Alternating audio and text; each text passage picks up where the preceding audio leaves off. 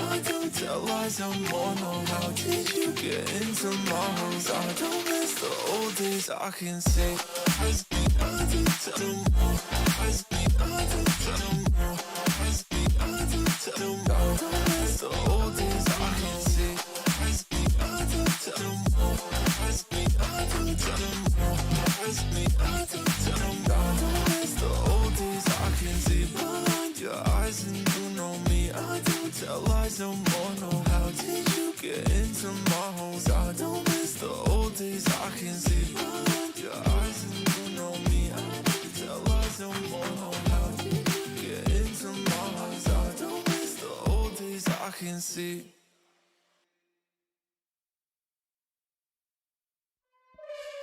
Caught in moments, getting lost in time. All the pressure is building up inside. I can't control what's running through my mind. My mind, oh. I try to run for out of sight, but I can't find nowhere to hide. Go weaker, losing hope, held on so tight. Now I'm fighting to survive, but I'm falling, can't stop falling deeper.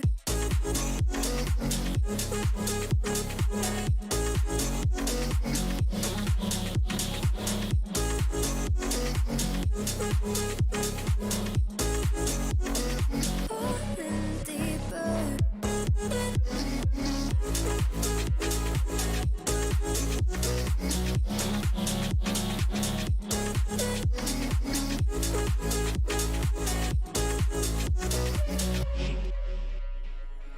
Caught in moments, getting lost in time. All the pressure is building up inside. I can't control what's running through my mind. My mind, oh. Growing weaker, it's getting hard to fight. Losing patience, where are the warning signs? I can't take it, I need you here tonight. Before I fall into the end, I try to run for out of sight, but I can't find nowhere to hide. Go weaker, losing hope, held on so tight. Now I'm fighting to survive, but I'm falling, can't stop falling deeper.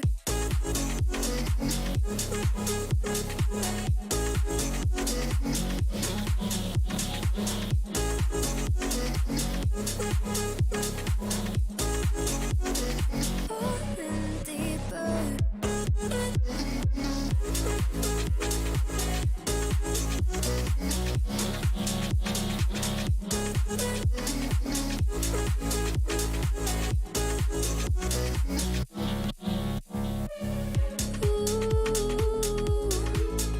I'm growing, only growing weaker. I'm falling, can't stop falling deeper.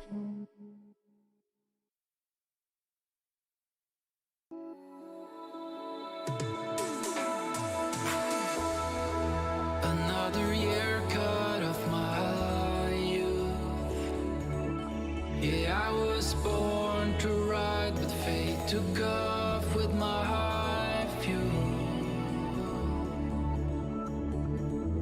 Oh, everything I always wanted to do is beyond my reach, as I am stuck here in this room. When I come back, will they know my face? Will our freedom lead us back towards our habit of disdain? Oh, if I make it out alive, will you come with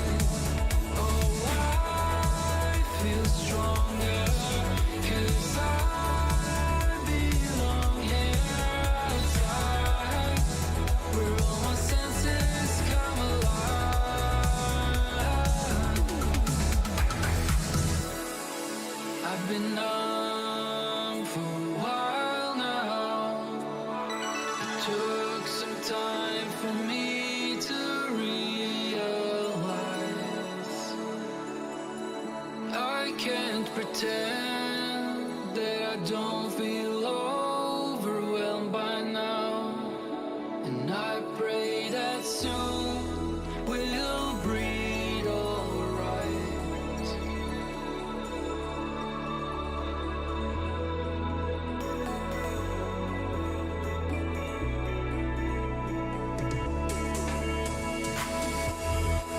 Will we remember them all by name?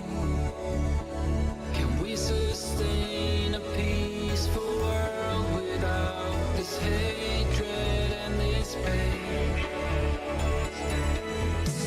If I make it out alive,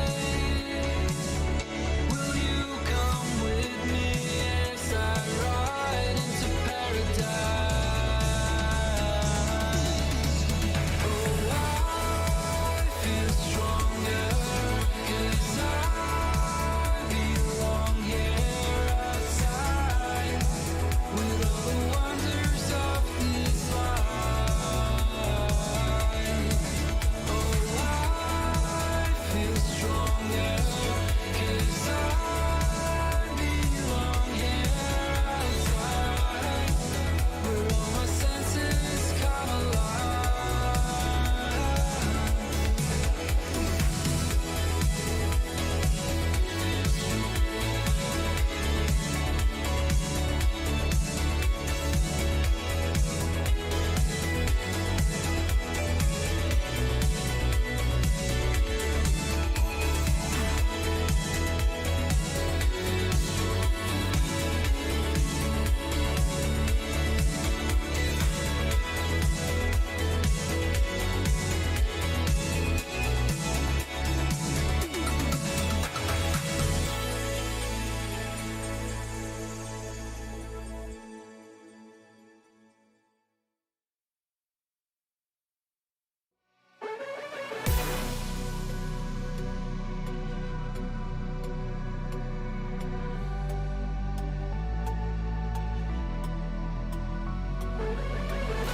Falling away as I'm searching for the break of a day to follow away to you.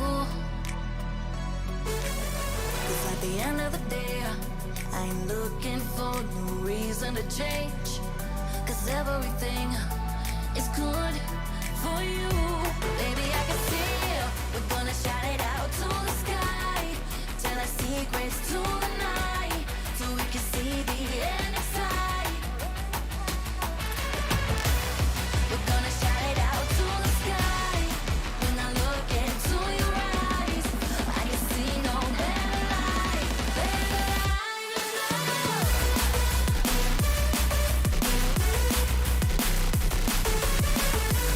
We're gonna shout it out to the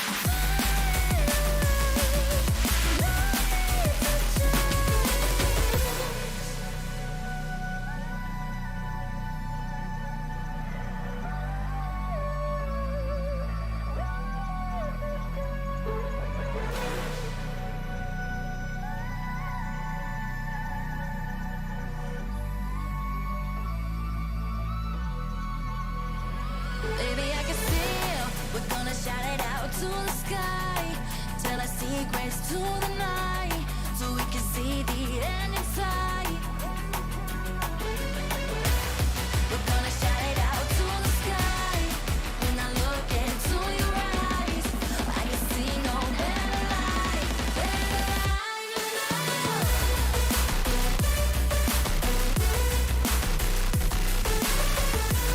We're gonna shout it out to the sky.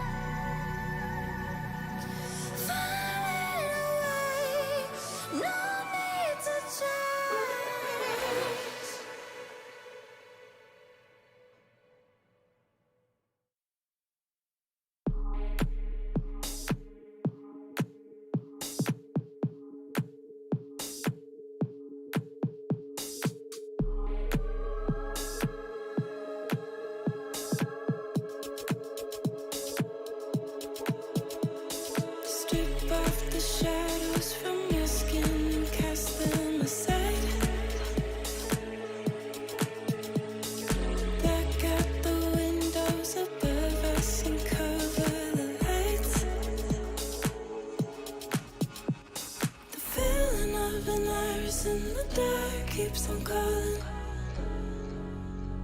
Till I find you, a fading of a fire at the spark keeps igniting like a prelude.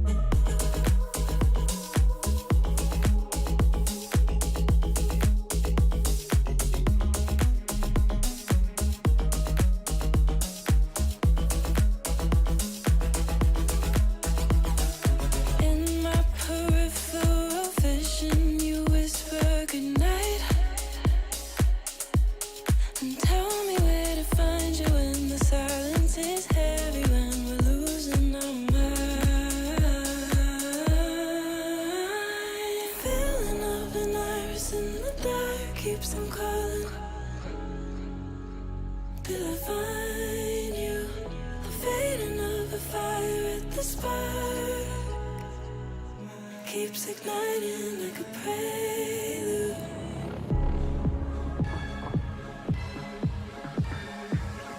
Keeps igniting like a prelude.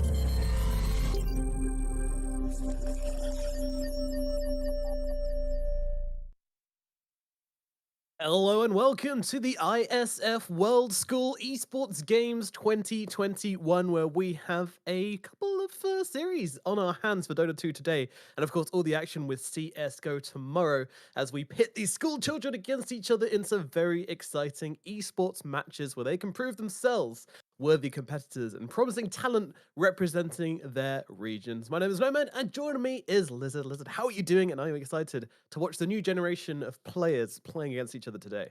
Yeah, I'm doing really fine. Always excited to watch some Dota, and this takes me back, to my childhood days competing in different. Well, Dota wasn't really a thing back then. I'm a boomer. It was Warcraft 3, but still, it's quite exciting. You never know. We might just see an upcoming miracle here.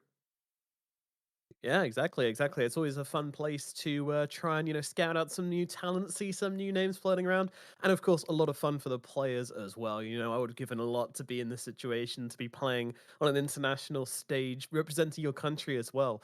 Going to be very exciting for these kids, and I'm excited to cast them and watch them. So, of course, the teams we've got coming up, we've got Sweden versus Kazakhstan on our plates, and then after that, we'll move into Hungary versus Ukraine in the second matchup, and then we will have the final best of three to find out who's going to be the champions of the Dota 2 arm of things. And as I mentioned earlier, we'll have CS:GO coming up tomorrow. So if you're here for that, you're a little bit early, but swing by tomorrow, and there will be more Counter Strike coming up then.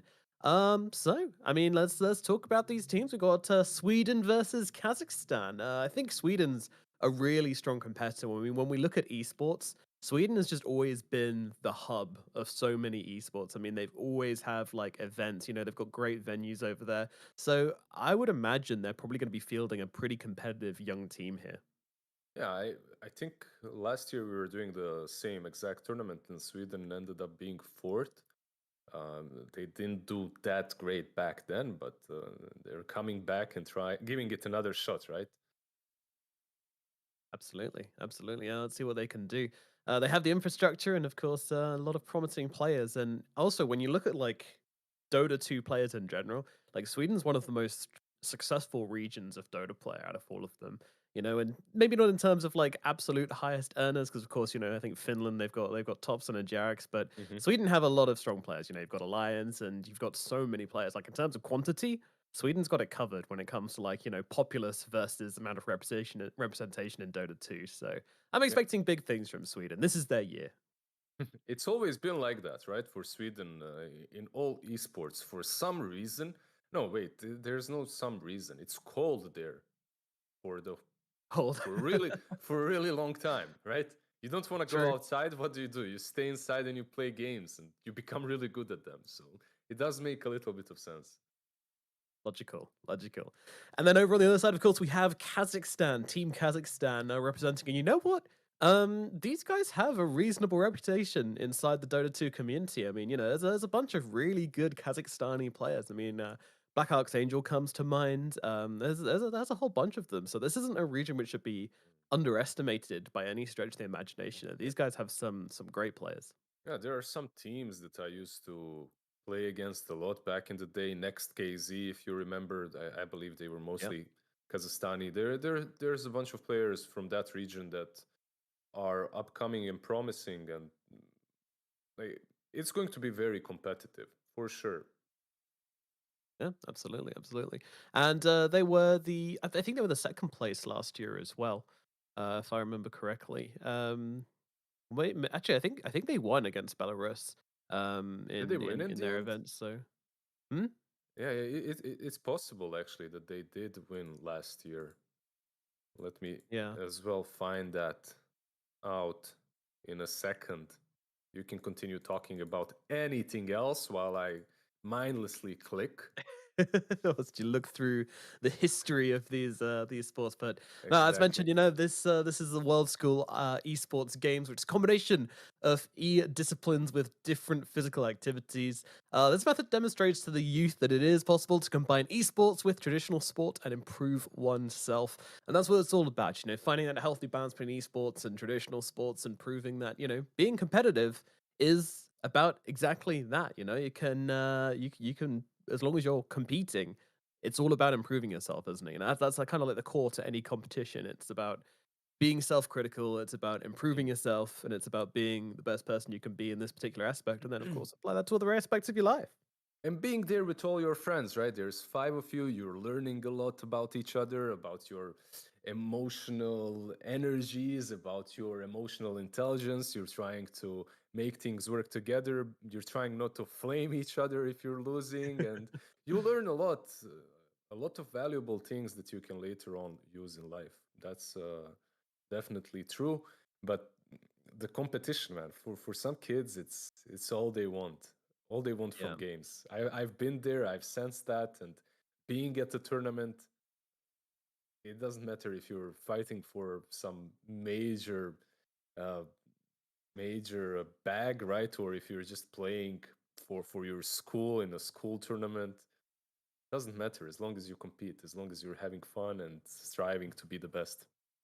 Yeah, and that drive is really important as well. No, I feel like that's a big thing about esports. To be honest, is that a lot of kids need that drive to kind of not be successful, but like to give it their all. They need that drive of Hmm. competition, and I feel like if you don't do just like traditional sports, then it's very hard to find that drive, like, competition is, we're not like America where they've got, like, spelling bees and, like, mathletes and this Yep. kind of like, stuff.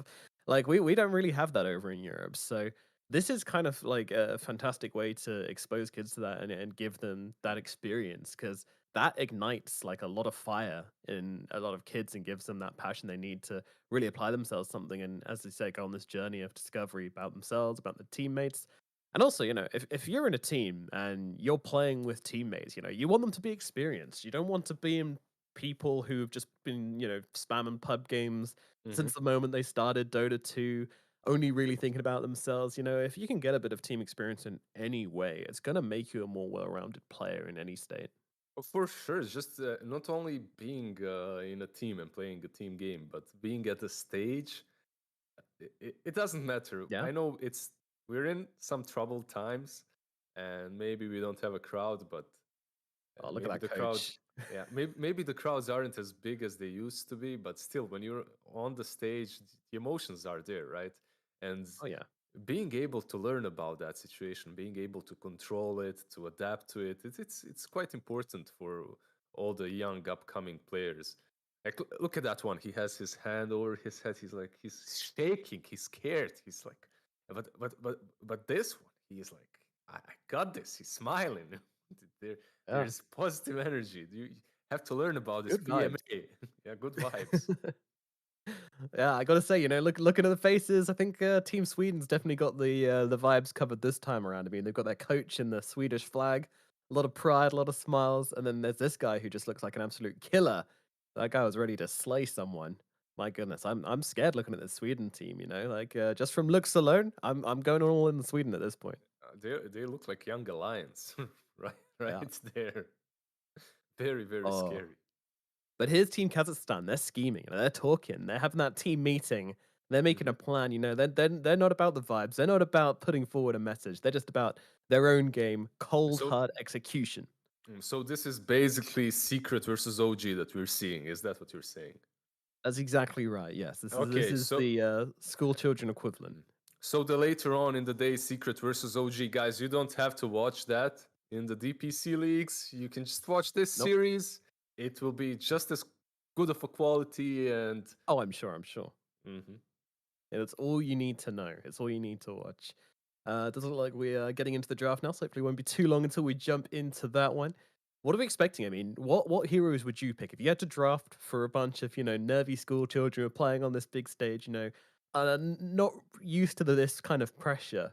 Do you just want to get them like as comfort zone as possible, or do you not Yeah, want to be for too sure. predictable? Yeah. Nah, you get some comfort zone if you don't want to be predictable. You get like four comfort zones and then one cheese pick. I think that's the optimal solution. You see that smile?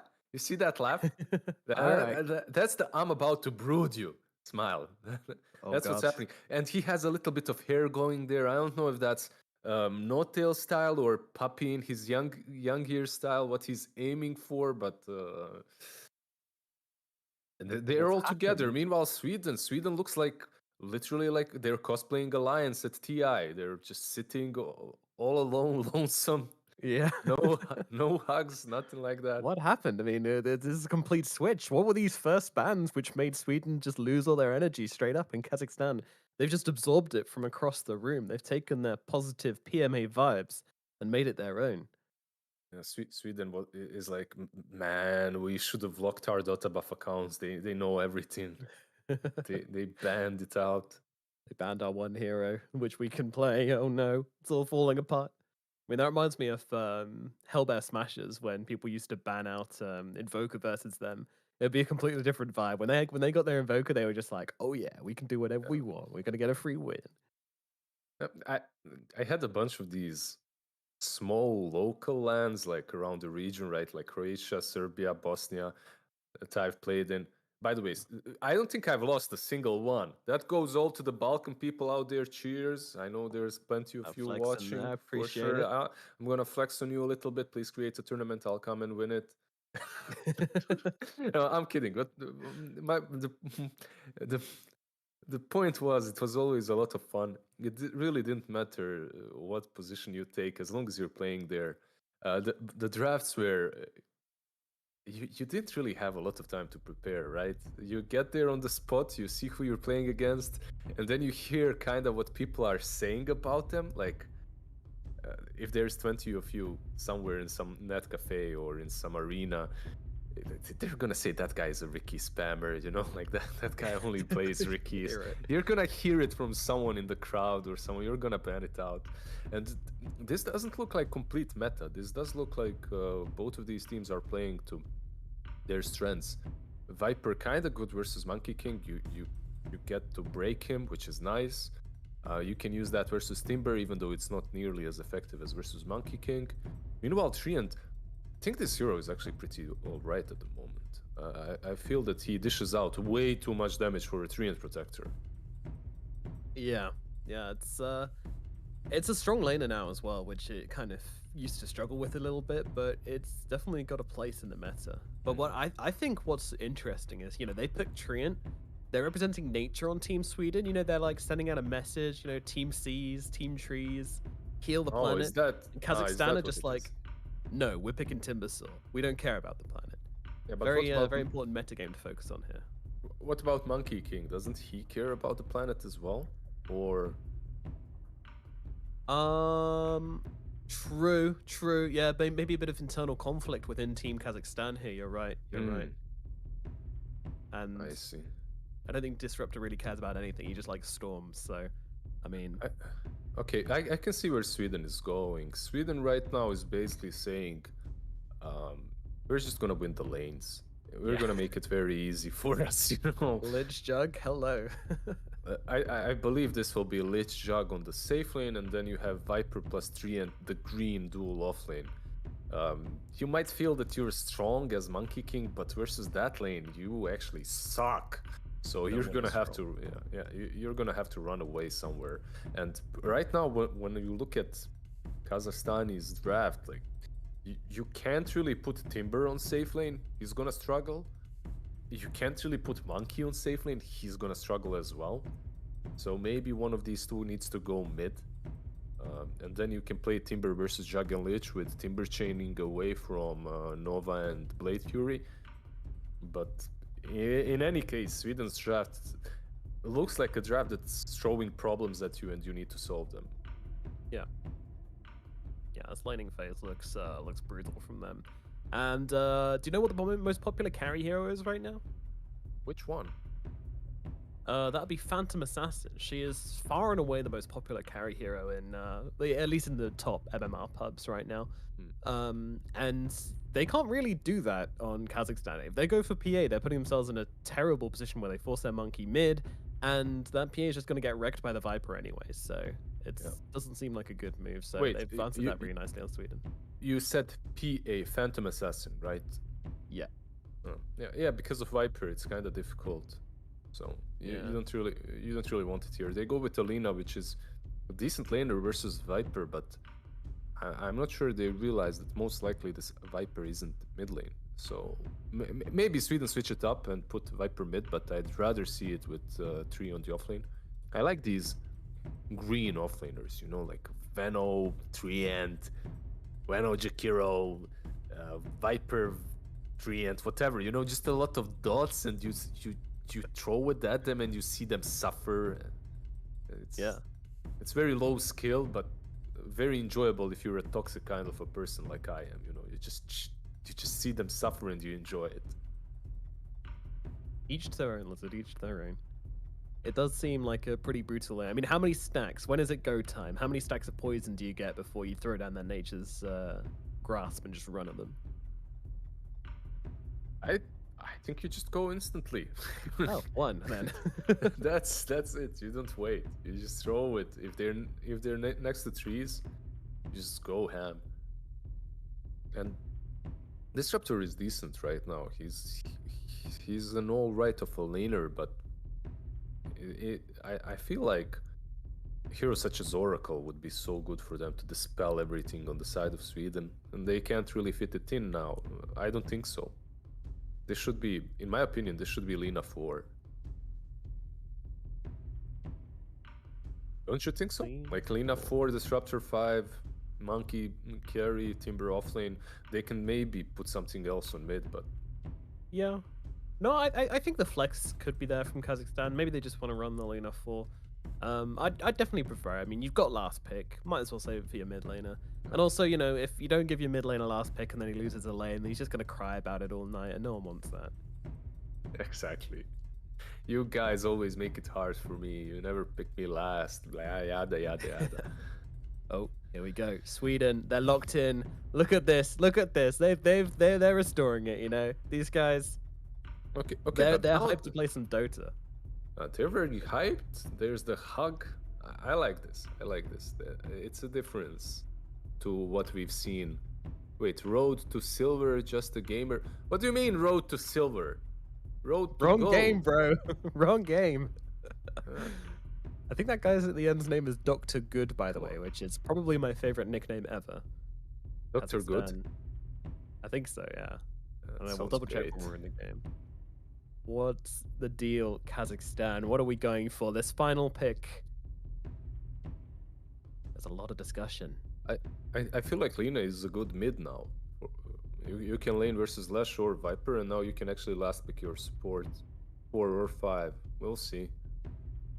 Oh, the coach just gave a look to the camera. He just gave us a little side eye here. What are they doing, Kazakhstan? I'm sensing a curveball coming. Meepo! Probably not. We might see some Void. All right. Ooh, This alright. is terrible. The side eye I- to the camera was, watch this. All right, so this will be position 4 Monkey King with Timber offlane, Void safe lane, I guess position 1. Yeah, I'm not. Lina mid Not is what I sold. like. I'm not sold. I like Lina plus Void. I like Lina mid. I like that. I like that Timber can kind of deal with Jug, and Lich is not gonna get a lot, but he can at least Timber chain away and not feed. But I'm really worried for their safe lane. Yeah, that does seem to be where the issues could come in. It's not easy. It's not a jug lich, is it? It's much harder than that, and they're against a very very scary duo. Do you just think Sweden's draft is like much easier to execute then? Yeah. As long as they don't. I obviously do not know what the discrepancy in skill here is. Like on one side you can Course. have a 4K mid, on the other you can have a 7K. So that can change things drastically. But I think Sweden's draft plays itself. The only problem is that Lina. If you shut her down, I think your whole lineup is just easy to execute.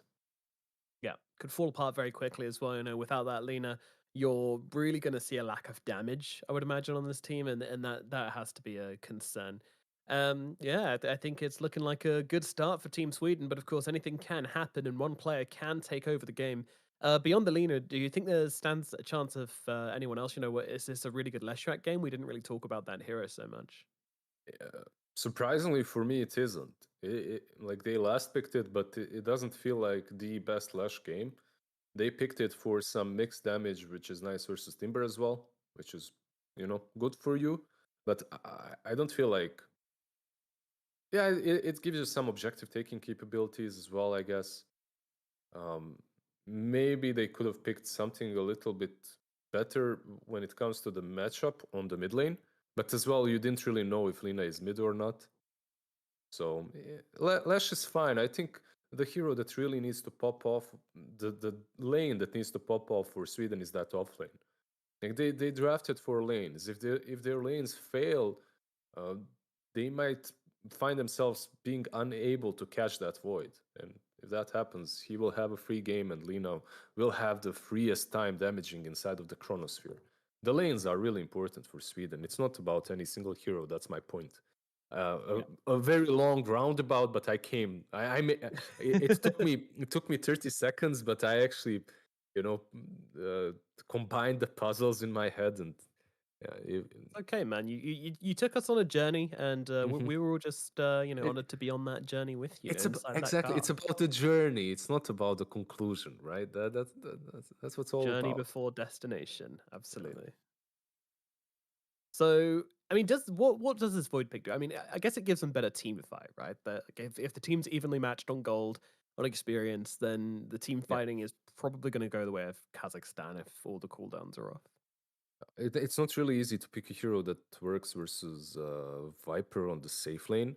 I don't think Void is one of those, by the way. That's the problem. I don't think that he's that great, but it's something. The most important thing about this Void is that once you get Chrono, you have this hero that can jump in first and set up the perimeter for Lina to really dish out the damage in. Right? You get this combination with the Lina, which is really nice. Yeah, yeah. He's an enabler as much as he is a carry at the same time as well. You know, we see the same thing with Invoker, Void Invoker, very popular combination. But let's get into it. We are into the game of the first game in this best of 3 series. It is Sweden versus Kazakhstan here at the ISF World Esports Games. And, well, we're starting off with a bit of shenanigans on this dire side. Yeah, they're waiting on their own high ground. Not sure if they'll do anything at the moment. Just waiting for the bounty rune, I believe. And it's 5-on-5. It seems like we might see a bloodbath here. Man, it's going to be starting with a bang, possibly. Dire holding their time, smoked up. Yeah, they're going in. They're looking for a target. I mean, it's not the easiest target to bring down, and with the 4-man stun, was that a 5? That was a Easiest. 5-man stun. All right, easy, easy. Ravage. Yeah, that 5-man stun is like, chill out, nerds. Yeah. Get the hell away. It's that 5-man stun is a morale boost for the Monkey King player, right? Like when you do something like that at the beginning of the game, you just feel good instantly. Yeah. You know, if you're collecting those fantasy points, which you can't for this game, but if you were, that would be a lot of points for your Monkey King on stuns already straight off the bat. You love to see it. That's a decent block from both of these players. Completely, we're looking at a complete equilibrium in the mid lane. So, pretty solid. Can't really deduct anything from the beginning. They're all playing fairly well. This is, I don't see any huge mistakes so far. When it comes to the bottom lane, yeah, they're just pressuring the Void and the Disruptor a little bit. Oh, that's a big miss from the Treant. All right. Yeah, I'd love to say it was like protecting the range creep or something, but the Void just kind of snuck around the side of that little bush and was just like, yeah, no worries, I'm still gonna get it. Yeah, I think there's some nerves in play over there, right? Like, Yeah, just a little bit of shaky fingers, delaying your reaction time for like a second. Void was pretty far away. For our boy Treant Protector, I'm sure he's going to redeem himself at some point. I'm sure he'll do better, but I feel like even after the first wave, you should have full control on the side of Sweden, and you truly are not. Like, you're not controlling anything. You're actually losing the lanes, and yep. Not the greatest start as Kazakhstan take an early lead here, but maybe Sweden can pull it back together. Oh wow, that's aggressive. They want to get this Viper here, and they might just do exactly that with the kinetic field, with the Thunder Strike. They will draw first blood on poor old Road to Silver. Poor old Road to Silver, indeed. He's maybe bronze at this point. Tomorrow? What did you say? Is he aware that the Counter-Strike's actually on tomorrow? Maybe that's the issue here. Maybe he's standing in. Maybe it's maybe it's a guy that plays both tournaments, plays CS:GO, plays Dota. He's a very talented person. We have a lot of players that play CS:GO and Dota competitively. So, did you know that S4 is like global elite or something like that? Yeah, he's the highest rank in CS:GO. It's very impressive. Yeah.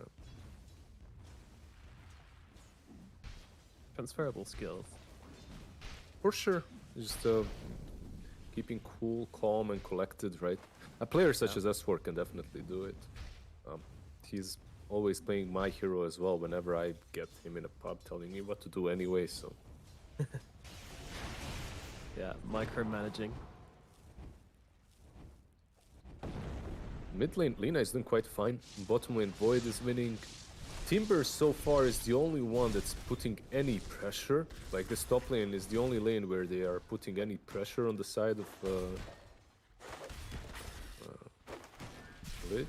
It should be fine. Yeah. They tried to go for the cute little combo there with the Lich and with the Jug, you know, that old spin into the Frost Shield, but unfortunately his heroes are pretty tanky down here. So wait, they have a Timber with 12 CS, he's doing fine. Void 18, he's doing fine. Lina 22. I feel like we might see a team that's just a little bit more skilled, I would say, on the side of Kazakhstan. But you know, never say never for Sweden. They can always rat it out. It's in their blood. They do it the best. When their backs are against the wall, that's when they're strongest, the Swedes.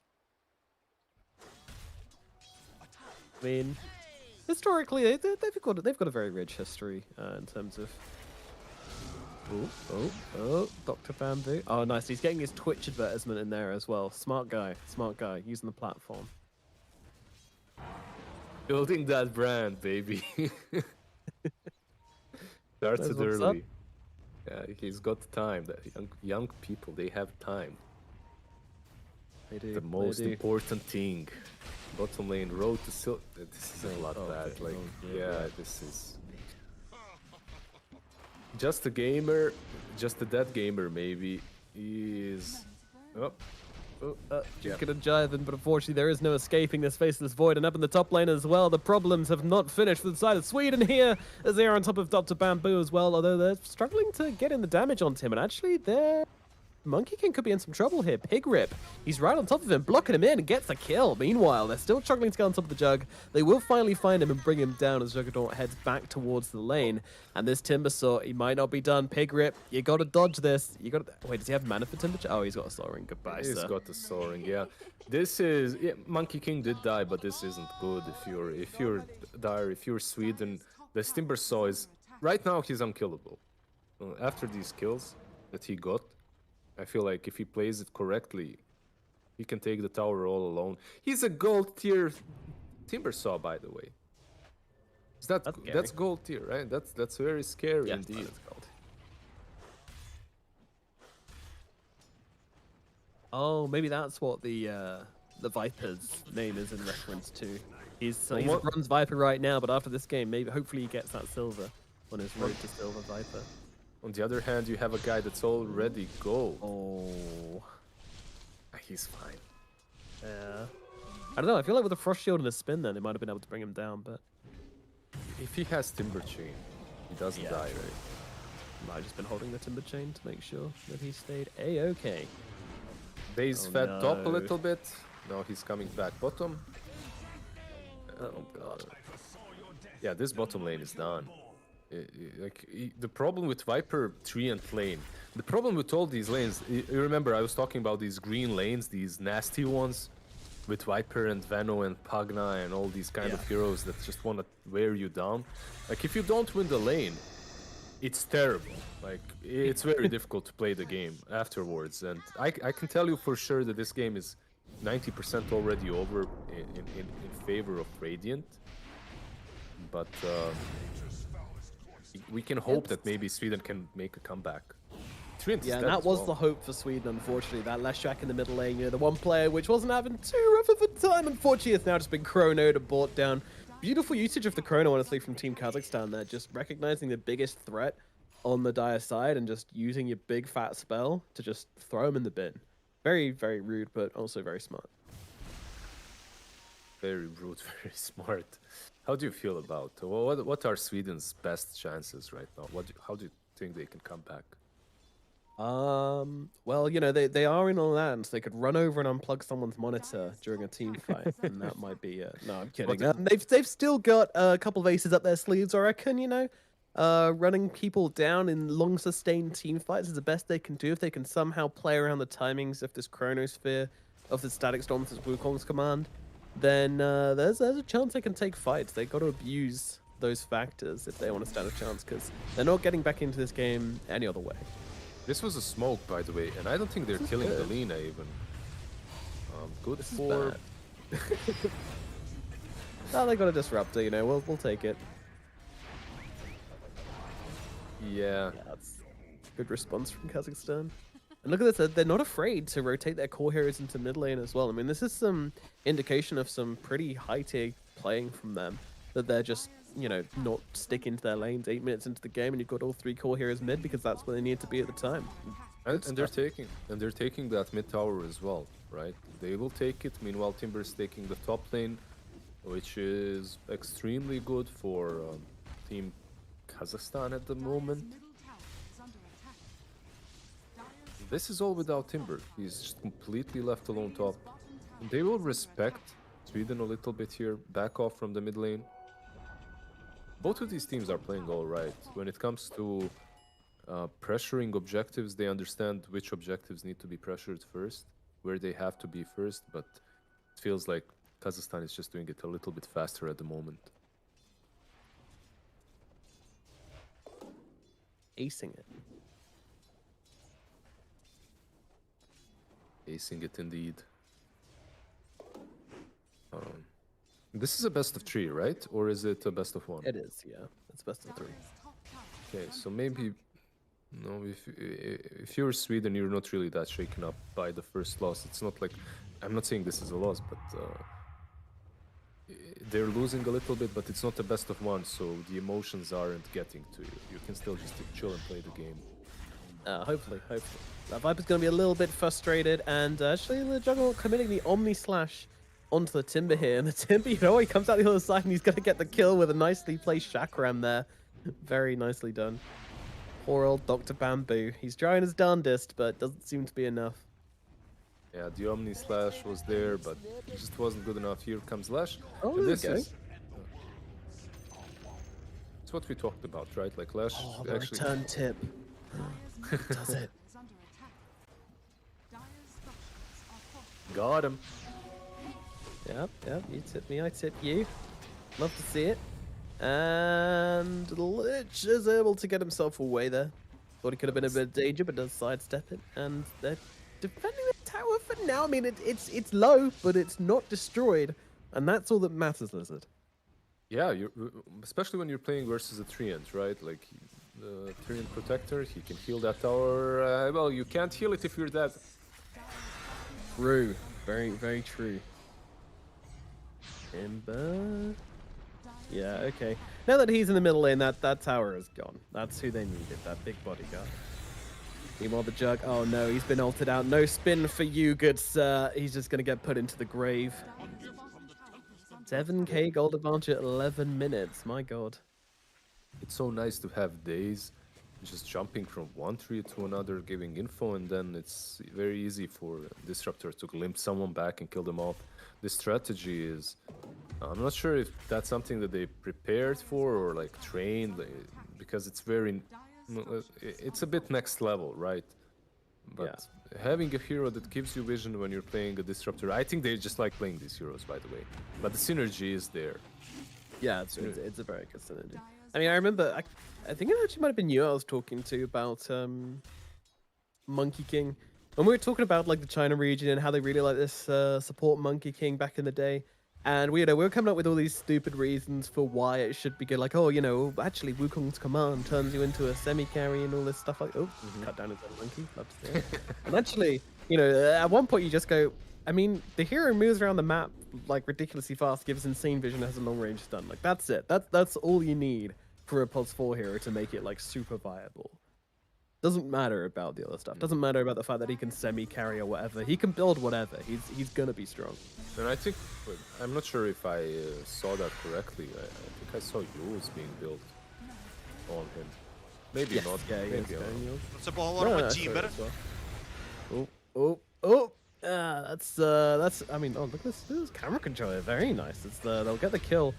In both the top side of the map and the bottom side, trying to run down this Timber Saw. I mean, it's an ambitious kill, but it might actually work out here. Okay, Sweden, they get themselves that big old Timber Saw brought down once again, and the Monkey King did go down on the bottom side of the map as well. But yeah, so kills across the board from each team. Yeah, they're pushing their Massively favoring Sweden. Oh, for sure, they're pushing their limits a little bit too far. Like, yeah, you're owning. Your lanes went really well. You're 10k ahead, 13 minutes in. Some might say this game is even over, but you don't really have to do these unnecessary plays that go way too deep. You see, like a play such as this one for Void.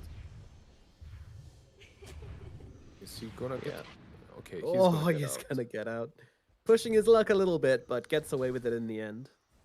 Yeah, the thing is, plays such as that one, they don't really bring you anything if you're Radiant, right? Like, what did you get? You just wasted your time as a carry.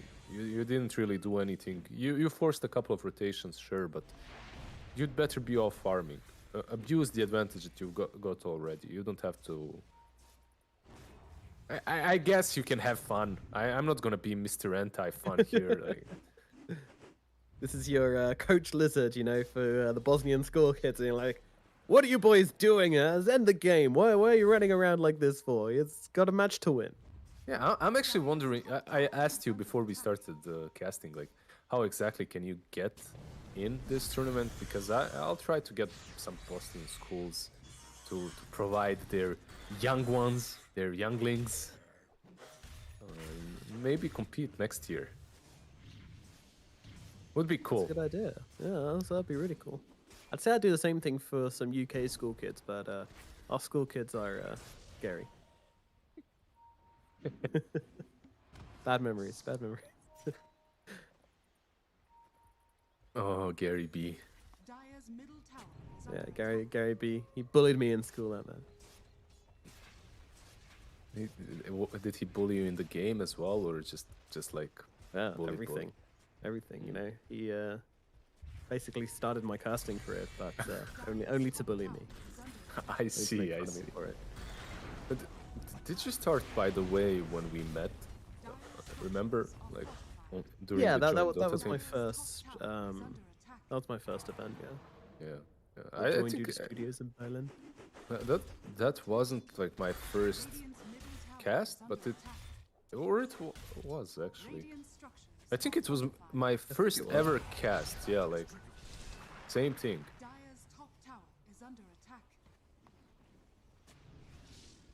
And now here we are.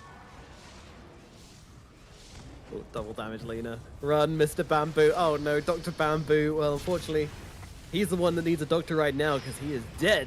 And meanwhile, Monkey King is going to trade his life for it. But look at this, Lena. She's just absolutely slapping on the Chronosphere coming down onto 3 as well. That is very tidy. And that is going to bring down absolutely everybody on the side of Team Sweden. And now Team Kazakhstan running into that Roshan pit. I mean, what a timing for the Lena. You don't fight the Lena when she's got a BKB and a double damage rune. That is just a recipe for disaster. Yeah, they just completely wipe them from the face of the earth. They get that age now as well for Lena. It was pretty much a 5-man disruptor static storm into 5-man or 4-man chrono, and Tulina just wiping them out. And that's where really the power lies in Radiant's lineup, right? Like you have this massive chrono into Lina just sitting there, and this was the best case scenario as well. You have the double damage on the Lina too, right? So just perfect. Yeah, very, very nicely done. And a little bit unfortunate from the Treant there. I just noticed, didn't really notice that he was inside the static storm. He was just standing on the side of it, wasn't in the kinetic field at all. But, you know, sometimes when you're in the heat of the moment, you just want to get in there with your team, get stuck in, and you're silenced. And you're just like, why is my ulti not working? Who knows? Static Storm has like a very interesting radius and lingering effect, so don't really blame him.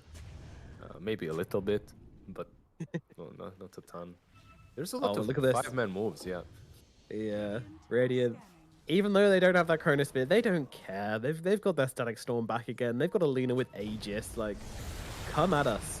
Come at us. And, I mean, Dire trying to fight this, I think. The Leshrak's just dead straight off the bat, though. He is the big target. Now this Wukong's command coming down as well. I mean, it's a nice Lich ulti. Is it going to do enough, though? The Monkey King's so low, they can't finish the job. Juggernaut, wait, has he actually juked them? Oh my god, he does it. He gets out. All right. All right. Flex points there for Dr. Bamboo, but ultimately it is 4 dead in his team. And a very sad-looking state of affairs for the Swedes. Yeah, it was a pretty damn good joke, but you know, do you really care? Your whole team just died. You're a juggernaut. It's going to be very difficult for you to carry this on your own. 5k gold at 18-minute juggernaut. Yeah, I don't think you mind if he gets out. Yeah, that's so true. Jug is actually struggling hard. He's below Viper and Leshrak. Go on, Lesh. Go on, Steffert. Go on, lad. Steffert. Do they have the damage? They have the follow-up. They've got an ulti from the tree, and oh no, they don't have an ulti from the tree. Yeah. Okay. Yeah, this is a bit desperate now. Okay. All right. This is. Hey, you know what? He went for the play. I respect it. Elsewhere on the map, Road to Silver does finally get a bit of retribution for his horrific laning phase and murders the Pods 5. But he himself will be dropped as well. Oh, another double damage rune. Nice. Yeah, I was just gonna ask you, how does Lina have double damage every? It's the most perfect rune she can get, and they're gonna get the tier 2 off of that. They still have Aegis. They're gonna push the high ground. At this point, if you're Sweden, it's gonna be very difficult to defend your base. Look at. Wait, what's his nickname? Is that Rise? Goodbye, Rise. Goodbye, Rise. There was a pro player Rise back in the day, so maybe he's bidding his farewell to Rise. Alright, see you later, Rise. And see you later, Dr. Bamboo, who's also going to get killed off up at top here. Yeah. Radiant, they're just running around doing whatever they want right now. Team Kazakhstan in dominated control of this game. And this she's literally just running up 4 heroes here. She doesn't care. BKB's up. Take down that Mr. Treant Protector and get yourselves back. No worries at all. What's up with the Yule's Monkey King, by the way? Why Yule's? You can dispel some stuff, right? But I'm still not sure why Yule's. Is it a popular build at the moment? Nope. I know Mage Slayer and Echo Saber were without boots were the build to go for. I guess with Yule's you get a lot of mana regen, another ability to catch people with, which is nice. You can dispel Treant stuff, Lich's stuff as well. Yeah, the Viper stuff as well. I think he just wants to keep his Wukong's command up, I guess. Oh yeah, that's they've true. Got a lot of abilities. Being able to reset, right? Yeah. A lot of magic damage to bring him down, which he can dodge a lot of it up with the Yules, so keep that Wukong's down a little bit longer. Let's see how he uses it here. He's in pretty deep. And yeah, he's just going to purge off all the Viper stuff, keep himself alive. I mean, that's there you go. Beautifully represented there by Mr. Daze. Although Daze actually dead, he is going to get run down. Melina's low as well, but she's got an Aegis. Doesn't really care. And it's another 5-man wipe. And the Lich ult's not even going to bring her down as well. Not that it mattered. Yeah. Oh, okay, well. GG. The fort on the tower. Oh no, they'll throw out some tips. Oh, do they call GG? I think they did. Maybe not. We're being drowned in tips for the Monkey King right now, so can't see any of the chat, but they'll tip the one guy that died. That's very nasty. No, you know, when you're playing a game such as this one, when you're dominating, the guy that has the most deaths is always gonna get it from his teammates. Like the guy on the winning team, that is. The losing team, everyone has a lot of deaths, but on the winning team, especially if you're winning without any deaths, and then someone dies, you're gonna be like, this goddamn noob. We could have won with 30-0. Rubbish. Yeah. Oh, Dr. Bamboo. He's run out. He's got one catapult. He's running back into base. He's legging it back into the safety of his base. It's a sad situation. That's a They're sad staying in situation. it, Sweden. They should have stayed in on top lane. Look at this. Why are you going out? Come on, Sweden. Oh no. Well, the 5-man Chronosphere. There it is. I mean, they set themselves up for it. Has to be said, but still nice jump in here from the face of this void, and that is going to be 5 heroes dead. Okay, all right. Yeah, that's the way to end the game. GG's called from the side of Team Sweden, and Team Kazakhstan will take the first game here at the ISF World Esports Games. Yep. It looked solid for Sweden when it comes to the draft, but you drafted for lane and you lost the lanes pretty hard. It's very difficult to play against a draft that Kazakhstan had after the laning stage. The way it went was really abysmal. Hopefully the second game will be better for Sweden, because this first one didn't look so great. It didn't, but that's where the cookie crumbles sometimes. And, as you mentioned before the game started, sometimes there is just skill differences between the two teams. And I think in this game, we did have to say, there was a bit of outperforming going on. It happens, as you got to keep in mind, guys. These are school kids, these guys are here, that they're playing to get the experience. They're playing to have the thrill of representing their country on an international stage. Yeah, it sucks to get beaten, but, you don't know exactly the kind of players you're playing against. You don't know all the skill differences here. And ultimately, it's about the taking part. It's cliche as it sounds, it's about getting experience in, about having your team represent your country on the international stage. So, still cheering for Sweden coming into the second match. But yeah, rough first game to start things off. I mean, say they're watching back, what do you want to say to Sweden right now? What would you say to help them improve on that last game? Yeah, maybe just pick some cheese picks. To be honest, looking at that first game, they're slightly outskilled. I think the rank difference, the MMR difference, is probably from 500 to 1,000 on average between the players.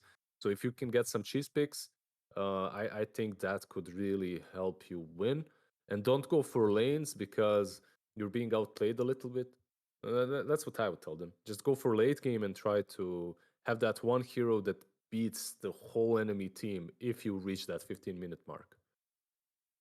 Alrighty, well, we are going to throw it over to a short break, after which we will be back for more ISF action. Of course, the second game of Sweden versus Kazakhstan here. So don't go anywhere. We'll see you very soon.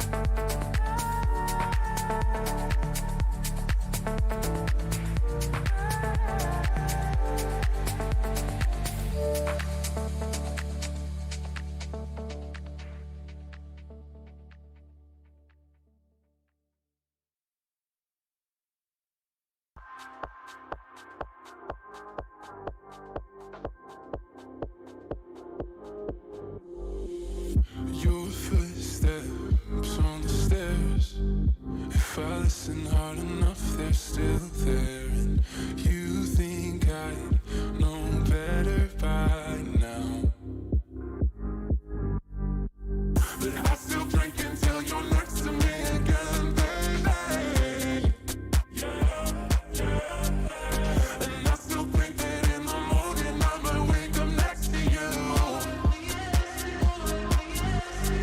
Empty bed and empty spaces in my head. Your sound, your taste, your memory is all that's left to fill this empty, fill this empty.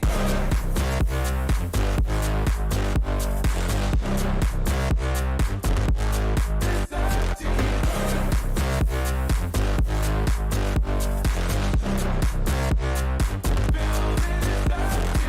And your pictures on my phone help me to pretend that I'm not alone. And you think I know better by now. But I still drink until you're next to me again, baby. And I still think that in the morning I might wake up next to you. Empty bed and empty spaces in my head. Your sound, your taste, your memory is all that's left to fill this empty, fill this empty.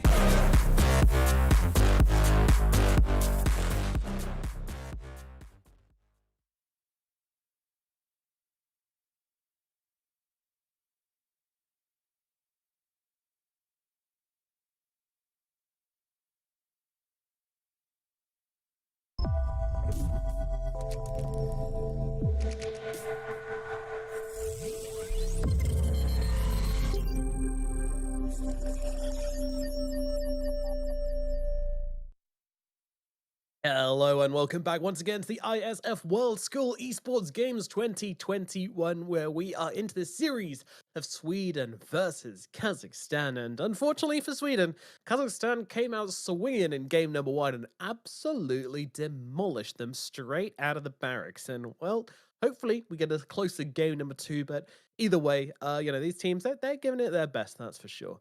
My name's Noma. Joining me is Lizard. Lizard, second game. We are well into the draft already, so why don't you take us through the heroes we've got straight off the bat? Straight off the bat, straight out of the barracks, we have a Pudge on Team Kazakhstani, on Team Kazakhstan, and I believe these guys are realizing what we talked about in that first game. I think they're realizing, okay, guys, we're a little bit stronger than Sweden is, so let's take it a little bit easier. Let's pick some heroes that perhaps aren't really the best in the game, but are a lot of fun to play with. And they're picking the Pudge, they're picking the Storm. Storm is actually pretty solid here. A good pick versus Viper, very good versus Batrider on the mid lane. So there's a method to the madness a little bit on the Kazakhstan side. Lifestealer versus Viper can struggle a little bit. Is pretty good versus Bat, at least in the lane. You have that Rage to deal with him. Weaver is also pretty good versus Bat. So overall, Kazakhstan's draft looks solid, and Sweden, again, it looks like they're going all into lanes. But this time around, even their lanes don't look like they're much stronger, right? Like in that first game, their lanes actually looked really solid. This time around, I don't even think they have the upper hand there. Yeah, it's a little rough. I mean, we've always seen in the mid lane this Storm Spirit as the kind of answer to Batrider, just because it's a hero which Batrider really struggles to run down. You know, he really struggles to chase him. Going under tower against him can be really rough. You know, he can do damage whilst running away, basically, on the Storm Spirit, which is not what the Batrider wants to play into. One thing I have noticed though is hear me out, if the Pudge gets the shard and then the Snapfire gets the Ags, then you can infest inside the Pudge, then the Pudge can eat someone else, then Snapfire can eat the Pudge and the other two heroes, and then fire all three of them across the map. That's what I want to see, Lizard. Sure, yes, I'm down for that. Glad I'm we're down in for agreement on that one. I'm down for all these interesting strategies that you uh, make a concoction of in your mind. I like when you stir the pot, Nomad. I like to see where the cookie crumbles after you stir the pot. Does Oh the pot yes, oh have yes. cookies inside, by the way, or is it? Could do. I made cookie stew once, so it's like cookie dough with chunks of chocolate in it, but just slightly more wet. Mm. I- Um, like in Bosnia, we had these like long time ago. We had um, these metal boxes in which cookies were, right? Like metal. Like I don't know. You just buy them from the store. They're already in a metal box. The problem like is, aluminium or like steel. not steel, but aluminium.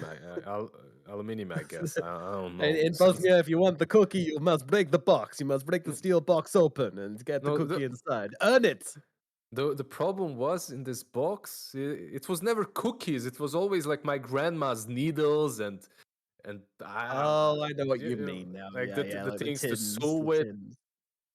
Ah, yeah. Every grandma in the world has a bait box, which has them delicious looking cookies or shortbread or sweets on the outside, but it's always just knitting stuff or some random thing, and every time you fall for it. Though as a kid, you never learn your lesson though, do you? Every single time you see it, you're always like, it could be It cookies. could be. You hope. The Just last like 20 I times it wasn't, but this time it could be. But then you're always disappointed once again.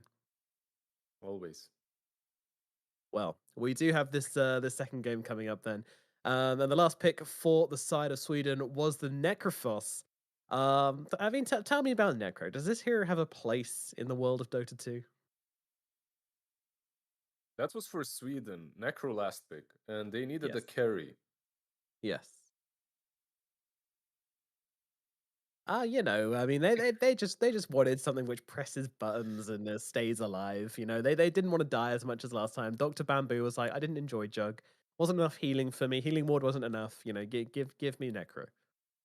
Yeah, they're gonna be playing again for the lanes. They'll try to win versus Kazakhstan that way, but they went against me. Like I literally They said, did. I exactly said, get good late game carry. Did they get a good late game carry? No, they didn't. They didn't listen. They never listen. I'm thinking again about this whole coaching a Bosnian team to the next year's ISF because it's gonna be rough if they don't listen to the drafts, to the drafting solutions and tips.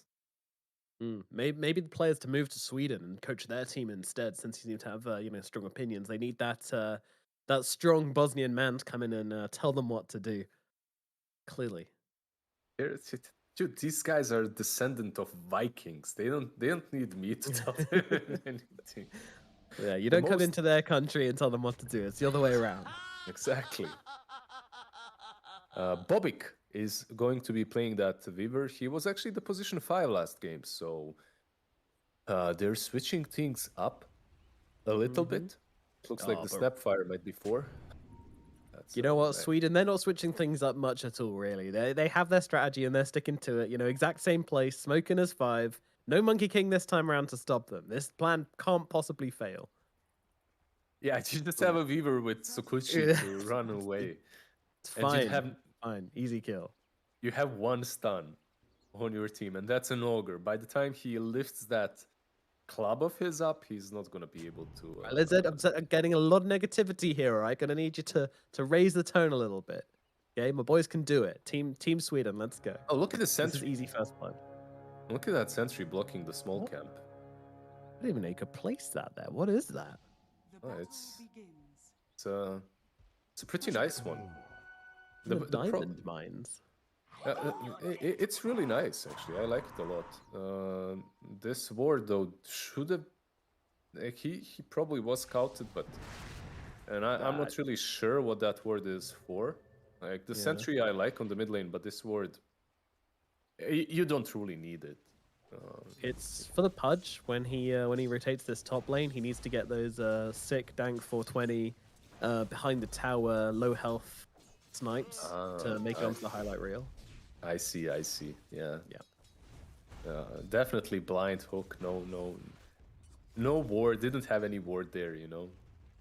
That kind of real. Exactly. You just show the hook and you hide the mini map, you know. So Yeah, that no you go one- play a prospective exactly. enemy team, so you can't see the board. Mhm, It looks mhm. so sick. So we seem to understand now why they picked Batrider because he is platinum on this hero. So we got that going at least. But yeah, I mean the top lane, it's going to be the Viper and the Treant once again. Didn't work well the first time, but as they say, why change a losing strategy?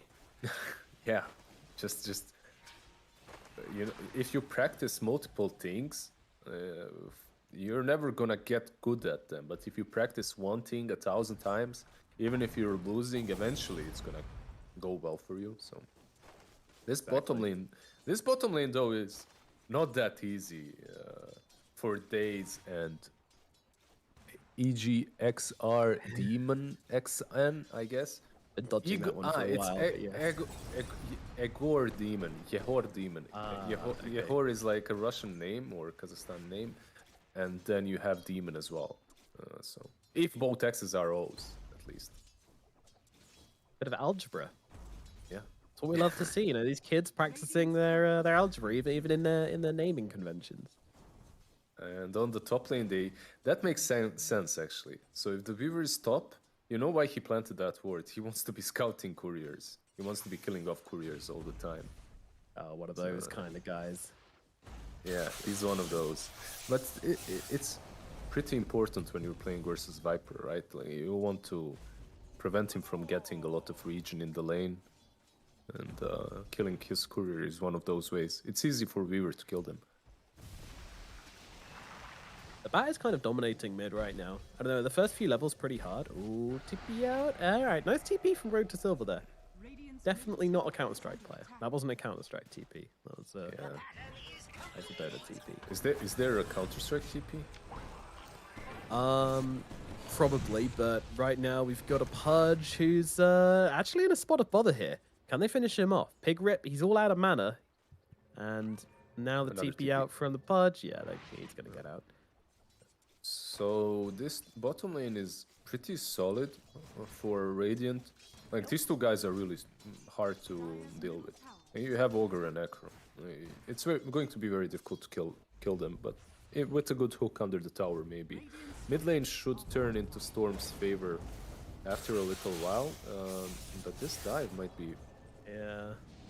This is what we were talking about before, right? When this is a very tricky hero to dive in the storm, but he makes it work, and it's going to be Steffert who gets the first blood for Team Sweden. Works Platinum out for him. bat, baby! Yeah, hell yeah. Oh, and he misses the hook. Steffert is playing him. So first they got a Platinum Batrider on their side. Second thing is they're playing versus a Pudge, and they might feel a little offended, right? Like you're picking Pudge versus us. Do you really think we're that bad? Like we're gonna show you. But You've upset Steffert now. You don't upset Steffert and get away with it. there was I'm not sure if it was Swedish player, Steph Style. Do you remember that guy? I don't. Yeah, Death long Star time doesn't ring a ago. bell. Yeah, when I started playing, he was in a lot of these tier 2 teams. This is his descendant. Steph son. Style rises again. Yeah. I Yeah, never for made real. it, son, but you will. And starting in the ISF School World 2021 tournament, that is where you will dominate. Pull us a mail. They try and focus you at mid. You come back. Man, a bit of anti-synergy in the bottom lane. Pig Rip, he was going in on these two heroes. And the Necrophos, he saw them creeps, and he was like, gotta get my hands on them damn fine-looking creeps, unfortunately. They're losing again the bottom lane. They got a kill on the Ogre. The top lane as well is kind of problematic. Bat is the only one doing well, and that's until Storm gets 6, right? The moment Storm gets 6, he's completely fine. He'll always be able to get away. Yeah, I mean, the Necro's not doing terribly at bottom for Sweden, but yeah, you've picked a Necro in the safe lane. You want it to be doing slightly better than this. And I'm just not sure what their late game is. That's the problem. When I look at Sweden, I don't see the late game in their team. They don't have it. You can kind of scale with Viper and Necro. Bat is fine, but you don't really have a real carry. And if your Viper gets dominated like this, that's a huge problem. Road Block. to silver. That's a really nice block though from the Weaver. Bob 1K does it again. Bobik. That's his Bobik. name. Yeah, it's Bobik, for sure. I don't think that guy's 1K. Maybe 1K rank. Yeah, rank 1K. The best. Yeah. Pudge, just, you know, we do a bit of feeding in the middle lane. No worries. I'm actually Underestimating the Bat Rider. I'm slightly biased towards Sweden in this game. Even though I feel it's very unlikely for them to take the series, Kazakhstan looks like a little bit of a stronger team. I'm slightly biased towards Sweden because of this Pudge pick, you know? Like, whenever you're playing a tournament such as this one, you lose your first game, and then the enemy picks something like Techies or Pudge or whatever. It's, you know, you feel a little bit offended. You can still lose against it, but you're gonna try your damn best to win that game. Oh yeah, you don't let that disrespect slide, that's for sure. But unfortunately, this top lane is just getting messier and messier as the old lifestealer, Mr. Drowning, brings down yet another hero. And oh, okay, Pudge moves down to bottom, gets a hook onto the Ogre Magi. Necro died as well, so yeah. Oh dear, yeah. Yeah, That is very bad. this Pudge disrespect is actually working quite fine. I mean, what do you think about Pudge in terms of, you know, does he have any competitive viability yet? I'm not sure. I think the hero is definitely playable after the hook changes, that it kills the neutral creeps. Yeah, But it's still Shard as well. difficult, right? Oh, the Storm. He sees old Steffert going for this big stack, and he says, I want some of that. But unfortunately, he's a little bit too late. The creeps have already died to the flames, so Steffert will happily saunter himself away. And meanwhile, Flash is just going to go and take the enemy Ancients, because why not, I guess? Yep. I don't feel like this is the play, but... There's absolutely nothing that can contest him. So because of that, he can pretty much do whatever he wants to on that lifestealer. Yeah, go kill a dinosaur. Why not?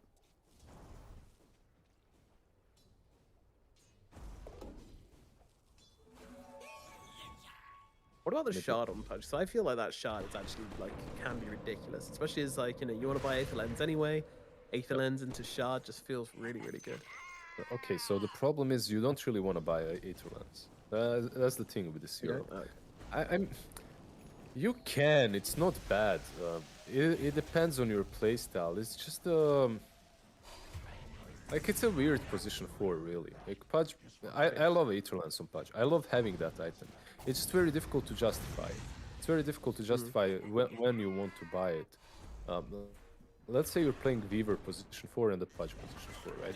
When you're playing Weaver, you can buy Urn, you can buy Sticks, you can buy Medallion, you can buy all these small items that are going to benefit your team so much, right? So, and if you're a Pudge and you're buying that Aether Lens, you're not really bringing anything new to your kit. You're just improving the kit that you already have. You know what I mean? Like you're not, it's like you're not good of a hero just by levels. You need to improve those things that you have got going for yourself by spending 2,000 gold, which is a lot. Yeah, it's true. It's true. Pudge, he's going to fish for the hook here, but there's a lot of heroes down in the bottom lane, and they're going to go and look for the Snapfire here. Snapfire almost definitely going to lose his life. Meanwhile, Dr. Bamboo trying to deal with the Pudge on the backlines. He's going to get him low, and the team should come in, finish the job. Steffa swings on over, and they're going to bring down the Pudge as well. All right, Team Sweden, let's go. 2 kills in the bottom lane. However, Road to Silver is having lifestealer issues once again here, as this pesky little boy just pecks away of this poor old Viper, and he is going to get brought down. That's level 8 versus level 5. That's truly where the problem lies. Also, the problem lies with the Treant. Come on, man, shake it up. What's happening? Like, this tree, I'm trying not to flame him for 2 games now, but he needs to start protecting his teammates. He is Treant Protector. Go and protect. That's what you do. That's in your name. Another thing to mention as well is that the Treant versus Weaver matchup is absolutely horrific. It is such a garbage matchup to play. He puts those bugs on you and you're just done for. Like, he sees you in the trees, as we see Dr. Bamboo dying in the bottom lane here. Nice hook from Daze. But he sees you in the trees, and your attack speed is like maybe 1 attack per hour, I think. Pretty much. So killing that bug is near enough impossible. It's pretty rough. Yeah, and also keep in mind that once he buys the shard, he can use that shard to scout you out in the trees even if you're invisible. So Yeah. oh, that hook actually, it's very difficult. Bat has a haste, and Bat is carrying his team hard at the moment. Lifestealer maybe overextending here. He doesn't have the rage anymore, and he's going to get brought down. Nice rotation in from Sweden. 4 heroes onto the Lifestealer. And the tips comes out as well. Oh my goodness, the mental damage. Sweden are operating on all fronts here. All right, all right. Psychological warfare. Thank you. He gets tipped by 5 heroes. He says thanks. It's That's, you know. that's a courier. Radiant's bottom tower is under attack. What if tips gave you gold in the game? Then no one would tip anyone ever again except for your own teammates. I guess it'd just be the support tip and the carry over and over But again. if you cannot tip your teammates, you can only tip the enemies. But if you tip them, you give them, let's say, 1 gold. 1 goal. Oh yeah, they might still do it anyway, actually. Right? Would it Yeah, be they B? It would be even a harder BM than it is right now. Yeah. It sounds like something they could add for April 1st, you know, like a question mark. Just give your... Road to Silver, he's so low, he dodges a hook, he sidesteps it, still going to survive this one, and even getting off a bit of damage. The Weaver's probably going to come in and finish the job, and this fight, I think, might be going Kazakhstan's way as they start to get some kills coming in through. Yes, they will lose the Weaver, but they lose the Treant and the Viper in response. Hook out again, onto the Necrophos, keeping him locked down. He can't use his spells, he can't heal himself up again, and that is going to be another hero dead on the side of the Radiant. Sweden lose 3, Kazakhstan only losing the 1. Back to the tipping thing. It would give my teammates another way of feeding enemy gold. True. That- Imagine the that's just- griefer feeding down mid and tipping the mid lane over and over. Imagine saying, tip me, I'll PayPal you 1 cent for every tip. Or $1, whatever. Feed me. Get I more do think gold. 1 gold would be way too little though. Like Yeah? 1 gold in Dota does not matter. 5 gold. Tower is under 5 Per gold, yeah, tip. that Per would- tip. That's 25. If everyone tips you. Yeah. Whole team tipsy. That's half a Iron Branch, you know. Yeah. It's pretty. It's more than that small. It's like 2 of those small Vulcans. When you put it like that, now you're selling it to me. Right? And this is a problem for Bat. Once Storm has enough items, enough mana, he can always follow him through the trees, through the... Run, Pig Rip, run. Oh, I don't Pig Rip. think Pig Rip's getting out of this one. Oh, well, Weaver is consistently pursuing, but Pig Rip is juking away. There's the Pig sentry. Rip. Oh, he's got the stun. Oh my god, they might get Bobik. They might get Bobik. The Reaper's Scythe. They've killed him off. They're keeping Pig Rip alive. He's doing it. 1 man, 1 pig, 1 dream. As they're going to be able to bring down the Snapfire as well. Moving in for the next target. It's going to be the Lifestealer, but he's going to jump inside his Pudge to get into the heck out of here. And the Pudge going for the TP. Do they have the interrupt? No, unfortunately, Pig Rip, you know, he was licking his wounds in the back there. Wasn't in range for the stun. And the Pudge is going to get his payload safely out of the danger zone. It was a nice joke by Ogre. Again, Kazakhstan is over committing a little bit. You can see that the Lifestealer is, you know, he wants these kills on the top lane. He died. Now on the bottom lane, Weaver wanted it, and he went a little bit too deep. Can't really blame them. When you're winning a game hard, they're 6k ahead 15 minutes in. Not as great as that first match, but they're still quite strong. And, if they want to dive, no one can blame them. Just let yourself free, let yourself go. This vessel will be a huge, it's the Divide. This vessel will be a huge change for Bobik, as he's reminiscing where he has failed in the past. Maybe he's looking for the ogre. He's like, is he still here? Still searching for the ogre.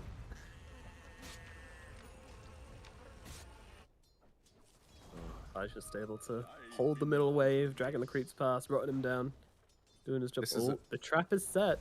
It's a hard kill. Does this The work, tool- though? with Oh, Storm, yes, it yes. does.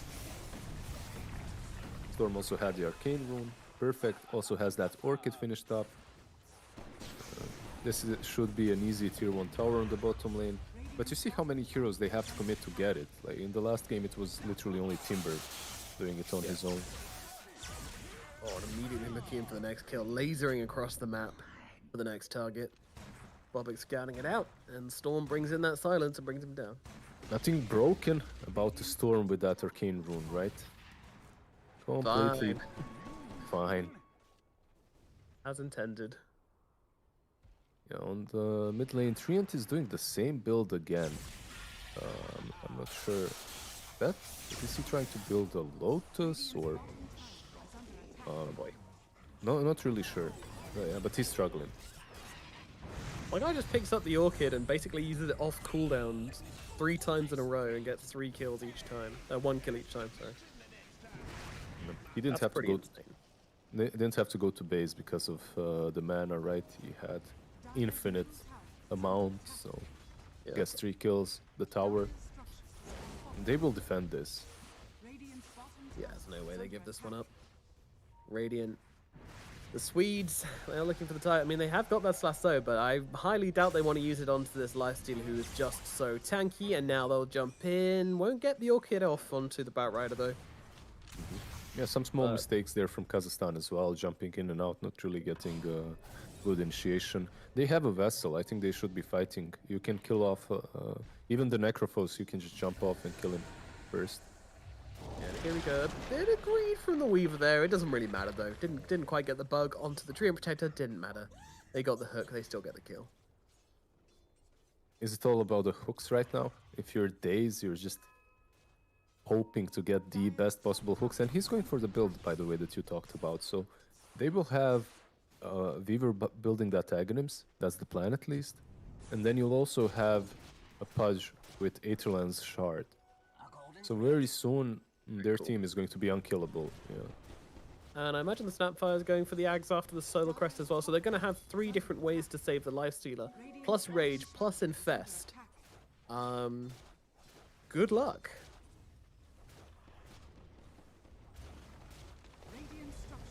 Bets in the chat, is the Lifestealer going to die another time in this game? Fairly sure that's an easy one. Yeah. Well, maybe one more time. Maybe he dives the fountain or does something like he did on the top lane, right? He had some peculiar plays, but very unlikely. The thing is, it's not even the easiest Lifestealer game when you think about it. They have Overgrowth, they have Viper ulti. They're just not playing around these spells in the best possible way. Hook. Oh, that's a nice hook. You gotta give him credit, Daze. He's showing up here. It's gonna die for this, so probably a pretty good trade for the Swedes here. But Yeah, I think if you're Sweden, you're liking that trade. yeah. But you know, they also didn't get the highlight reel hook there. Oh, here we go. The Ags is out from the Snapfire. A projectile Weaver comes flying in. Doesn't actually quite land there, unfortunately, but Dr. Bamboo is just getting absolutely torn apart. When that Spirit Vessel's on him, there is nothing he can do in these fights. And now they move across to the Batrider. He's going to get brought down as well. And Pig Rip, well, the only one left alive as the Treant has now respawned and also entering the fray. Nice jukes, honestly, from Pig Rip here as he's able to get himself away. He's the joke master. On the bottom lane, he really joked. is. Now here as well, he's joking like 3 heroes. And he definitely is the juke master. Big rip. They have the medallion, they have a little shredder, they have the bugs on top of Roshan. This should be fairly quick, and I don't think you can contest it on the side of Sweden. So you get that Aegis, you give it to Storm. They have so they have the Axe on the Snapfire and they have the Shard on the Pudge soon, I think. The Dream Lizard. The Dream indeed. three-man projectile could still be... Oh my god, look at that.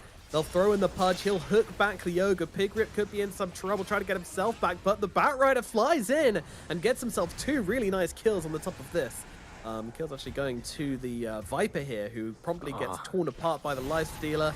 Pigrip does finally get brought down, and in comes that big old Storm Spirit, getting on top of Dr. Bamboo and taking him out, as well as old Pigrip as well.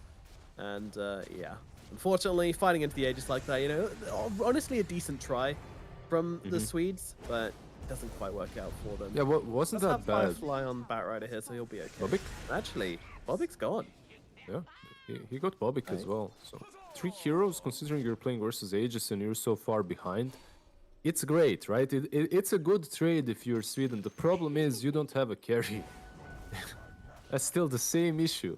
You don't have a hero that actually benefits from these kills. So no matter what trades you make, as long as you're making trades, it's good for Kazakhstan. That's the problem. And you need to find a way around it. If you're Sweden, and I don't necessarily see that way, maybe Viper turning into some sort of a semi-carry. Because eventually, well, they don't necessarily have to buy BKBs on the side of Dire, on the side of Kazakhstan, but they could. And if you get those BKBs, suddenly you're dealing 0 damage. Sweden deals 0 damage, that is. Yeah.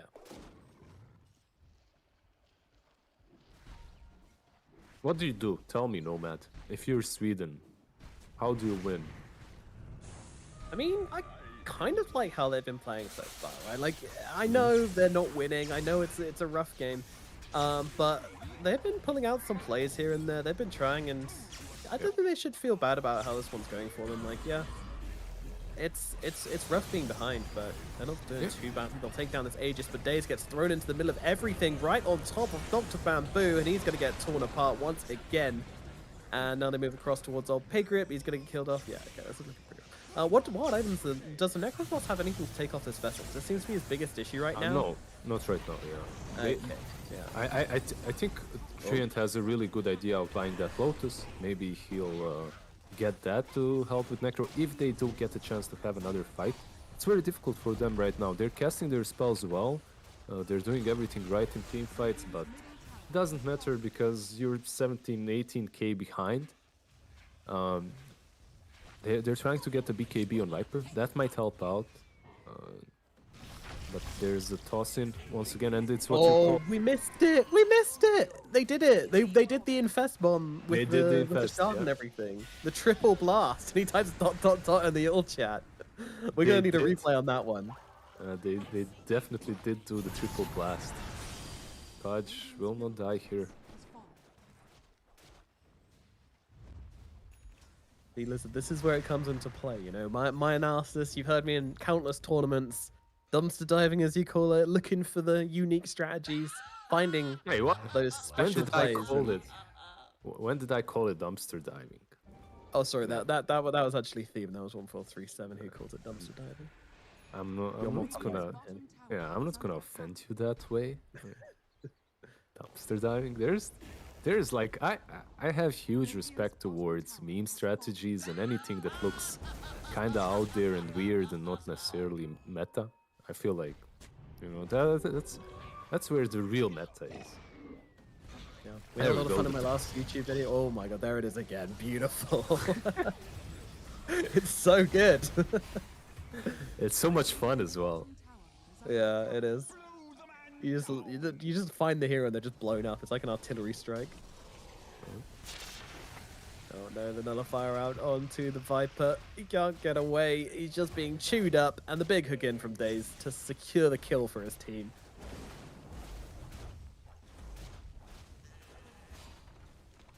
And they are trying. They're still trying. There's the smoke from the Batrider. He has that BKB. It's on 6 seconds. Maybe he can go grab something, someone. And this is a tournament lives on the line here, Lizard. They're not going to give it up that easily. Oh, for sure. Stafford, he's trying.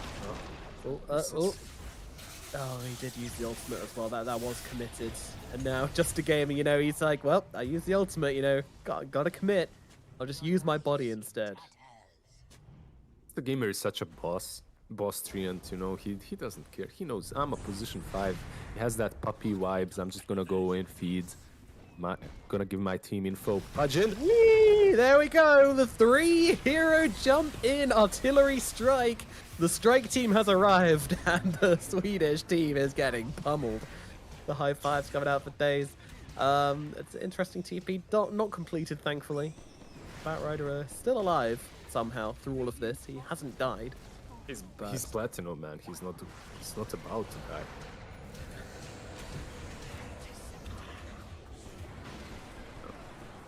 It's gonna be a couple more kills. Another Raxes. They can buy Team Kazakhstan and then straight on to the top lane, perhaps. There's tier 2 on top lane, which is preventing them from getting mega creeps, but they might go for throne. Dire can always throw this game. They could always do the 3-man pile up into here we go. We get to see the full thing. Into the fountain! Into the fountain! Oh, they didn't quite get in. They'll stay in the game for now. But they have lost at least one hero, but it doesn't really matter. I mean, they got the Storm Spirit. The tips will come out once again as Sweden really trying to make the most out of these kills they're getting here. Oh, look at another one as well. In fact, Daze could be in trouble. Going for the TP. Do they have a cancel? I don't think they do. And Just a Gamer, once again, his signature move of running directly at the Lifestealer. He's got that ghost, but he actually... mana for rage. He's gone. All right. Yeah, he had the Ghost Scepter as well, which he didn't use. It's a huge throw. You were completely on point. You know what's funny? I was thinking about the same exact scenario as well, as you mentioned it. He got one bounty. As I said, I'm a connoisseur in these kinds of builds. I'm a connoisseur in this kind of gameplay, and I can sense when there's a big danger point here. I see. You're telling me you really experienced the throw in games. Is that what it is? I am. Yeah. We all are. It's fine. What we are best at. My favorite meme strategy recently has been Bloodseeker plus Tusk, and then you get an Ags on the Tusk, and then you rupture them and you kick them across the map. Does loads of damage. It's very funny. But yeah, I did throw a game like that once by kicking a low health carry out, enemy low health carry out of the fight and saving their life. So. And while they weren't ruptured, I suppose, right? Yeah. They were not ruptured, no, and they survived. And they got the combo usually means you have to use both things on the hero. You know that, right? Yeah, well, yeah, I struggle. I see. I'm a pro gamer like you, Lizard. Yeah, don't worry. We all struggle at different things. Whoppa, Daze doesn't land. I mean, he's committed. He didn't land the hook, but he's going in for the dismember. I mean, you got to give him credit here. This is a man who's committed to his pudge. It's like, if I don't land that hook, I am gonna get the dismember off regardless. Don't you worry, team. I'm here for you. They're gathering around the Snapfire once again. We know what this means. There is a strike coming on through. But the Weaver, he's had to time-lapse himself here. He's getting a little bit too low. Yeah, he's got 6 vessel charges, uses one on himself. And Storm is going in, but he has he's got an Ags. That's brutal. Okay, so now they have an Ags. They can even set up for like the 3-man jump in onto multiple heroes with this Electric Vortex AoE. They're just waiting for Pudge to get there so they can assemble the whole ball. There we go.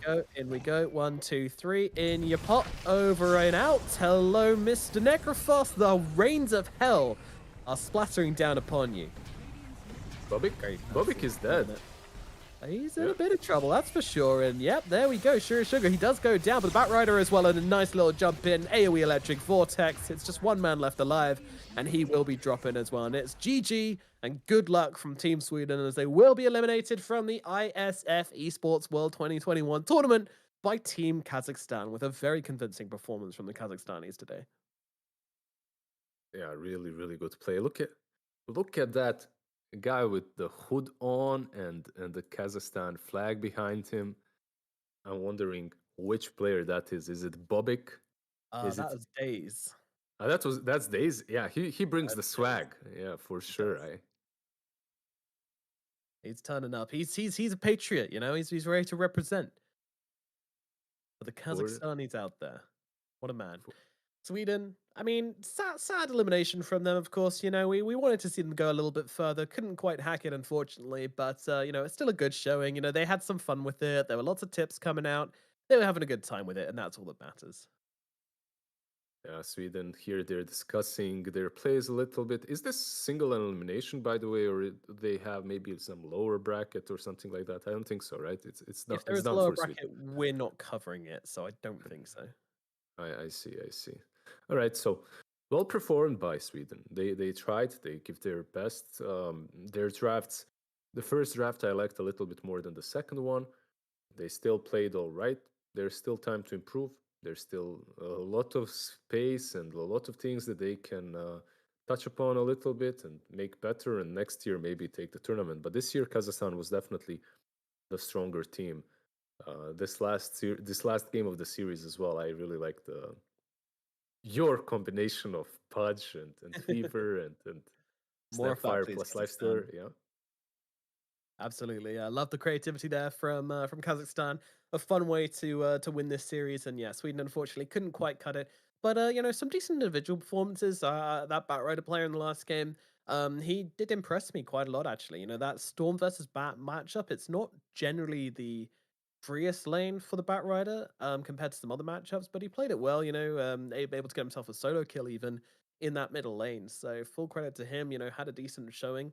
But unfortunately, the rest of the team, there was definitely a bit of a differential there when it comes to just straight up MMR, hours played, that kind of thing, where Kazakhstan did have the upper hand. But Sweden, what I loved about them is that they were trying till the end and they were having fun with it as well.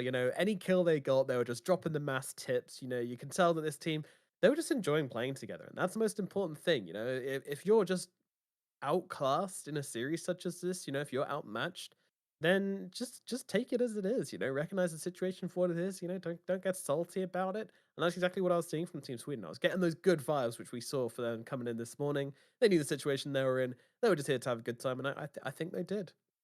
I think so too. I think they had a lot of good time just competing, playing the games on the international scene. Yeah. Just getting that taste. You never know. A defeat such as this one might flame the desire to come back. And maybe we'll see them even in a DPC league in the upcoming season. Yeah, who knows how far some of these players could make it. I mean, this is old schoolboy TI. This is what I'm naming this tournament. So that's going to be it as Kazakhstan move themselves into the grand finals, and they will be playing up against the winner of Ukraine versus Hungary here at the ISF. We do have a short break coming up, and that series will be up afterwards. We'll see you very soon.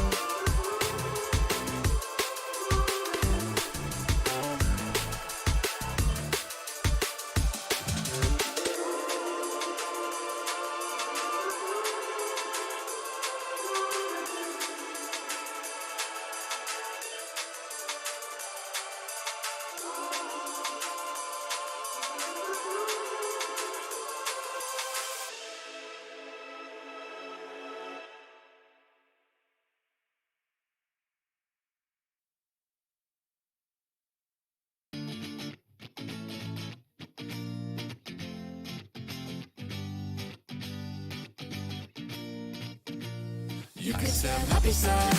I'ma miss the times that we never had. Wishing that you told me you were down bad. Hard to remember What we used to have, what we used to have, yeah. Oh, Doesn't even matter, yeah, oh. You're always trying to fight it, yeah, oh. But the truth don't matter, yeah, oh. I can see behind your eyes and you know me. I don't tell lies no more, no. How did you get into my homes? I don't miss the old days. I can see behind your eyes and you know me. I don't tell lies no more, no. How did you get into my homes? I don't miss the old days. I can see. I don't tell no more. I don't tell no more. I don't tell no more. I don't miss the old days. I can see. I don't tell no more. I don't tell no more. I don't tell no more. I don't miss the old days. I can see. Talk about miss the old days, yeah. How you know what you gon' say? Bunched up like a bouquet, yeah. Say your name and you go away, feel that. Talk about miss the old days, yeah. How you know what you gon' say? Bunched up like a bouquet, yeah. Say your name and you go away, feel that. See behind your eyes and you know me. I don't tell lies no more, no. How did you get into my house? I don't miss the old days. I can see behind your eyes and you know me. I don't tell lies no more, no. How did you get into my house? I don't miss the old days. I can see. I don't tell no more. I don't tell no more. I don't tell no more. I don't miss the old days. I can see. I don't tell no more. I don't tell no more. I don't tell no more. I don't miss the old days. I can see behind your eyes and you know me. I don't tell lies no more, no. How did you get into my homes? I don't miss the old days. I can see behind your eyes and you know me. I don't tell lies no more, no. How did you get into my homes? I don't miss the old days. I can see.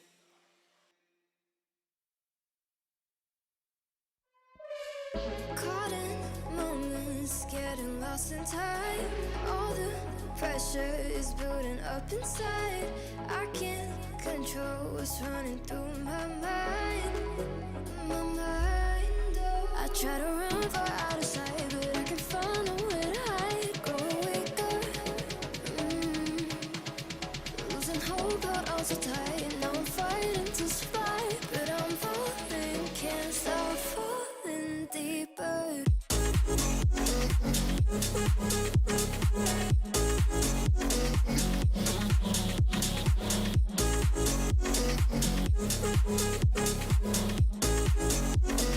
Falling deeper.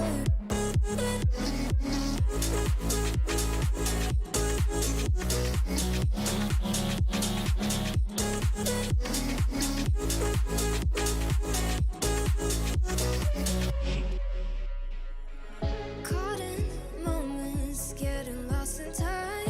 All the pressure is building up inside. I can't control what's running through my mind. My mind, oh. Growing weaker, it's getting hard to fight.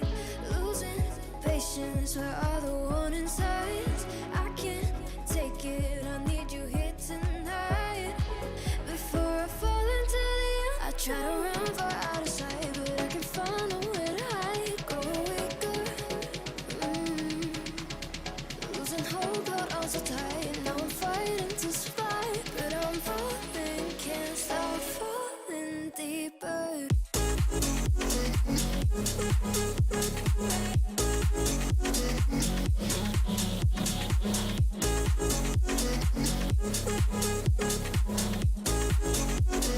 Falling deeper.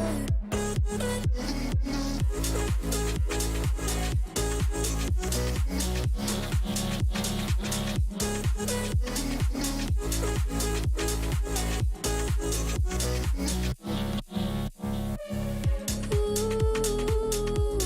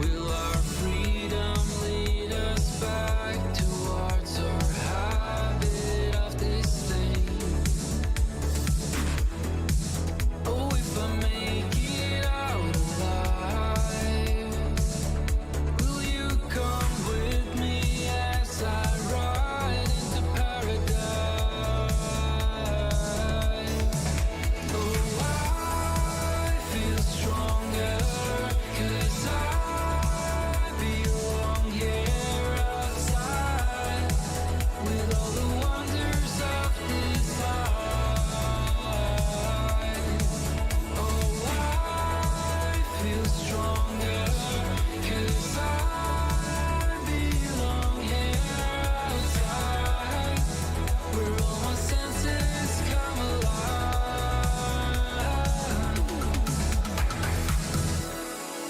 I've been numb for a while now. It took some time for me to realize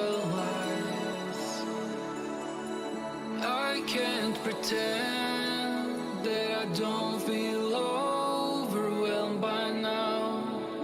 And I pray that soon we'll breathe alright.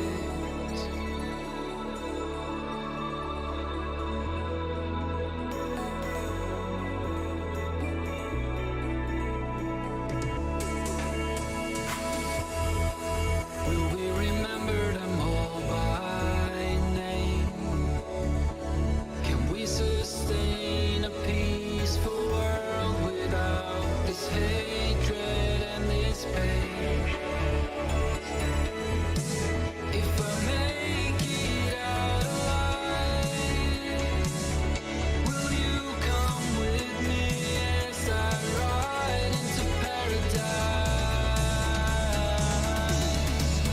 Oh, I feel stronger, 'cause I belong here outside, with all the wonders of this life.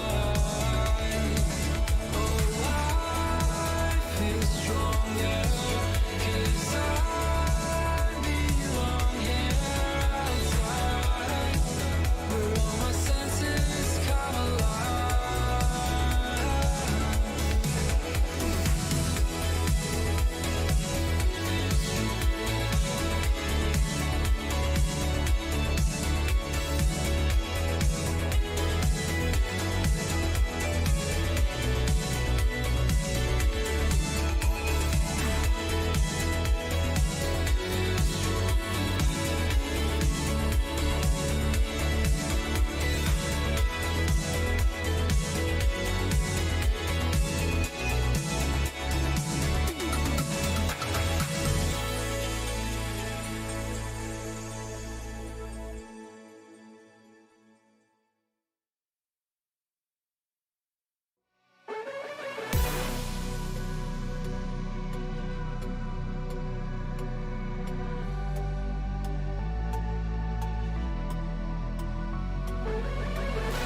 Falling away as I'm searching for the break of a day to follow away to you.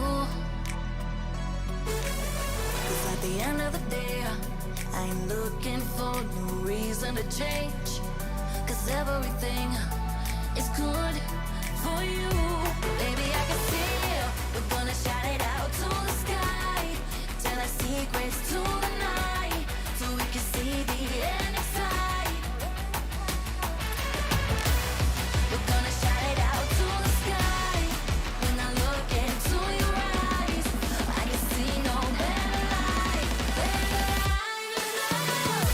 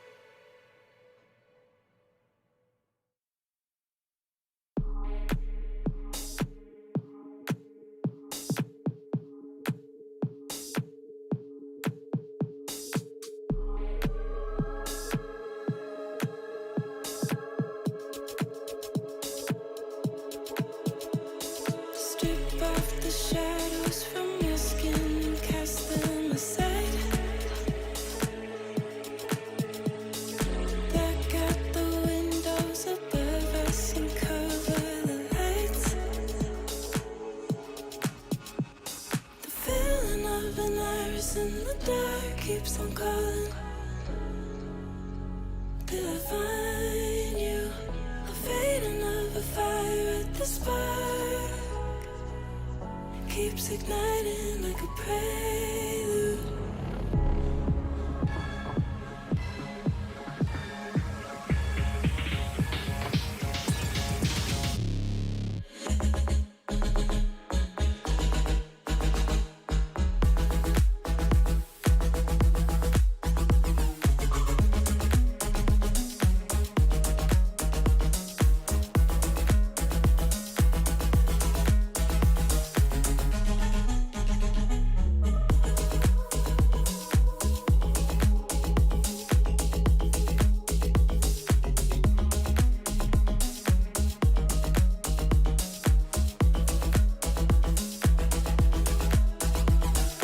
In my peripheral vision, you whisper goodnight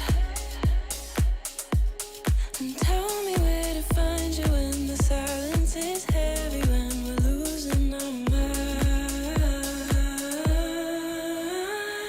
Filling up an iris in the dark, keeps them calling till I find you. I'm fading of a fire at the spark. Keeps igniting like a prelude.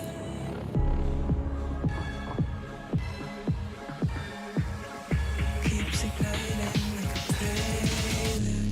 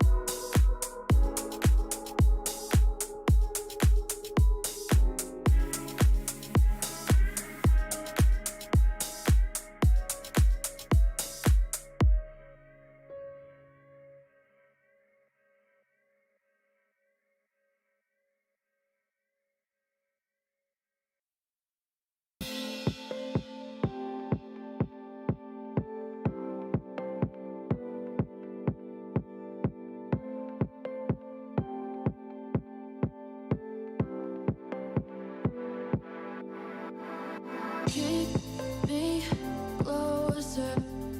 Don't need closure. 'Cause I don't want it to end.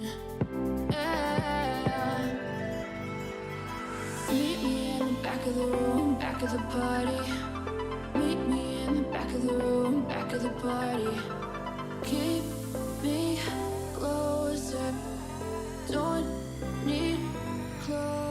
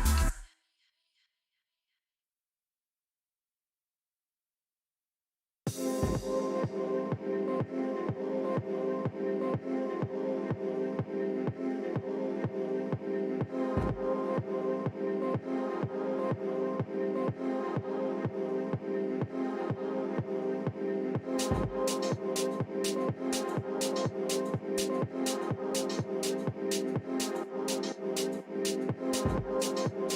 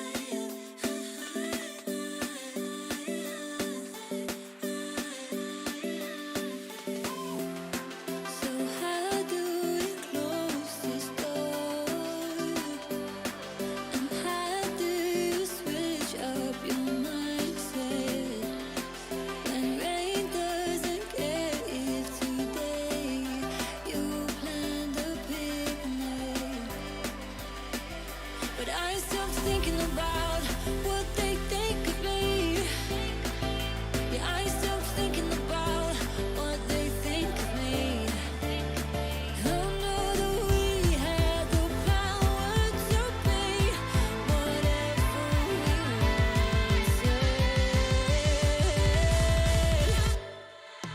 Light up, just light up, illuminate nature.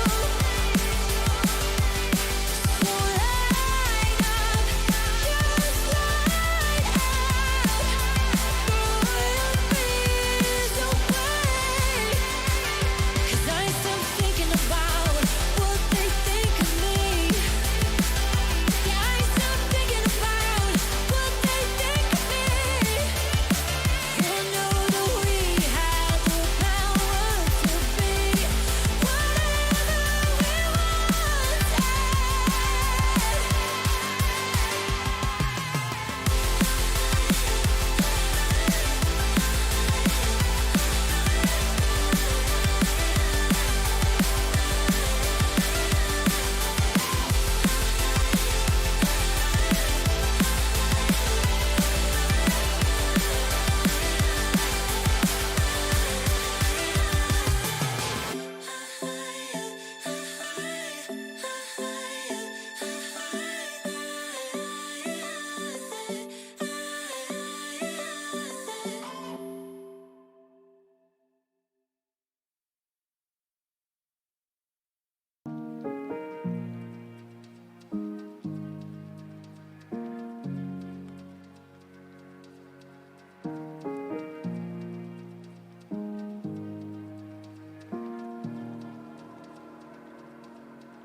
Do you make the time for love?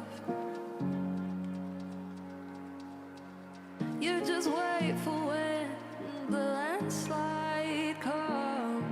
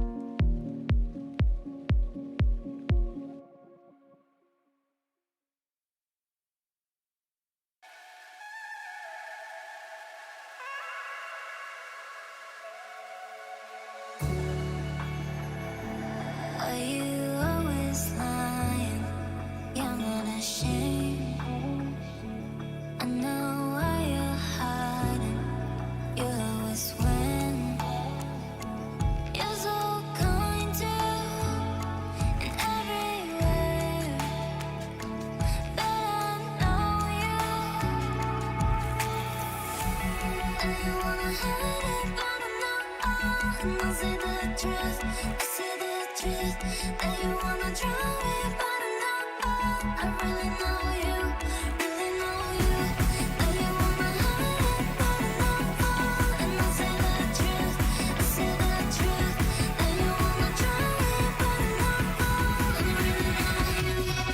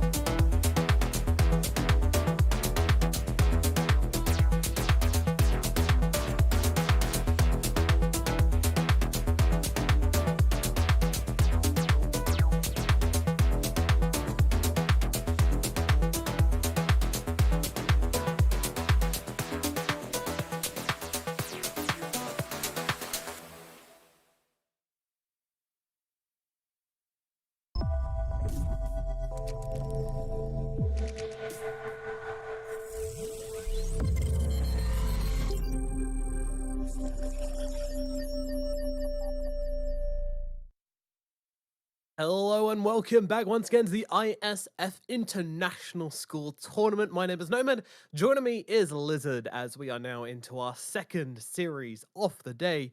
We started out the day with a convincing 2-0 as Kazakhstan wrecked poor old Team Sweden. And now we are into the second best of 3 series of the day, which of course is going to be Team Ukraine versus Team Hungary. Lizard, I mean, you're in Ukraine, right? You know, there's tournaments in Ukraine as well. What can you say about the infrastructure and the kind of attitude to esports that country has? It's probably one of the best attitudes in the world, really. Like, you were talking about Sweden and how much history they have in different esports. Ukraine is just as strong.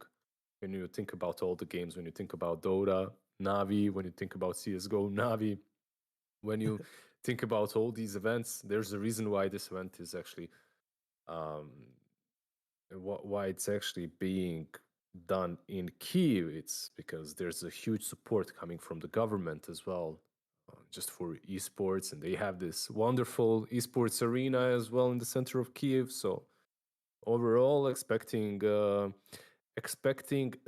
home team to do well, but you never know. Hungary is also a hotspot when it comes to esports players. Perhaps not that much as Ukraine and not as strong in Dota, but they have some talented individuals as well.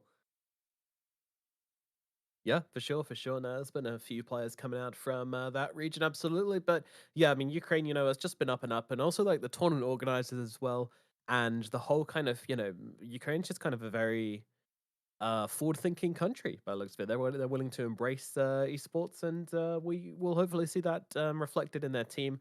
And yeah, of course, Hungary as well. Some great players coming out from that region, and kind of excited just to watch these guys play. You know, they obviously qualified, so we know they've got the skill that it takes to perform. How will they do on the international stage? How will they react to the pressure? Well, that's what they're gonna find out. All right, psychoanalysis time. How are these players looking? We got the Hungary team here, of course. You know, it's I'm sensing a bit of nerves. You know, they're side-eyeing that camera a little bit, aren't they? Yeah, yeah. Come on, give me the name. Come on, where's the name? He looks a little bit like Oh, Zai, he does a cross between Zai and Nisha. and his nickname is Zai B. Zai, Zabi. Yeah, he's Zabi. Zabi. Yeah, Zabi. He's Who else do we have here? We have Kolos. Holos. Oh, I wonder if that's a reference to the It's his Mistborn last franchise. name. It's his Oh, it's last his last name. name. Okay, it's not a reference to the Mistborn franchise. Thanks for figuring that one out so quickly. That's appreciated. Yeah, it's very difficult to read, right? That's all. I don't bother with the names. I just go for the nicknames and that's it. You know, my mind is like a sieve. You know, I only keep the big nuggets in there, so I don't bother with I the just have a complicated lot bits. of trash right there. What you called the dumpster fire or dumpster diving. Dumpster diving. Yeah, That's how it feels for me when I'm recollecting my thoughts. You know, just a bunch of mess everywhere, trying to scrape it all bouncing together. And around. yeah, but it looks like these two teams have a different opener, and already these heroes, I kind of like it. I on one side, on the other side you have Sand King. This is telling me like we might see, perhaps not more amusing games, but when you look at these heroes, it looks like these two teams have some really cool plans and Yeah.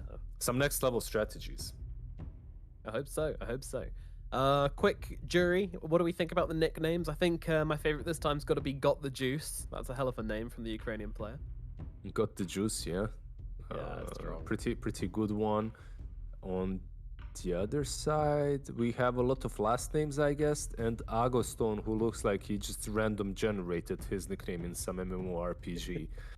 You know, Yeah. he's like some human warrior or something.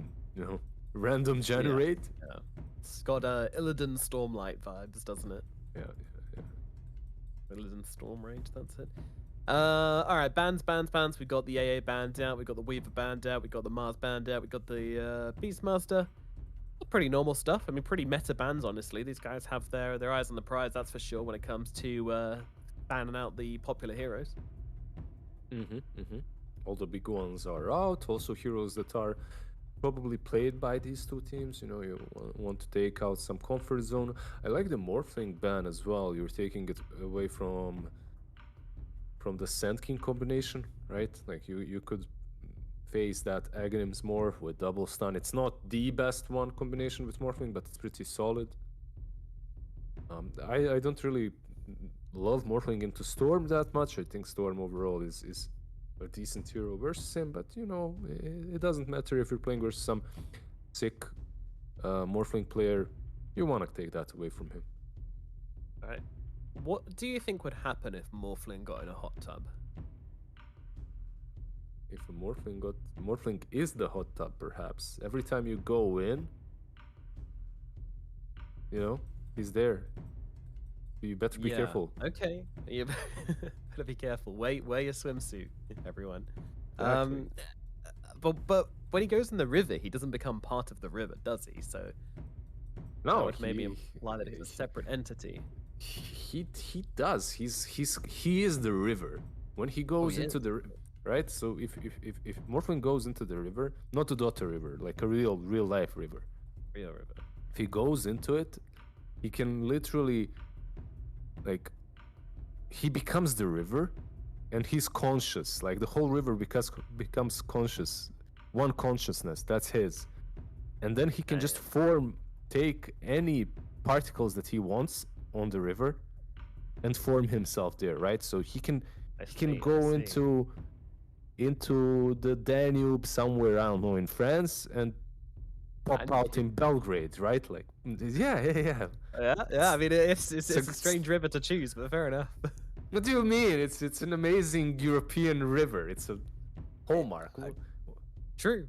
I don't know. We can take the Dnieper River in Ukraine. There you go. There we go. That's what I was but but yeah, interesting Morphling talk. I liked it. Thank you for asking me that. What do you think happens if Morphling goes into the hot tub, please?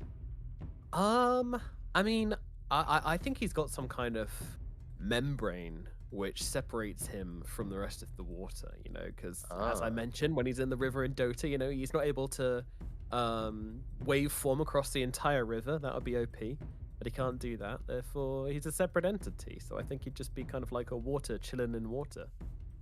Yeah, but it's a different sort of a river. This one is enchanted, you know, it's different. True. Yeah. It's an immortal river. It's all right.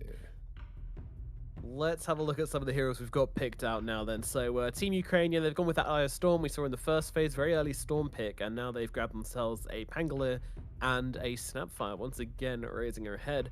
Meanwhile, on the side of Team Hungary, we've got ourselves this Sand King, followed up by the Shadow Demon, followed up by the Clockwork, and then to top it all off, we've got ourselves a Luna. Do you think these two picks in the second phase from Hungary answer the Storm Spirit enough for your liking? Why do you ask me questions that you have an answer to already? Like, I can see where you're setting going. you up for success, you know, a nice slow ball for you. Nah, you don't have to. You can take it. I mean, yeah, it doesn't answer the storm.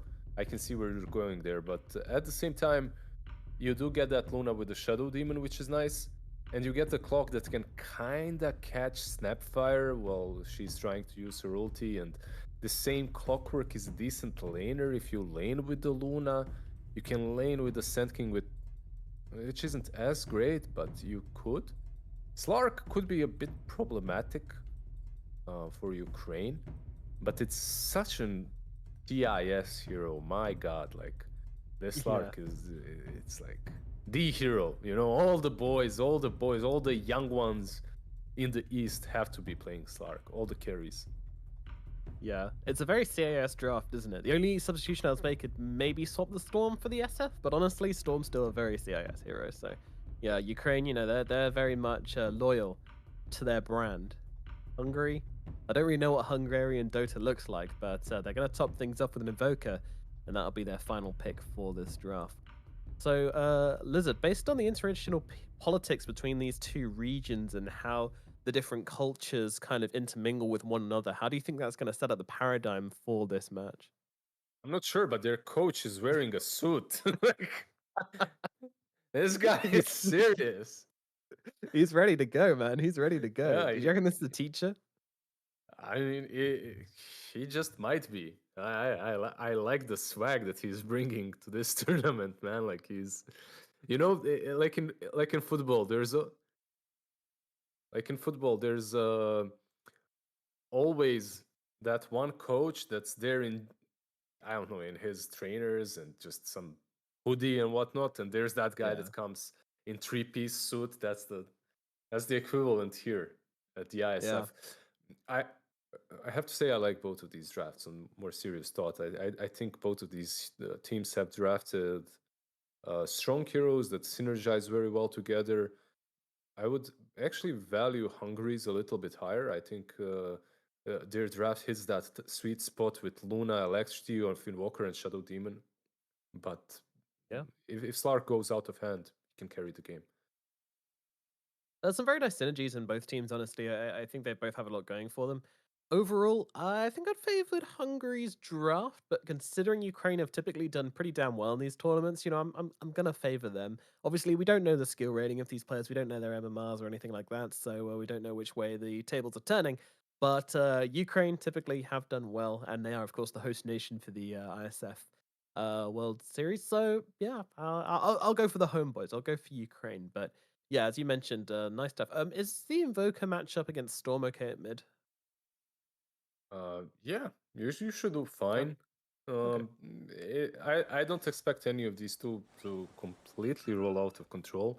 Once Storm gets level 6, perhaps it's a little bit easier for him to threaten Storm, Invoker. But when you think about it, it's much easier for Shadow Demon and Clockwork to rotate mid, right? Like on one side you have Snapfire, on other you have Shadow Demon and Clock. This Storm could be controlled before he reaches that level 6, so they might be able to gank him a couple of times. Nice bit of rune checking from the Slark there, getting out his detective glasses, but they actually wait and then they place down the Observer Ward afterwards, so. Cool cucumbers on the dire side. Patience is the name of the game. This Slark is, man, he's pressing that taunt button. He's trying to get them to throw some blows into him. Interesting. Yeah, just a they're just a standoff next to the river. There's no morphling in it, I hope, for now. They're gonna leave Pango on top lane because he can jump out of the cogs. He can also run away a little bit easier. Why did he skill up Shield Crash instantly? What do you think? Well, too bad. I think he is just ready to brawl. I mean, this is what you take first, is not on Pangolin most of the time. Oh, but there's a Clockwork in the game, so it could be a little bit hairy. Yeah, See what you're saying. you can take it. I'm just not the biggest fan of skilling things so early, especially when you have a hero with a mobility spell, right, built in. And yeah, it's a bit of a better block for Storm here. Yeah, he's done well. He's done well. And he's going to secure himself a couple of creeps with that. Get himself level 2 as well. Zerex, meanwhile, on the Invoker, will suffer a little bit. But let's see if he uses the Sunstrike to secure the range creep. I imagine he will. Meanwhile, down at bottom, this is a pretty out of place Snapfire, but a really nice cookie forward onto Got the Juice to get the Slark in. And he's actually going to be able to get out a ton of harass onto the Sand King there and probably force a salve out from the Dire side. So Snap gonna salve herself up, and well, the Sand King can't do the same, unfortunately, so he's gonna have to stay back for a little bit. Yeah, they are pushing in though. 2 range creeps will be denied. It seems like okay, they missed one, and they got level 2 on Slark now, so you have to be careful if you're the Sand King. But I expected them to do a little bit better, perhaps on level 1. Maybe it's because of the spells that they chose. I think that's a stun on Sand King, so you aren't really threatening. What they try to do is basically disrupt into stun into Sunstrike, right? But Invoker wasn't really ready, it's too early, and then Slark controls the lane. They just cannot let them pull, and okay, they denied the pull, it's nice. By the way, Ukraine is Radiant or Dire? Ukraine is Radiant, right? Ukraine is trying to remember Yeah, the drafts. Yeah. yeah, they're really good. Yeah, Hungary is there. So yeah, Ukraine definitely off to a good start here. At least looking at the CS board, but much closer than that first game. Even though its bottom lane is going pretty horrifically. Yeah, Sand King is one of those heroes that can really suffer against some safe lane carries if he doesn't get a good start. Like if you're playing versus Anti-Mage, even versus Slark, if he gets like to that level 2 a little bit earlier, he can bully you out. I still feel like they just need one good move and they can turn the lane. This probably isn't it. Ooh, Sand King, he's gone. He's gone. They've got the damage. They'll take him down. That's going to be first blood for the Snapfire, and they're looking for more here. But they won't chase the Shadow Demon any more than this. I honestly feel like in this bottom lane, it was kind of the lack of regen which really hurt the Hungarians here. Not having that salve early on when they get a decent amount of harass on you, like you saw that, like the Snapfire just heals straight up. The Sand King just has to watch the Slark farm. And obviously in a melee versus melee matchup, if you don't have the health, you can't toast the creeps. Yeah. Oh, Invoker just took unnecessarily way too much damage. Nah, he's still gonna heal. Yeah, he's gonna tank it. He has the sticks. He's gonna heal up. I agree what you talked about when it comes to region on bottom lane. I completely agree. Sometimes you greed out. I'm not sure if they popped the salve and it got cancelled, but they definitely needed more region there. Yeah, one thing I learned by watching a lot of high MMR pub games, especially in offlane, is like, as an offlaner, you really shouldn't care too much about this Pangolier is touring these cogs right here. He's testing them all. He's just making sure they're all functional. Thanks, man. You know, you get 2 mobility spells and then you use both of them to try and hit all the cogs. Colos.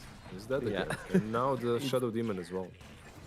Okay, you talked about the Slark problem in the draft, and I think this Slark might indeed become exactly that, but does get pretty low on the backup, but of course, there's no hero there to punish it, so this is pretty rough. Hungary, Yes, I mean, what do they do about this? Is there anything they can do about this Slark? Oh no, oh no, oh no. That's one Walker. It's good. And They're the rocket. soaring on the storm, man. Yeah, I like the rocket help out as well from top lane, you know, just firing. There's a strat with Clock in which you just max out the rocket and you spam the mid laner. You just annoy him. Every time he uses a salve, you rocket him. It's one of my favorite things to do is rocket a Morphling as he's 1 HP. You remember when there was Morphling being played on mid lane all the time?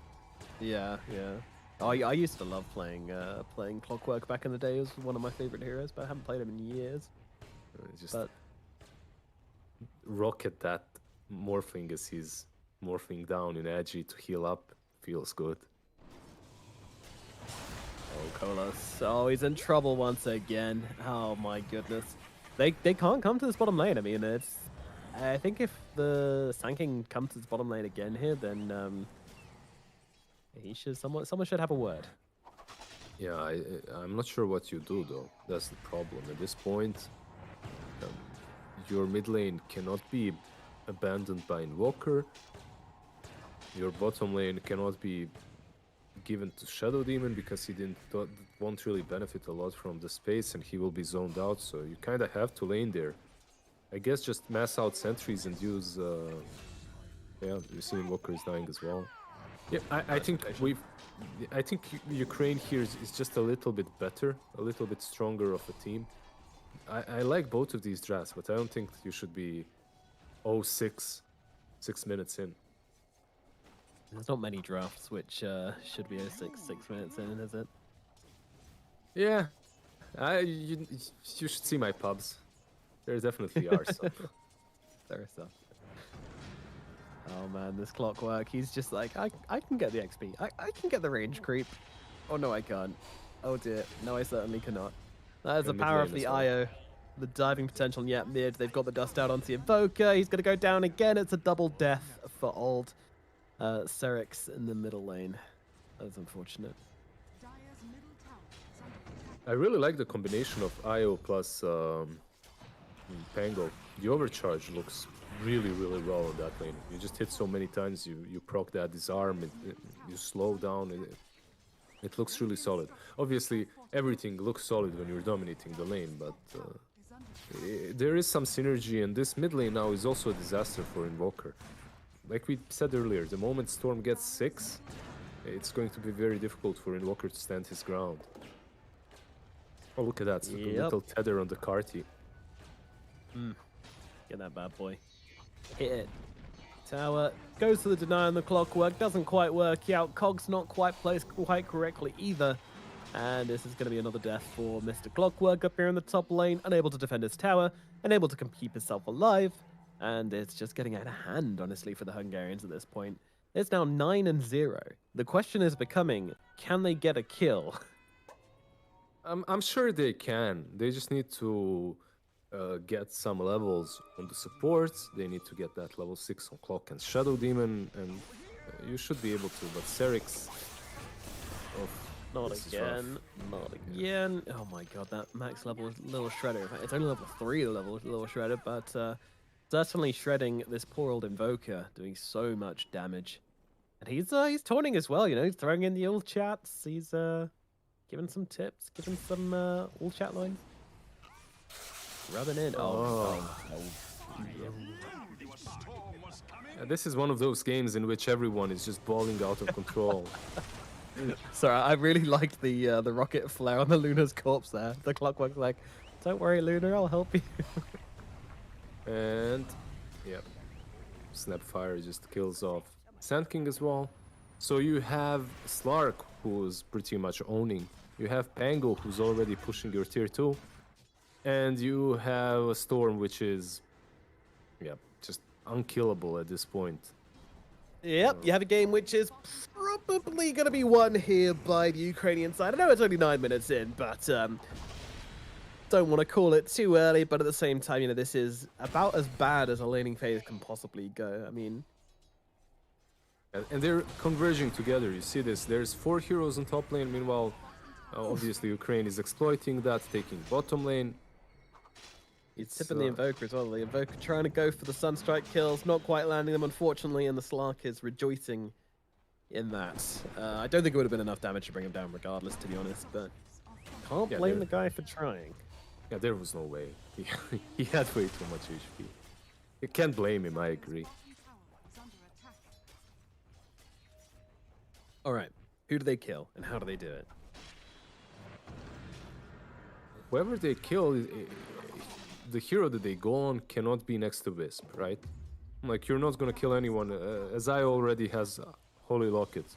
You just don't possess enough damage to go through a hero that's already fed, plus an IO. IO is actually 3rd hero when it comes to the net worth. Like, oh, why does... Oh my god. Wait, was IO the farmer? IO was the farmer in that lane, huh? I was the position 3. Some snap shenanigans here. These guys are smart. These guys have new meta. Meanwhile, we've got this Shadow Demon being run down, unfortunately, under the tower. He won't be surviving this one. The Clockwork even looking for the +1. No, the Storm getting low here, but in comes the IO with the heals, with the Locket, saving the day. Maybe they'll get one of the backlines. Yes, they do. First kill of the game from the side of the Hungarians as they bring down the Snapfire, but does look like it's going to be a full 5-man team wipe for the side of the Radiant, and that means it's now an 11k gold advantage at 11 minutes into the game. Sunstrike off the mark again, almost catching out the IO, but not quite. Yeah, it didn't really damage Storm as much as it looked like, because Storm used Soul Ring at the same time that Sunstrike connected.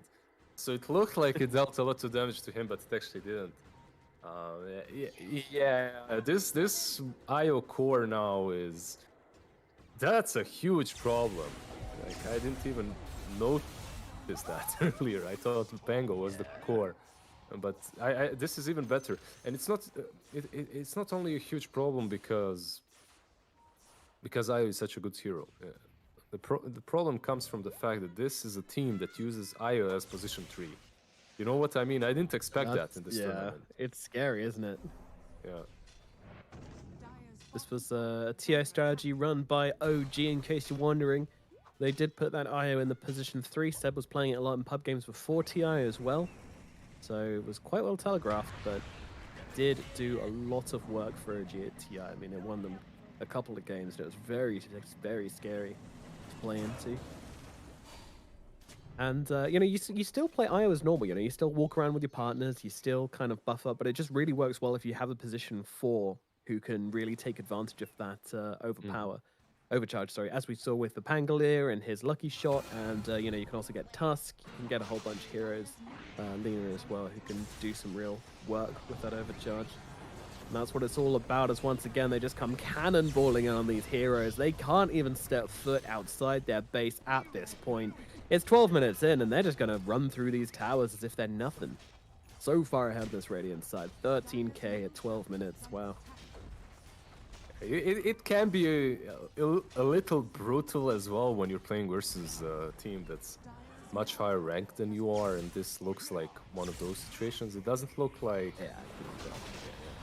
It can definitely go crap. It doesn't look like, okay, we just got outplayed in the lanes. I did like the draft that they had. I don't mind the draft of Hungary at all. I think Hungarians did well in that department. Just the laning went a little bit out of control for them. They had Suit Guy, right? Yeah, they had Suit Guy, exactly. He's serious when it comes to the drafts. They got Storm. Yeah, okay. They did manage to catch him out there. The Cold Snap doing the work, and the save's not coming through quite in time. The Storm does go down, and the tips start to come out. Again, some nice aggressive tipping from the losing team. You love to see it. But the fake back is in from the Radiant side as they manage to catch out the Shadow Demon. Oh no, Kolos, he hesitated there on the ultimate, and that might cost him dearly. He's going to have to burst strike back up the high ground. Not the defensive play he wanted to be making there. Wanted to be trying to get aggressive, but dies regardless. This Slark is just going absolutely bananas at this point. Under the tier 4s again. I mean, this didn't work well last time, and I don't think it's going to work well this time either. All right, we found our limit, guys. We've tested it twice now. Okay, both the Storm and the Slark have tested this. Tier 4s at 14 minutes. Out of the question. Okay, that's where the line needs to be drawn in the sand, friends. This is literally where you flame your IO for not saving you, you know? Yeah, I thought you had my back, Brody. Ping is relocate. Do it. Good old Bodhi. Bodhi or Brody? It's Bodhi. It's only Bodhi. So it's Bodhi. Body, yeah. Right. BBODDY. Body. Baboddy. Yeah. Baboddy. Yeah, try saying that one in the cast. Bodhi. Baboddy. Kind of satisfying, actually. Right? Doesn't feel bad. Snapfire, tornado into hook. Kind of messed up the combo. Trying to get up the cliff. Let me up the cliff. I want to get out. Yeah, he gets out, and now the Rolling Thunder comes through. It all comes tumbling down onto the dire side instead. They will still get that. They won't still get the Snapfire. Never mind, as the heals are out from the IO, and now they'll drop everything onto this Invoker. And guess what, Lizard? That's another 5-man team wipe. That's another Bodhi healing you up with his mech, with his holy locket. Like, how do you kill anything? Yeah, especially the Snapfire that has the Solar Crest already. He's one of the tankiest heroes. So yeah, it's hard. You know, the highest praise I can give is when I see something and then I want to go play it in my pub afterwards. And that's what this IO is doing, you know. I want to go play some offlane IO, man. I want to go keep my team alive. Oh, you know what's going to happen if you try that, right? Yeah, I'll just get like a cause which don't do anything, and then I'll cry. You're probably going to get some position 4 Mirvana, who's going to be in the woods. You won't have anyone to tether to. That'll be a Pudge. Pudge is at least strength melee, you know. At least he can be up front. Go hit. Block. He's not done. He's looking for more. They might have lost their Pangolier, but they haven't lost their Divide. As they take down 1, take down 2. The Storm comes zipping on through, and the backline's here. Sunstrike going to come down, but it's going to be shared by so many heroes. It's going to do nothing as they evaporate on the side of the dire side. So many heroes dead. They just do not stay alive. And that's what happens when you've got this ridiculous net worth advantage this early on into the game. And actually, they're looking for the finish, maybe. Invoker, though, with a nice 5-man tornado, or 4-man tornado, I guess, since the Pangolier wasn't quite here yet. Doesn't really make a difference, though, and it's Babodidi with the godlike spree right now. This IO is off the charts. And actually, the position 4 Snapfire was that position 5? I think that was a position 5 Snapfire. It's It was Richer. 5. It was 5. Yeah. Every single hero on the Dire side. That is just... that's not kosher. I just like that they're actually keeping it in the game. Kolos is still... never mind. He tried. An attempt was made. An attempt was made. You get a gold star. Yeah, I mean, it happens, right? Like, sometimes the game is just difficult and nothing goes your way, nothing works. Poor old Sand King, his lane was difficult and then he just could never get that item that he needed. The Blink Dagger did come eventually, it just wasn't good enough. See it now as well. I think a lot of teams should learn from this. Like, these guys aren't giving up. Their throne is on 5 HP. Obviously, it's going to fall. They can't defend it. But good game, and congratulations for both of these teams. One for winning. Obviously, Ukraine played out of their minds. I love the draft. I love the playstyle. But when it comes to Hungary, just keeping the spirits up and trying until the end. I love that. You know, we did that back in 2014, 2013 or so. I was playing in an amateur British league. It was very fun. And our team refused to give up. Our mantra was that we never called GG until the thrones exploded. And we got called out by the admins of this tournament because they were like, oh, you guys need to call GG earlier because you're griefing the better teams by staying in the game too long and wasting everyone's time. So... You know, what does he mean wasting? Like you literally got there to play the game. Yeah, stop playing the game. Who knows? I'm definitely not bitter about it. You know, 10 years on or whatever. You know, I've definitely gotten over it. I'm not that sad where I still think about that sometimes at night when I can't go to sleep and I'm staring at my ceiling and cursing and remembering that admin screen name and clenching my fists. You can share you can share the nickname. This is a safe space. You can share it. Pyrian Flax, actually. I'm not even kidding. It was. Pyrian Flax was casting the games, and he said that. But no, I mean, yeah, I know, right? This actual. I said that to him as well. The first time I met him, I said that to him, and he had absolutely zero clue what I was talking about. And but I'm glad I got that off my chest. I feel better. It does sound like him. Like, all right, mate, just call it already. I can't fucking. All right, mate, call the GGs. Yeah, it very much was. Alrighty, well, that was game number 1 in the bag for Team Ukraine, absolutely demolishing the poor old Hungarians and setting the stage for what could be a very exciting finals. But of course, first we have to see this series out. I don't want to call it just yet. Maybe Hungary just got off on the wrong foot. We will see how they do in game number 2, which is going to come up after this break.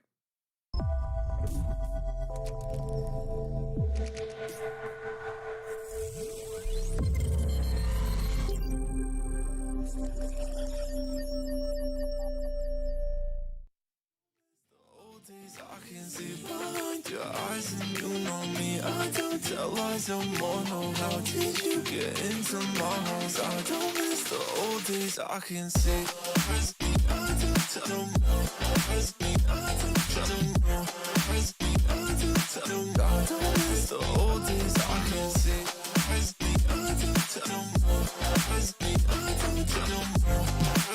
I don't tell no more. I don't miss the old days. I can see. Talk about miss the old days, yeah. How you know what you gon' say? Bunched up like a bouquet, yeah. Say your name and you go away, feel that. Talk about miss the old days, yeah. How you know what you gon' say?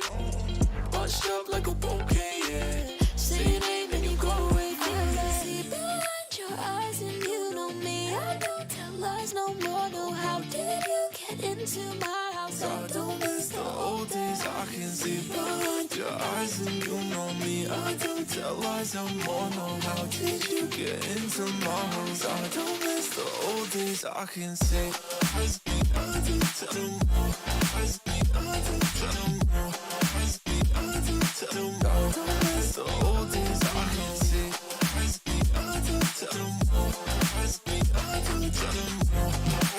I don't tell no more. I don't miss the old days. I can see behind your eyes and you know me. I don't tell lies no more, no. How did you get into my house? I don't miss the old days. I can see behind your eyes some more. How did you get into my house? I don't miss the old days, I can see.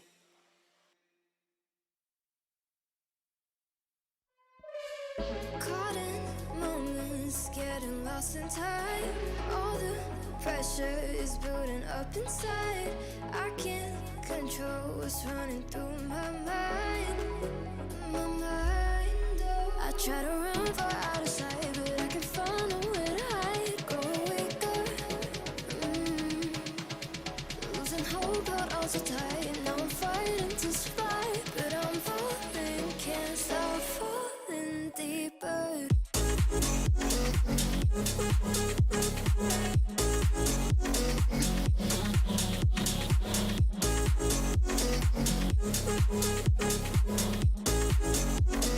Falling deeper.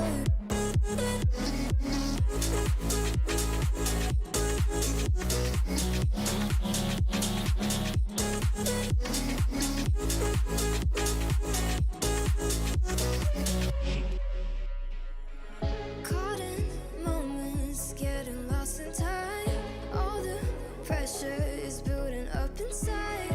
I can't control what's running through my mind. My mind, oh. Growing weaker, it's getting hard to fight. Losing patience, where are the warning signs? I can't take it, I need you here tonight. Before I fall into the end, I try to run for out of sight, but I can't find nowhere to hide. Growing weaker, losing hold, but also tight. Now I'm fighting to survive, but I'm falling, can't stop falling deeper.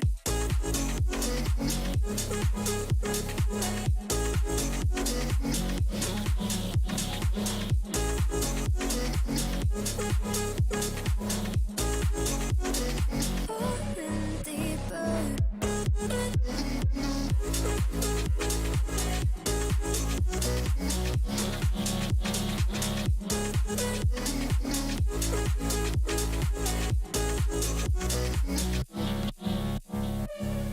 Ooh, I'm growing, only growing weaker. Ooh, I'm falling, can't stop falling deeper.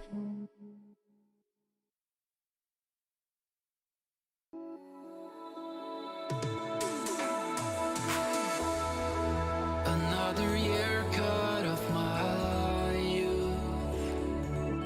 Yeah, I was born to ride, but fate took off with my high fuel. Oh, everything I always wanted to do is beyond my reach, as I am stuck here in this room. When I come back, will they know my face? Will our freedom lead us back towards our habit of disdain? Oh, if I make it out alive, will you come with me as I ride into paradise? Oh, I feel stronger, 'cause I belong here outside with all the wonders of this life. Oh, I feel stronger, 'cause I belong here outside where all my senses come alive.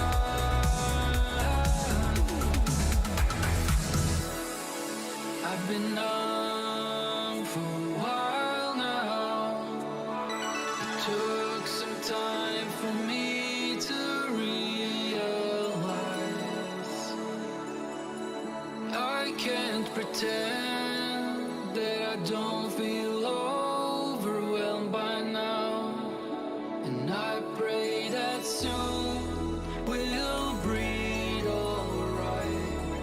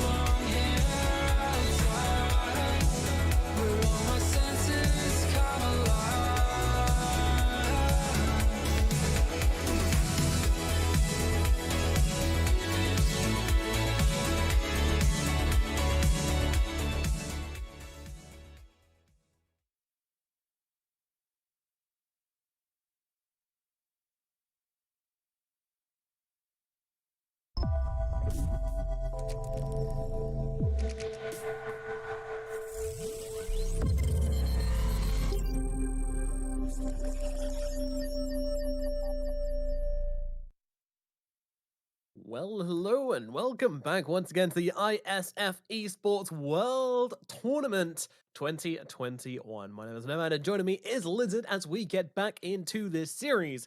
We are halfway through, potentially halfway through this series between Team Hungary and Team Ukraine. And Team Ukraine, well, I mean, they didn't come here to play, or more accurately, they did come here to play, and they completely outplayed poor old Hungary in this first game. I mean, this wasn't close at all, was it, Lizard?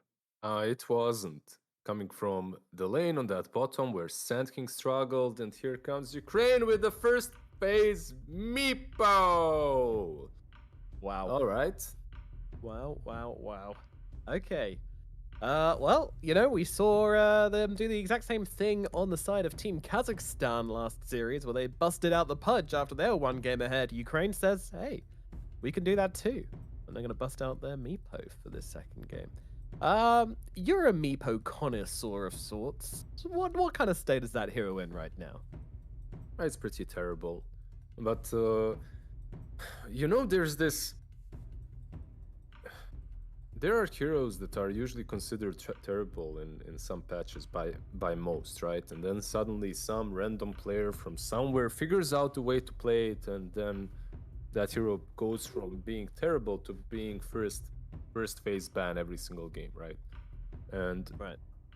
when I was coming up, literally that happened to me and Meepo. Everyone considered it terrible. I played it so much, I had like thousands of games on Meepo, that teams started banning it out. It doesn't matter that it's bad. If a player plays it enough, if a player is comfortable at first phasing it, the hero can work. And I'm not just saying Meepo, I'm just putting any hero here. Like collapses Magnus, right? Like you don't really see Magnus in pubs even. Like it's not that strong. But when he is playing it, it's goddamn broken. Yeah, no, there's a few of those combinations which you just have to look out for, have to be careful for, because if you underestimate it, then it will come back and bite you pretty damn hard. And you can see that they're trying to deal with it, but they're picking Winter Wyvern when they have Hoodwink and Ogre already, which puts Hoodwink in a carry role. And not in a carry role, but in a core role most likely, even though Wyvern could be mid too. It's something that's played. But not a single one of these heroes likes playing versus Spirit Breaker. That needs to be said too. Because you like to be elusive, and then Spirit Breaker can just charge you and make your life miserable. Yeah, it's a very, very good hero against these guys, and a very good hero in general. I mean, it's one of the highest pick rate heroes in the top MMR games right now. Everyone loves a bit of Spirit Breaker. Very flexible as well, you know, seems to be able to go all over the place. So, yeah, oh, look at this guy. He's checking Dota profiles. Of course. Now is the time to prep, you know. Yeah, you're halfway through the draft. Better check what they play, guys. But yeah, I agree about Spirit Breaker. I've played...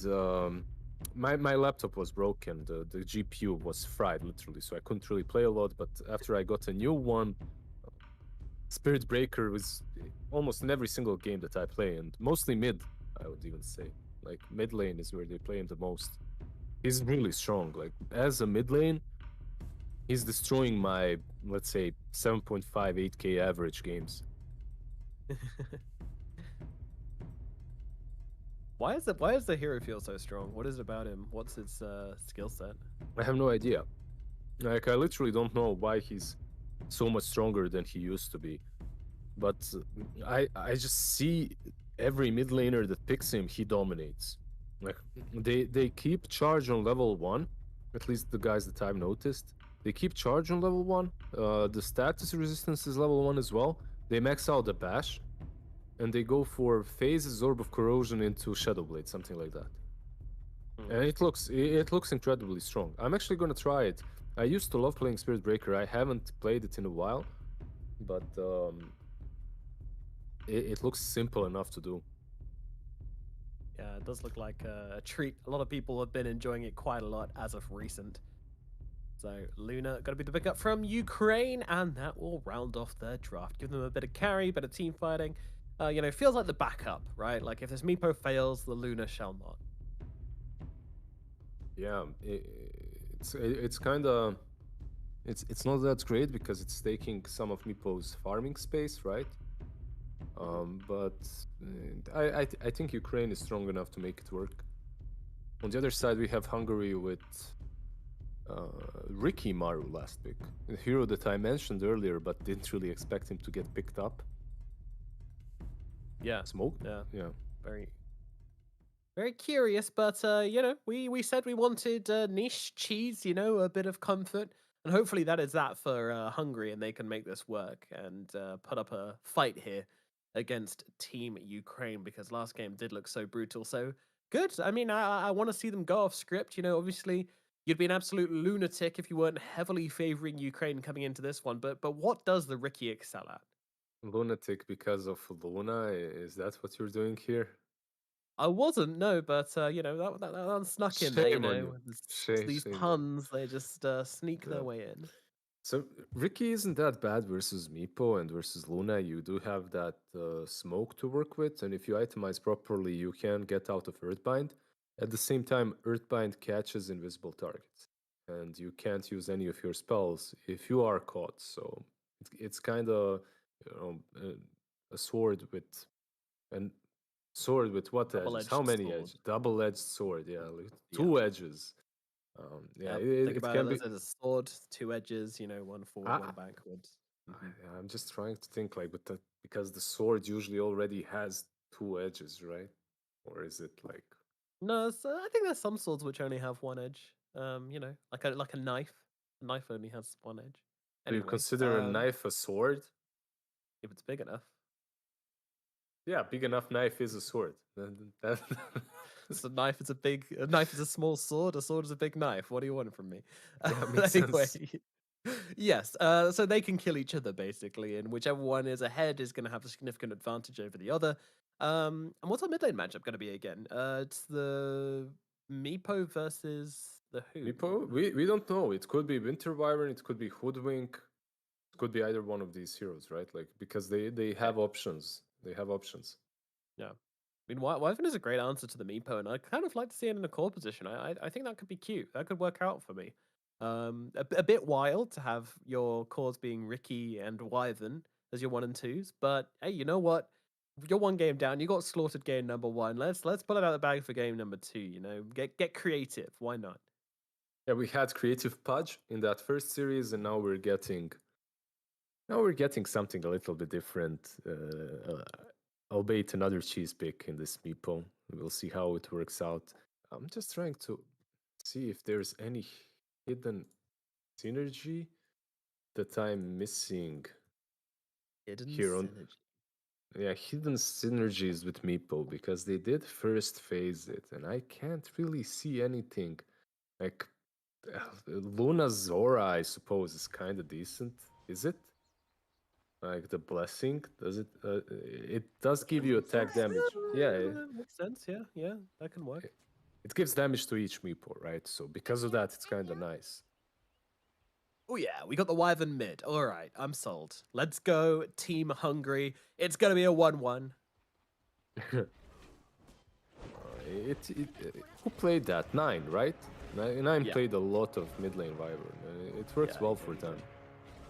And they're gonna get first blood from this. It looks like Riddy's gonna go down. Team Hungry on the board, baby. More kills than they got for the entire first 8 minutes of that last game already. They're off on the right foot. The tip's coming out as well from his own teammate. Wow, great start. And they got it on a Wyvern as well, right? So your mid laner now starts with the first blood. It's gonna probably get that null talisman instantly or something like that. So Meepo's life will be a bit harder, but then again, he blocked really well. And because of this block, he'll be farming on the high ground. Wyvern won't be able to really contest him. Yeah, I feel like this should be a good lane for the Wyvern. You know, he keeps his distance. He'll be able to bully this guy a little bit. Oh, very good, very good. All right. This should be a great start. And obviously, I don't think we mentioned it explicitly earlier, but obviously the reason that Wyvern is very good against Meepo is that ultimate. You just turn around and kill himself, which is pretty helpful. And of course, you've got a lot of AoE to work with and percentage-based damage and such. Very, very strong. Down the That bottom will- lane, though, looks like Mirana. She's taken a step too far forward. It's going to be another kill for Team Hungary. Yeah, they're doing way better this time around. They got offended by that first game, stepping it up a notch this time around. Spirit Breaker and Mirana is all right in this lane. It's just that he doesn't have level 2, right? The moment you get level 2 and you have that leap, it's a different story. But you need to get that level 2 first. Yeah, and that charge into arrow combo is pretty brutal. Quite easy to pull off. Yep, Babodidi, he should be fine on this lane. Yeah, Babodidi. Arrow. There it is. Charge into arrow. So much damage. Needs to land the double stun. Doesn't do it, but the Mirana hadn't committed to the kill, so she backed herself out. And the lion gets away. He's still not 2 on Mirana? I guess not. Yeah, he's keeping back a lot, and he didn't really use any of the arrows to farm the hard camp, so because it's blocked. So he didn't really get a lot out of that lane so far. I actually like getting the range creeps with those first arrows a bit more, right? Like you just get the range creeps, you get level 2, and then you fight afterwards. Yeah, I guess that makes sense. Also, what's the glowing icon on the Ogre Magi? I can't figure it out. I don't see it. He's got like a glowing blue border around him. Oh yeah, I see it now. Is it some new set or something? I have no idea what that is. No, it's not the Arcana or anything. I don't know what that is. He's a magical Ogre Magi. That's all we know. I mean, yeah, that's actually really interesting. I haven't seen that on any other hero. It's not a smoke effect bug, is it? That shows I- up top left. I think that's purple, not blue. It's weird. It's weird as well because it's around that baklava that usually shows if you have ulti or not. You see, like Meepo has it, so it's green. You see Yeah, which? yeah. So Baklava. the baklava, yeah. What? But it's the shape. It's the same shape. Oh, it's a diamond shape. Yeah, I got it. Yeah, Got it. it's a That diamond. makes sense. I'm trying. Dude, I'm trying to play your game. I'm trying to Yeah, make I love everything it. food related. Oh, this line might be dead here if a bash happens. Oh, even Yeah, without nice. it. Goes for the 2-man stun when they're 180 degrees apart from each other. He 10 out of tried. 10 on ambition. I mean, that's the only way he lives, you know? So he played, he's like an AI. He played his best move, even though it doesn't matter. Like, very low Okay. chances of success. Yep, but there was a chance of success, which nothing else would have given him though. Oh, arrow in the middle lane. This is big. They're going to bring down this Wyvern here. Do they have the damage? I think they very well might. Tries to get over the trees, doesn't quite manage it. And that is a dead Winter Wyvern. Oh, Denton. He is laying down the tips today. Tips a teammate when he died. Tips his Wyvern when he dies. This guy's got no chill. I'm not sure. Like, I'm looking at his item build and skill build, and he's going like 3 into Poof, 1 in Earthbind. Just a very casual standard build, not going anything wild. Which usually doesn't work at the moment. Like, usually you get punished for that, because you can't, if you don't get kills and you get an Earthbind, it slows your farm down. I feel like you need more levels in Geostrike, because that's Geostrike, whatever, Ransack, because it heals you now, right? And with the Ransack, you're actually able to, he's high-fiving himself. What? Why can you Nice. high-five yourself? It's me put things. Like, I guess anyone can high-five themselves, really. It's not that impressive. Oh dear. Kolos. Did you try? Can you try? Yeah, it works. Yeah, it's scientifically proven. I mean, I do it quite a lot, you know, when I tell a good joke and no one else is around, you know, give myself the odd high five, you know, when I'm feeling down. You do that, yeah. I mean, I don't You'll blame do, you. right? Of course. Common. Oh, good. I do it when everyone else is around as well, but they don't laugh. You know? That's the best. I know my joke was good. This Miranda, she's playing with fire here, but she's got leap charges, but unfortunately leaps right into the earth spike from the Lion. And now he finally gets that double. He's been fishing for it for a long time. Gets the double stun, gets the kill. Miranda brought down. I mean, yeah, as we said before, there's a lot more fight coming out from the side of the Radiant this time around from those Hungarian bad boys.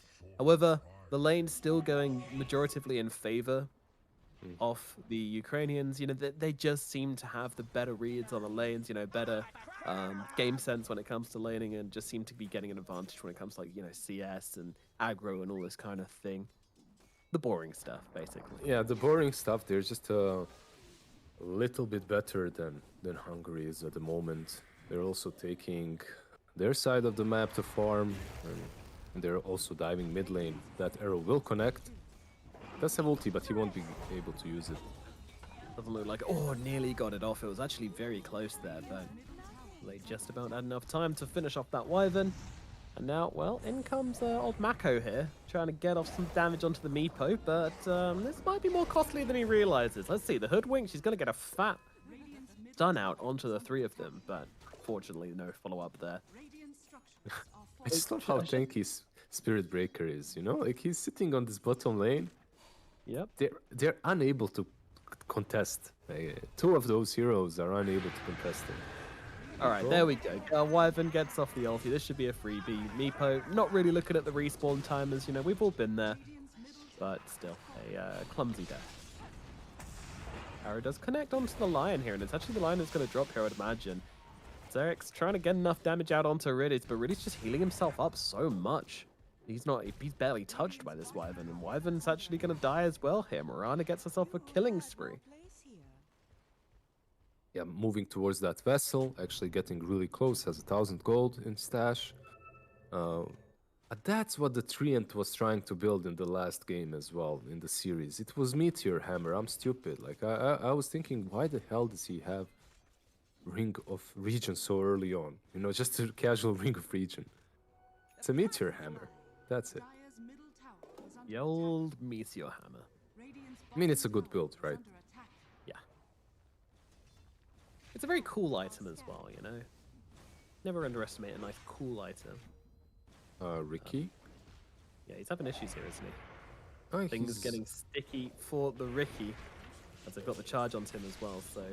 Although, that said, it's the Meepo is getting pummeled right now. He realizes he needs to do some healing here. Doesn't quite get it off. And that's going to be the Meepo dead again. Yeah, The charge is there. Let's just follow this through. Easy dodge, but unfortunately he's dusted up, and that's a big problem here. A lot of dust coming out, a lot of arrows coming his way as well. That's going to be the Meepo brought down, but nice ultimate out from Sekris here. That's going to secure him the kill onto the Treant Protector. Now they move on towards Babodi as well. Nice Hex. Oh, nice Hex, just in time, keeps the line alive, and should get them this kill, although he's pretty damn quick, and they've got the so urn as well, so tanky. he's gonna be fine. Good lord. Ridiculous. He doesn't even points in his W. Like, he doesn't even points in bulldoze. Here's just crazy. He's just too strong, too tanky early on. Has too much HP, too much armor to work with. Has that phase boot, those phase boots as well, obviously, to give him some extra armor. Mirana thirsty. Mirana thirsty for this lion. Stay back, little lion man. Oh god. Oh god. Stay away. The lion is dead. Oh, yes, he is. The urn's going to take him out. And look who else is in trouble here. It is, of course, Winter Wyvern getting killed off by the Meepo. A little bit of sweet revenge. An ambitious TP from the Yoga Magi. That's not going to happen. And it's now 6 and 13. And this story is turning into a repeat of the story we just heard from that last game. It felt like Hungary is doing much better, and they are, than in the first game, right? But they're falling apart a little bit. They do a really cool move around that tier 1 on the bottom lane, but then they don't reset. They just wait around until everyone on the side of Ukraine is ready to fight again. They re-engage and take Hungary down, so they should perhaps pick their battles a little bit more carefully. Yeah. Getting a bit crazy. Blessings upon a loyal warrior. Now smoke up. I mean, this bottom tower's gone, but they want to take control of their jungle once again here. And look who they're going to find. It is the Meepo. It is the big target. He's going to try and go for the TP wave. That's not going to happen. And a hoodwink and a finger. My goodness, sharpshooter into finger. That's going to kill off just about anybody. You know, a Meepo falls off really hard if you aren't in control early on. If you aren't, you don't have to be in control. You just have to be in control of your own farm. You need to be farming constantly. So it's quite possible that this Meepo just becomes a burden for his team. Yeah. It could be the thorn in their side, but as mentioned before, you know, they have this safety pick. They have the Luna, which they're trusting in, and so far that Luna is just being absolutely dominant, farmed so well, absolutely dominated lane, and from then on out has just been walking through the map, doing what she wants, getting what she wants, and she's now doubling that Ricky's net worth almost at this point. Oh boy, and it just does not stop here for the Dire. They've got these killing heroes and they're gonna kill. That's the aim of the game.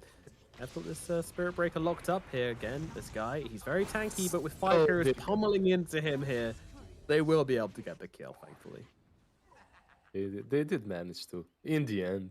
It took them a long while, though.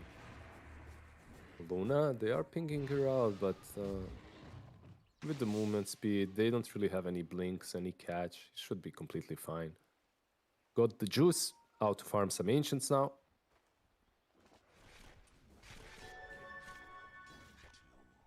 I'm thinking, like, what's the play here for Hungary? They can definitely take this game. They just need to bait Meepo and Luna, and perhaps use the ulti on Luna and not Meepo. Yeah, all the Meepos together could be enough to bring down that Luna. Their team doesn't have the firepower, but their own team certainly does. That's where it comes in. Again, Hex out onto the Spirit Breaker, but that arrow's flying on through here, cutting off his retreat, and it's going to be a couple of dead supports, I believe. Yep, unfortunate. Like, this play here wasn't bad. They caught Meepo out of position. They had a ward on him, right? You have a ward on him, but you need to move your whole team. And they didn't. And now they're falling one after another. They will kill. Is that a Meepo? No, that's a Spirit Breaker dying. Yeah, just a Spirit Breaker. He's going for the freebies here, this Wyvern. You know, he wants the easy ones. And they have got themselves a couple of kills here, but unfortunately losing their Ricky, that is kind of the headline of this fight. And that's pretty bad. Retreating to the high ground, trying to get out some harass. Gotta be careful, though. Doesn't want to get jumped. Oh, big stun out from Lion, though. And that's going to be the Meepo, yeah. He's brought down, and I think this is actually going to be 2 heroes brought down. Although, in comes a Luna, popping that ultimate. Is just going to kill off the Lion. Just looking to skim one off the side here. And still, they're so afraid to commit to this kill. This Ogre, he's been punished so many times that he's just not going forward to cast that Ignite they needed to bring down the Treant. And that means the Treant's going to get out scot-free, which is kind of ridiculous. Luna's still farming. Can they catch her? No, they can't. Gets out. And now perhaps they can even re-engage. They know Wyvern has no ulti, right? So they're trying to go on him. Serix? Yeah. Yeah, see you later, little Wyvern. Not the fight for you, I'm afraid. Yeah, he tried to hide himself in his little ice cocoon, but didn't really work. Little diamond mines.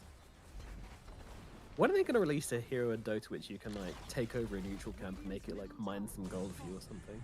I always thought that would be cool. Wait, like they go into a gold mine and bring you gold, or what? Oh, you just turn one of the creep camps into, like, a gold mine or something, and then they mine gold for you, and then the enemy kind of has to go in and kill it and stop it mining you gold, otherwise you're going to get loads of money. Is that not genius? That's it. I like that. And then, you know what else they should do? They should allow those units that are mining gold to build like barracks and farms. And you could build more units. An original idea, Lizard. Fantastic. And you could build more units out of those barracks and farms. What do you think about that? And then let's make this game, Lizard. We got a genius IP here. No one's ever done this. Maybe even you could build something like an altar of heroes, from which you can build heroes afterwards. So you get another hero while playing. And Yeah. the maximum that you could have is 3 because anything more would be imbalanced, obviously. Of course, of course. But maybe, I mean, I reckon that game would be so popular that it might spawn some mods and spawn a popular modding community. And who knows how far that could go as well. Yeah, you know, but some- that's why we will make sure that anything that's made in that game belongs to us, right? True. You know, No one can copy it. So we don't have multiple spin-offs competing And over the if you- same genre. yeah, and if we ever make a reforged version of that game, ever, we make sure that we do a very abysmal job, Yeah. you know, so that everyone remembers the true one, the true version. Ah, so that's why we'd do that. That makes sense because that wouldn't make any kind of sense otherwise. It'd be a ridiculous move. But when you put it like that, this is a good trade though. They trade the lion, just runs down the middle lane. They think, oh, this guy's feeding, but no, they go for the kill onto the Meepo. Unfortunately, it did cost them the Wyvern ulti, and as mentioned before, this Wyvern ulti is kind of like their be-all and end-all. You know, when that ulti is down, that is a terrible Lunar ult. Maybe they can capitalize off this. Let's see. Oh, lion, not again. Not again, my sweet little friend. Oh boy, he is just getting beaten in at this point, though. And they won't even get the kill onto the tree, and oh my goodness, it's all fallen apart. To be honest, it wasn't ever really together. They did get the tree. He did finish him off in the end. Oh, they but, did get the tree. That's yeah, a hashtag worth then. Ricky jumped him. Yeah, but they're in a very similar position, like in that first game. I think it's looking much better this time around, but it's just not good enough. Even though Meepo really, they could have had any hero on that mid lane and it would have worked. But yeah, he's still farming. He's getting that Roshan, I believe, right now. Should be getting the Aegis. Yep. A bit slow. We'll let him off. Like, What do you think if you about have the double dragon lance? Uh, Still it- valid? It's valid. It's fine. Like as long as you're getting stats, it's all cool. But if you have this amount of farm on Meepo in any other game that's evenly matched, and if you're this level, you'd lose hard. You know. I guess he did make a lot of space for Luna, so that's nice. Yep. That's kind of been his goal. You know, generally when you have the Meepo at mid, you want to get a more tempo carry hero, but they have the Luna, but you know they just didn't want to put all their eggs into the Meepo basket, which is completely fair. It does make a lot of sense. Now they have the Aegis on Meepo as well. He should have that Blink Dagger, and now he's ready to fight. They just have to wait until Serix uses his ulti. The moment the Ice Bird uses the ulti, Meepo is free to jump in on whoever he wants to. Yep, that's his free pass to do whatever he wants, jump whoever he wants. Oh, or he's just gonna do it anyway. Okay, well, yep, that's fair enough. I mean, Meepo's not gonna kill himself here because of all the stuns and all the crowd control that's coming out from the Radiant. They will finally bring him down, but that's just the Aegis, and now this Luna, she is up on the high ground doing whatever she wants. How does she even get up here? Does she have a Hurricane Pike? I don't know, but either way, she is absolutely decimating the Radiant base right now, killing all them heroes and even more. Yeah, that's the And that play should as be well, fine. right? Like you blink, and that's the GG. That's Luna with Desolator to make it faster. I actually didn't see Luna Desolator in a really long time. Yeah, For a that's, reason. that's pretty insane. For a reason, yeah, true. It's not a normal build, is it? But in this game, you know, they just wanted to end it ASAP, and that's exactly what they did. So game number 2 will go to the team of of Ukraine, who will then play against Kazakhstan in the grand finals, and this will be the end of the run for poor old Team Hungary. They gave it their best, but unfortunately it wasn't quite enough, and they will get eliminated now. But spirits seem high, you know, they're smiling, they're giggling, they're having a good time of it. Happens, you know, you just sometimes just get outpaced a bit. Yeah, they did put on a show. In the second game, they had some interesting ideas. The Ricky carry, the Winter Wyvern on the mid lane. I love the fact that they understand the game really well, right? They try Yeah. to adapt to the Meepo problem, and they did it well. It's just very difficult to execute when you have some hero like a Meepo that you're. It was picked early on, but they already had 2 supports, so it was difficult to adapt to it. I I liked the show they put on in the second game a lot better than the first one, and I feel like there's a lot of potential in that team. Yeah, I agree. I agree. It's looked good and looked like they had some cool ideas. You know, it's very different to when you just see a team just kind of play the meta, pick the heroes which they kind of have seen being played, don't do a very good job and get eliminated. That's not what either of these teams showed. Actually, both the teams who got eliminated today did have some cool ideas coming into it. You know, they played a little bit differently. They kind of had their own takes on the game. That's what I love to see. That's what I love to see because, in my opinion, like Dota is such a creative game and anything can work. You know, in the wise words of Notel, but there's so much truth in that. Weird tangent, but you know, I watched the League of Legends grand finals with a friend of mine that likes League of Legends, and I was asking him a bunch of questions. And at one point, I was like, "Why aren't they talking about the item builds or the skill builds at any point during this broadcast? Like, it's I kind of want to know why they're making the decisions." And he's like, well, "What do you want to know? You know, they're all doing the same thing. Like, there's not really any variation here." And I'm like, Mhm. "Oh," and they're like, "Yeah, yeah. There's like one way to play each of the heroes and one way to skill each of the heroes, and that's it. And if you do anything different, you're probably a lunatic or griefing, or you know, it doesn't happen." And that really made me go like, man, like I love Dota, man. Like I love that you can just kind of do anything, build anything, play anything, and there's always a way to make it work, in my opinion. And that's like something which, you know, the best of players, they abuse constantly, every single day. You know, you go into those top MMR pubs and they're always playing something different.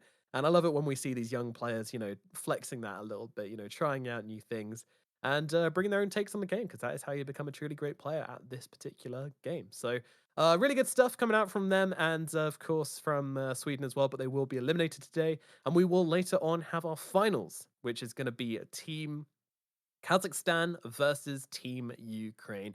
And Lizard, I do have to ask you, from these two performances, which team are you favoring in this finals? Maybe Ukraine just slightly, as long as they don't pick Meepo. I slightly favor them.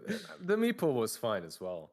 Um, I like the second draft. Yeah, they had Luna, so they couldn't really find enough farm for both of them. It's fine. I think Ukraine has a slight edge, however. I'm not sure because I also cannot quite, with quite certainty, compare Sweden and Hungary. I think Hungary was a little bit better. Because of that, I think Ukraine. Perhaps Yeah. 55%, 45%. Yeah, it's a very hard one to call. You know, gauging the power levels of these teams is quite difficult in a singular best of three. But yeah, I think I'm going to agree. I think we're going to go Team Ukraine from what we've seen so far. But obviously, still a long way to go, and it's going to be fun to see these two teams match up against each other. You know, both proving that they can give all they've got, and both also proving that you know they can do something a little bit different and have some fun with it as well. So who knows? We might get some crazy game twos as well coming out from these guys. Of course, this is the ISF World School Esports Games, and it's a combination of e-disciplines with different physical activities. And it's just demonstrating that youths can combine esports with traditional sports to live a healthy and balanced life and improve oneself in every way you can. And this event is doing exactly that. Great to see these young players taking it onto an international stage, getting that stage experience and representing their countries in the best way possible through the heat of competition. That's very cool. And of course, we've got Dota today and CSGO coming up tomorrow. So if you're here for the shooty gun bang bang time, then that's going to be on tomorrow. Today, it's all about the Dota, and we've got the finals coming up. I do believe we have a break available, so we will throw it over to a break, and then we shall return for the final finale of this tournament of the ISF World School Esports Games. So we'll see you then.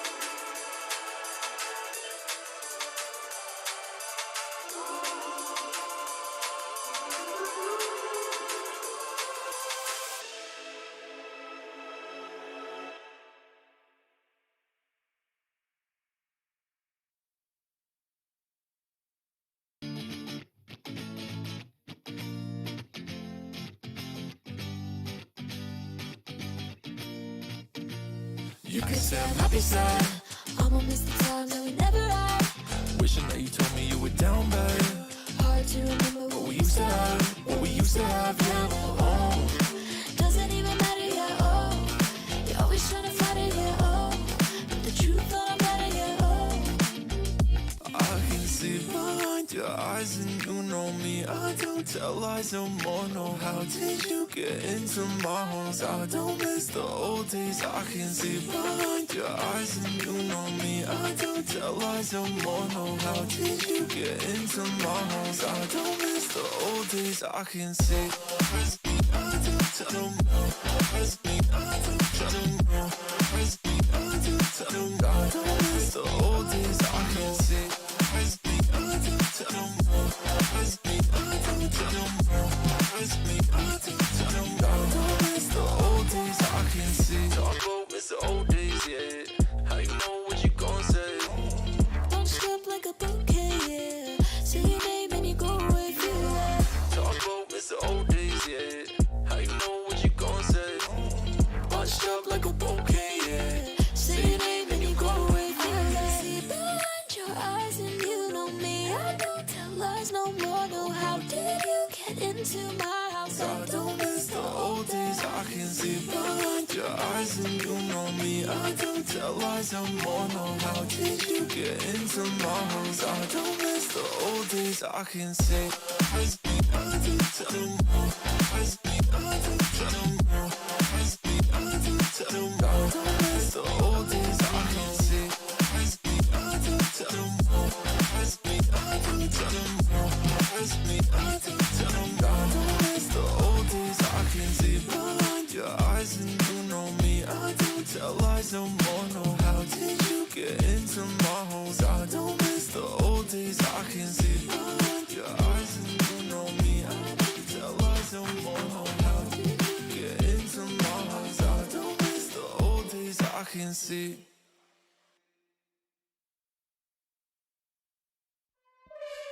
Caught in moments, getting lost in time. All the pressure is building up inside. I can't control what's running through my mind. My mind, oh. I try to run for out of sight, but I can find nowhere to hide. Growing weaker, losing hope, but also tight. Now I'm fighting to survive, but I'm falling, can't stop falling deeper.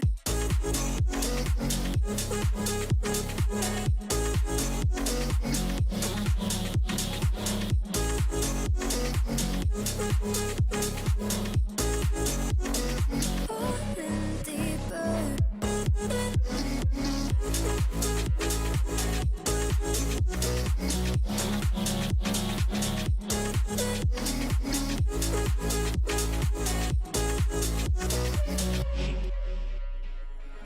Caught in moments, getting lost in time. All the pressure is building up inside. I can't control what's running through my mind. My mind, oh. Growing weaker, it's getting hard to fight. Losing patience, where are the warning signs? I can't take it, I need you here tonight. Before I fall into the end, I try to run for out of sight, but I can find nowhere to hide. Growing weaker, losing hope, but also tight. Now I'm fighting to survive, but I'm falling, can't stop falling deeper.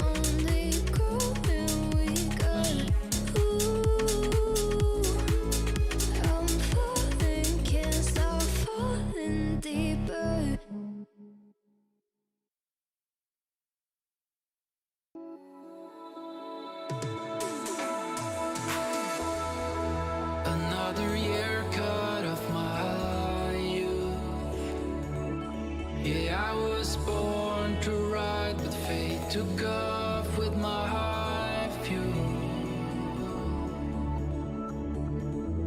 Oh, everything I always wanted to do is beyond my reach as I am stuck here in this room.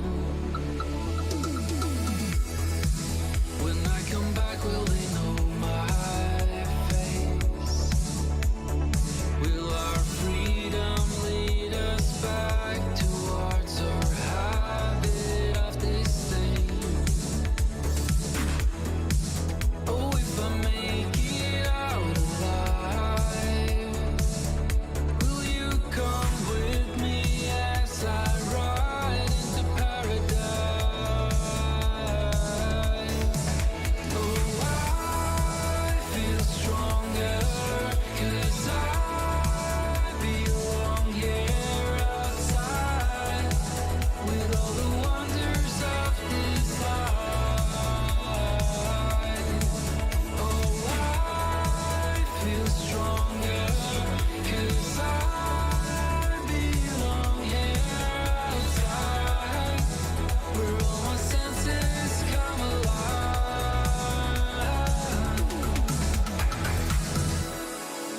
I've been numb for a while now. It took some time for me to realize I can't pretend that I don't feel overwhelmed by now. And I pray that soon we'll breathe alright.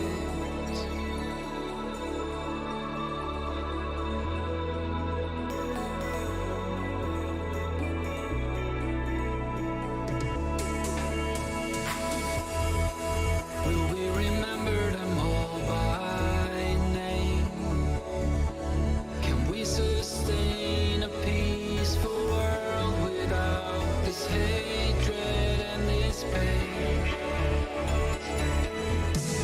If I make it out alive, will you come with me as I ride into paradise? Oh, I feel stronger 'cause I belong here outside with all the wonders of this life. Oh, I feel stronger 'cause I belong here outside where all my senses come alive.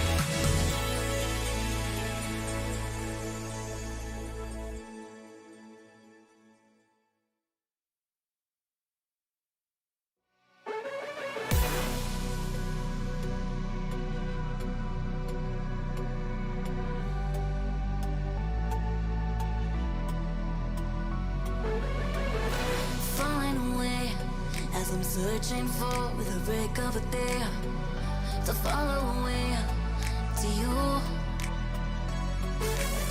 'Cause at the end of the day, I'm looking for no reason to change.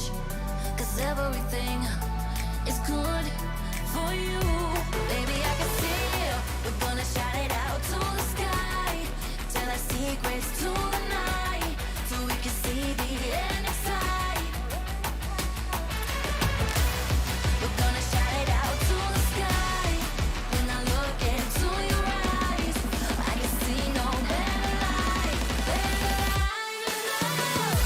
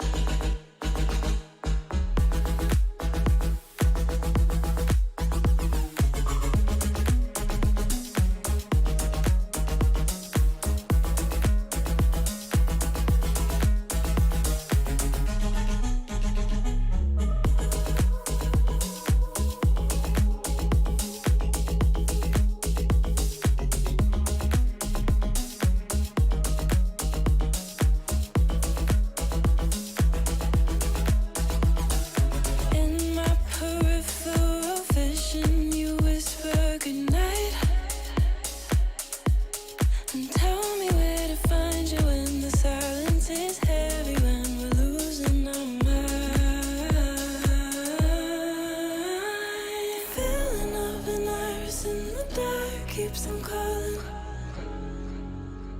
Till I find you, the fading of a fire at the spark keeps igniting like a prelude.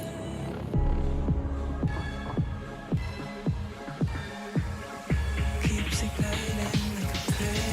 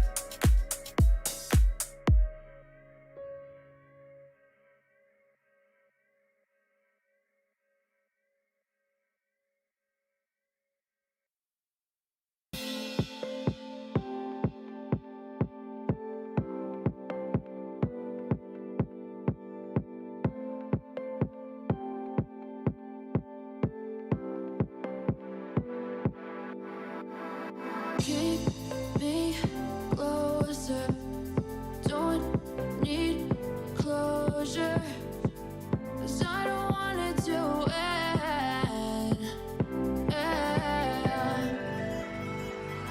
Meet me in the back of the room, back of the party. Meet me in the back of the room, back of the party.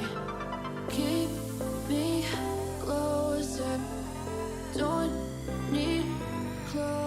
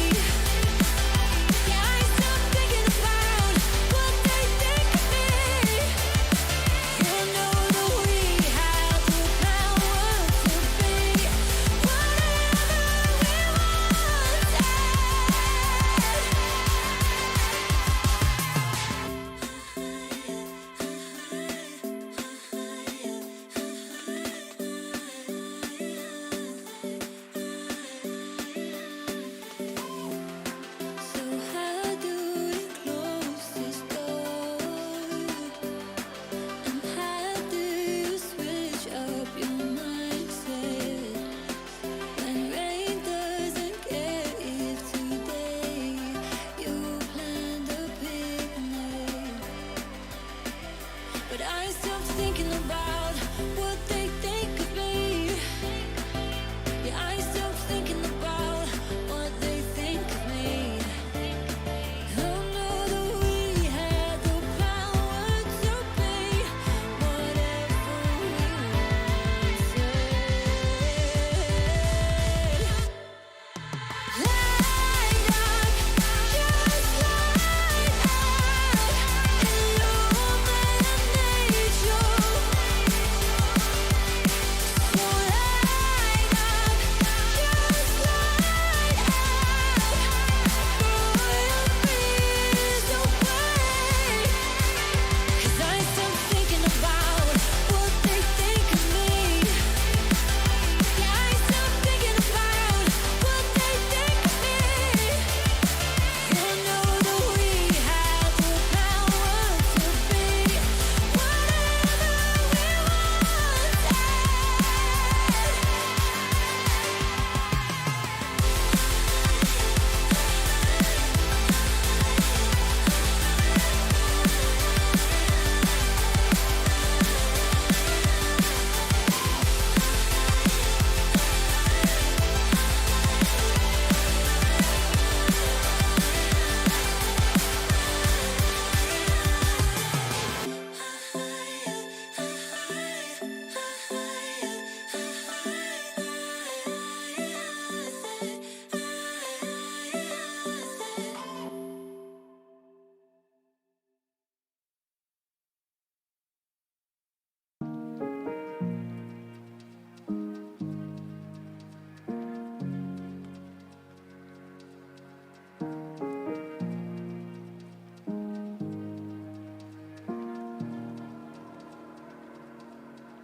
Do you make the time for love?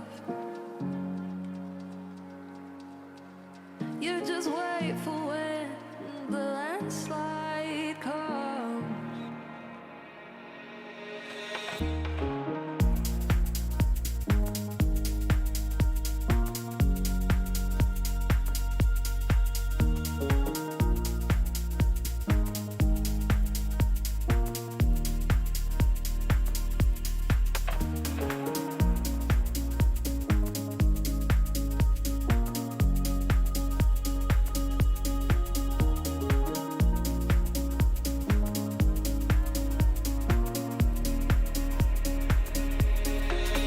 It's hard to get used to.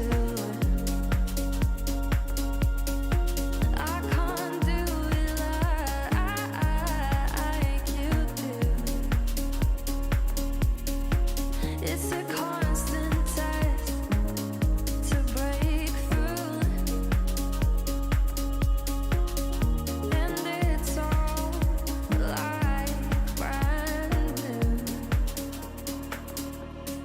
I break my rules for you, took down my wall too. I break my rules for you. I break my rules for you, took down my walls too. I break my rules for you.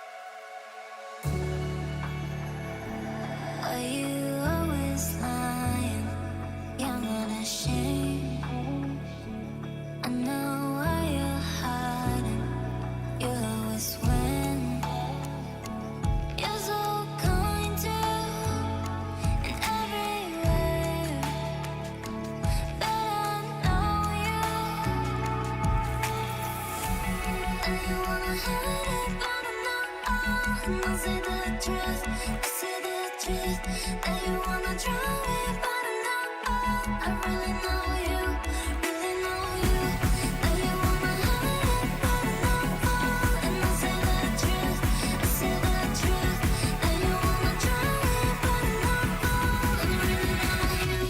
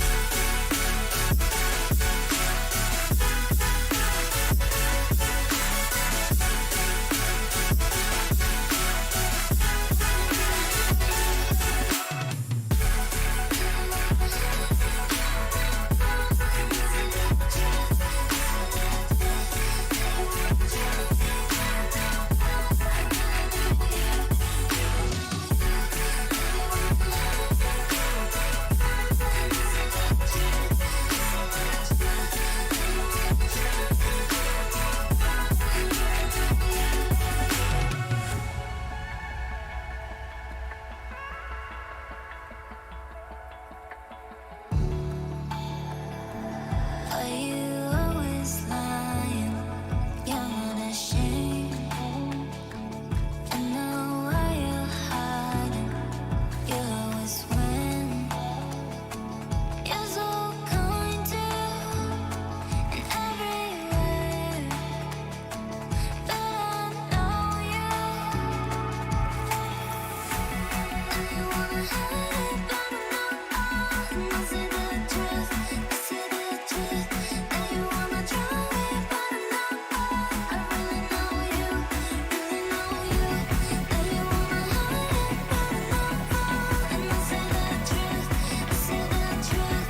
That you wanna try me, but I know I really know you.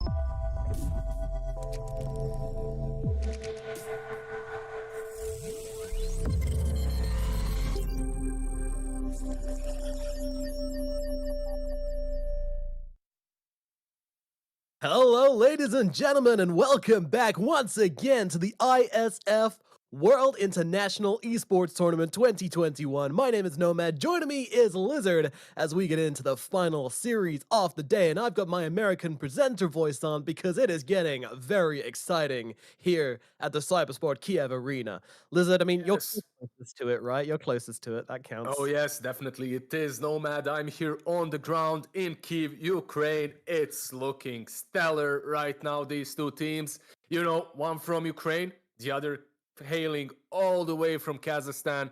They're ready to fight it off. They're ready to fight for glory here at the ISF Esports there you are. Games. Ukraine, obviously, that's me. Ukraine obviously has a lot to fight for because they are playing on their home turf, on their home ground. They don't want to let their mamas and papas down. They want to take the W. Will Kazakhstan be able to prevent that from happening? Back to you, Nomad. Thank you. Can you hear the roar of the arena from your flat, Lizard? Of course I can. Of course I can. I'm actually right now trying to reach this young boy's hand to get a high five. He just passed me. Never mind. I will stand there in front of the flag holding my microphone, even though it doesn't look like I'm actually talking. It does. I am talking. The microphone does work. And now I'm going to summon for you, Nomad. I am going to summon after these wonderful friends that I've seen from Ukraine that are obviously have passed me by without even saying hi, which is not so nice from them, but it's okay because I'm a good guy. I don't really care. I don't You mind. look happy.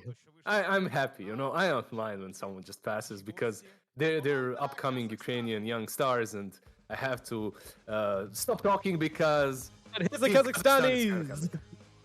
Here they are, the boys from from Kazakhstan, who took down the Swedish team this morning, and now are looking to add another one to their hit list. That's right, Ukraine are the next ones they will face. And these Kazakhstanis, you know, they both put on a very convincing 2-0. These series Okay, are so far okay, not man. been I'm close. talking now. Microphone is in my hands. Don't you see? Here in Ukraine, I know you guys have seen Kazakhstan. You've seen how they play. I think Ukraine can still take them, but we'll see. We'll see. I don't know why they look at me that way, but they can go shake their hands now or go straight into their PCs. Yeah. Okay, the Wonderful. players are shaking hands. The coaches are just business. The coaches did not shake hands. The coaches are just like, we don't shake hands with our enemies. We're here to do business. We're here to defeat each other. I will not taint my hand with that of my enemies. It was all business on the coaching end, but the players, you know, nice to see them. You know, lots of camaraderie, shaking hands. You know, everyone feeling pretty pumped, and a cool intro ceremony there as well, and a nice cup to fight for as well. Yeah, great experience for these players, of course, as they get ready to face each other off and look at these drafts. So let's talk about the drafts. I mean, what are we expecting from these guys? Are you expecting repeats from what they played before? Do you think these guys have many more arrows in their quivers? Yeah, I think they have many more arrows, heroes in their quivers. I think they can pull something different out. This is, after all, the ISF Esports World Cup Grand Championship, Grand Finals of that championship. And I think if you're a Ukrainian team or if you're the youngsters, young boys from Kazakhstan, you've practiced at least 100 strategies coming here. And I mean, obviously, you know, you're a perfect person for this kind of event because you are the kind of person who's always advocated for fitness in gaming, and that's something which the ISF does advocate for a lot. You know, they say that esports should be in conjunction with and not in competition to regular traditional sports.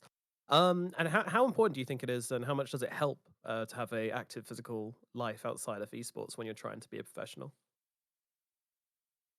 Uh, it depends. Like, it depends what you're doing, how much you're practicing, at what point in life you are, I would say. Like, sports is good for you no matter what. You don't really want to overdo it. You don't really want to be one of the gym bros that spends the 3 hours there, you know, wastes Yeah. half of your day. But then again, if especially if you're an esports player, being stuck in a room and playing for pretty much full day is not that healthy. So going out and at least having some cardiovascular activities is definitely going to be beneficial, not only for your health but for your performance too. So I'm not advocating this as someone. I love sports. Like, I've been swimming my whole life and working out as well. I love it. I enjoy it. And I'm not saying that everyone needs to enjoy it or love it. I'm just saying that it's beneficial for their careers and for their health. Absolutely, absolutely. I mean, it can help with the mental side of things. Like, I find that when I'm exercising regularly, I tend to be much less, much less involved in the game. You know, my pub games and stuff, and there's not nearly enough pressure, as much pressure on those. But I never tilt if I've like gone for a cycle in the morning, or if I've been climbing recently or something like that. I never tilt because I'm just like, hey, man, like, I don't know. It gives you kind of the self confidence, I think, and like the perspective you need to feel better. And Which can anyway, let's get into this draft. Just to conclude, which can be good and bad, right? You don't really want to clear that edge completely and those emotions. You don't want to shave them off completely. True. As they can help you become the great, like all of these esports superstars. And like, I'm gonna talk out of experience because like getting to rank 1, right? Yeah. You think I was normal back then? Hell no. I had some things that I needed to work through, and Dota was either an escape or it was a way towards conclusion and healing and repairing finding that missing piece. So I don't know where I'm going with this. Let's talk about Bane, the Bane of Nightmares, and Timber Saw together on the side of Kazakhstan. You were right. They picked similar heroes. Yeah, going down the same route again. I mean, why not? Why change a winning strategy, of course. And Bane has just been the most popular support in high MMR games over TI. The meta's not really changed much since TI took place. So yeah, no surprise at all to see Bane coming in as the first phase if it is not banned. And Kazakhstan, I mean, these guys are scared. They ban out both the Spirit Breaker and the IO in response to Ukraine. So they were watching their last game and they're like, yeah, nah, you're not doing that to us. We are respecting your offlaner a lot here. Yep. They did give out Mars and Snapfire, however, and that's a pretty potent combo on its own. And now you have a Storm Spirits too versus Timbersaw. It gives you some of that magic damage, some hero that can get on top of him, some mixed damage. Versus Bane, yeah, if you get gripped, it can be problematic. But if you're the one jumping, if you're the one that goes first on the Bane, then your life feels really, really nice. So. Yep. Overall, both of these teams so far, I think, are satisfied with their openings. Oh, don't leak the DMs, cameraman. Phew. So, who knows what he's up to? You know, hey babe, I'm just in the grand finals of the ISF Esports games. You know, no big deal, but you know, I will be free afterwards. What do you think? These guys are high school students, right? So you finish this tournament, you win it. When you go back to your high school, you're probably the boss. If you win it, yeah, I think you are. You know, I think everyone's gonna. If you lose it, then you're just that nerd that went away for the weekend on your lame esports weekend, and you get bullied by everyone because you couldn't even win. But if you win, then yeah, you're the Chad when you come back. That's what it means right now. I'm gonna tell you, especially in Ukraine. I'm not sure about Kazakhstan. I know Dota is popular there, but in Ukraine, man, like I've been recognized more times in Ukraine than in Bosnia, like when it comes to Dota. For real, people just they love the game. There's a lot of Dota fans. Like older people know about Dota here, you know, like I don't know, your casual mom and dad that are 40 plus, the legit boomers. The legit boomers actually know all about the game. Damn. I've only, outside of like Dota events and events in cities where Dota's been taking place, I've only been noticed once in a car park, and I was super rude because it was like raining really heavily, and I was just running back to the car, and I was like, "Oh, hey man, yeah, nice, thanks," and I just kind of kept running past him, and he was like, looking for a conversation. But I mean, you don't stop a guy who's not got a coat on in the rain and expect a conversation, so it's a two-way street. That's true. My weirdest one was after Bucharest, after we finished with the league, right? Because of Corona in Bucharest, before entering the flight, you have to take that rapid test next to those containers. And remember, there's guys in suits there, like hazmat suits. The guy in the hazmat suit was like, "Oh my God, Lizard, what's up, man?" My biggest regret is that I didn't offer to take a picture with him, you know, because that would be a sick damn picture. It really would. Yeah, it would be a good selfie. Anyway, back to this draft, Nomad. Reel it in. What do you think about this Void Spirit and Disruptor? Woo, reeling it in. I mean, it's fine. It's fine. It gives you some instant catch for the Storm, force them to build a Yules or a BKB or something, which I really like. I feel like a lot of people are too dismissive about, you know, silences against Storm Spirit because it's like, oh, well, he'll just build a Yules. It's like, yes, but Kaya is such a strong item. You don't want to give him a free path to just running for that Kaya and running for those, like, insane value items you can get. You want to force him to build something else. You know, Yules ain't the best item in the world for him, or BKB, you know, it's not an item he wants to build, but sometimes has to. You want him to force him into that situation. So, I like the pick a lot. The Void Spirit as well, I mean, it's just a good mid laner. They've already seen the matchup against Storm, so they know that this is safe for them. And looks like they want to set up for their carry hero on Kazakhstan. Meanwhile, Ukraine, they've got their carry, their offlane, their mid. They're going to last pick either a 4 or a 5 here, which is very interesting. Mm-hmm. Yep.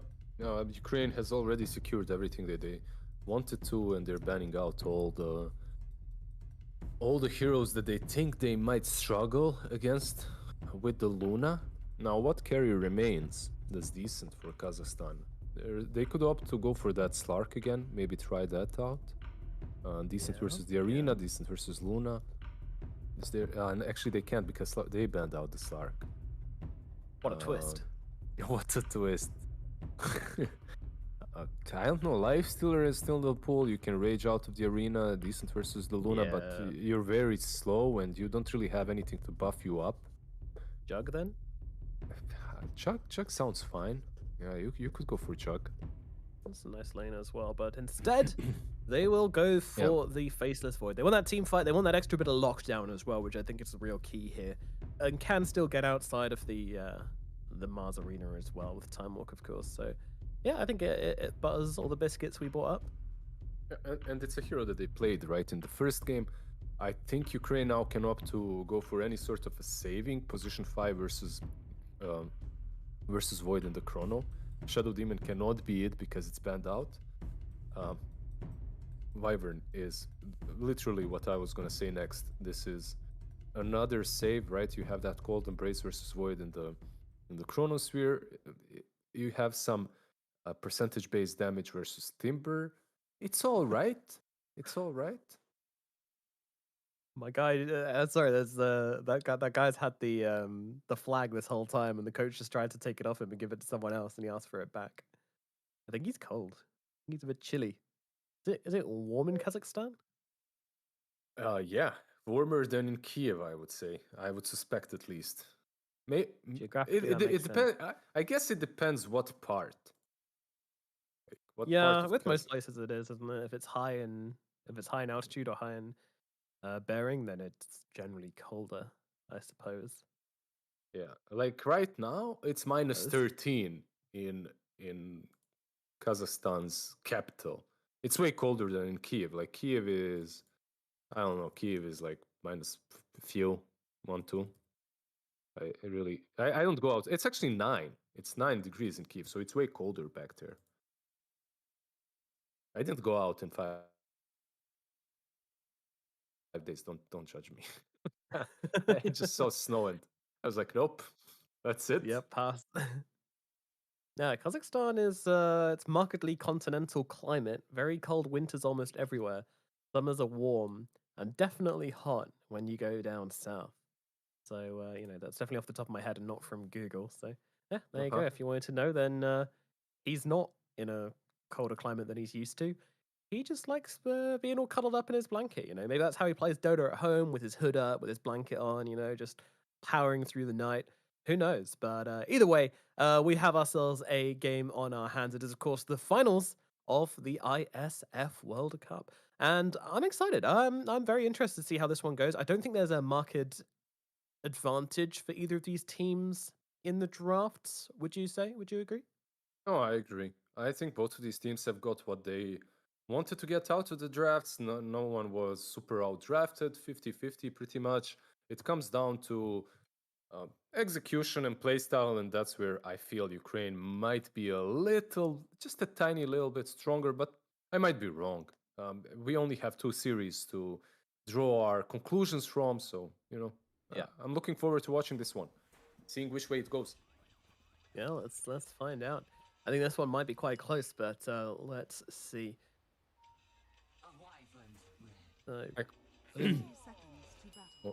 Yeah, they're just basically hovering around the runes.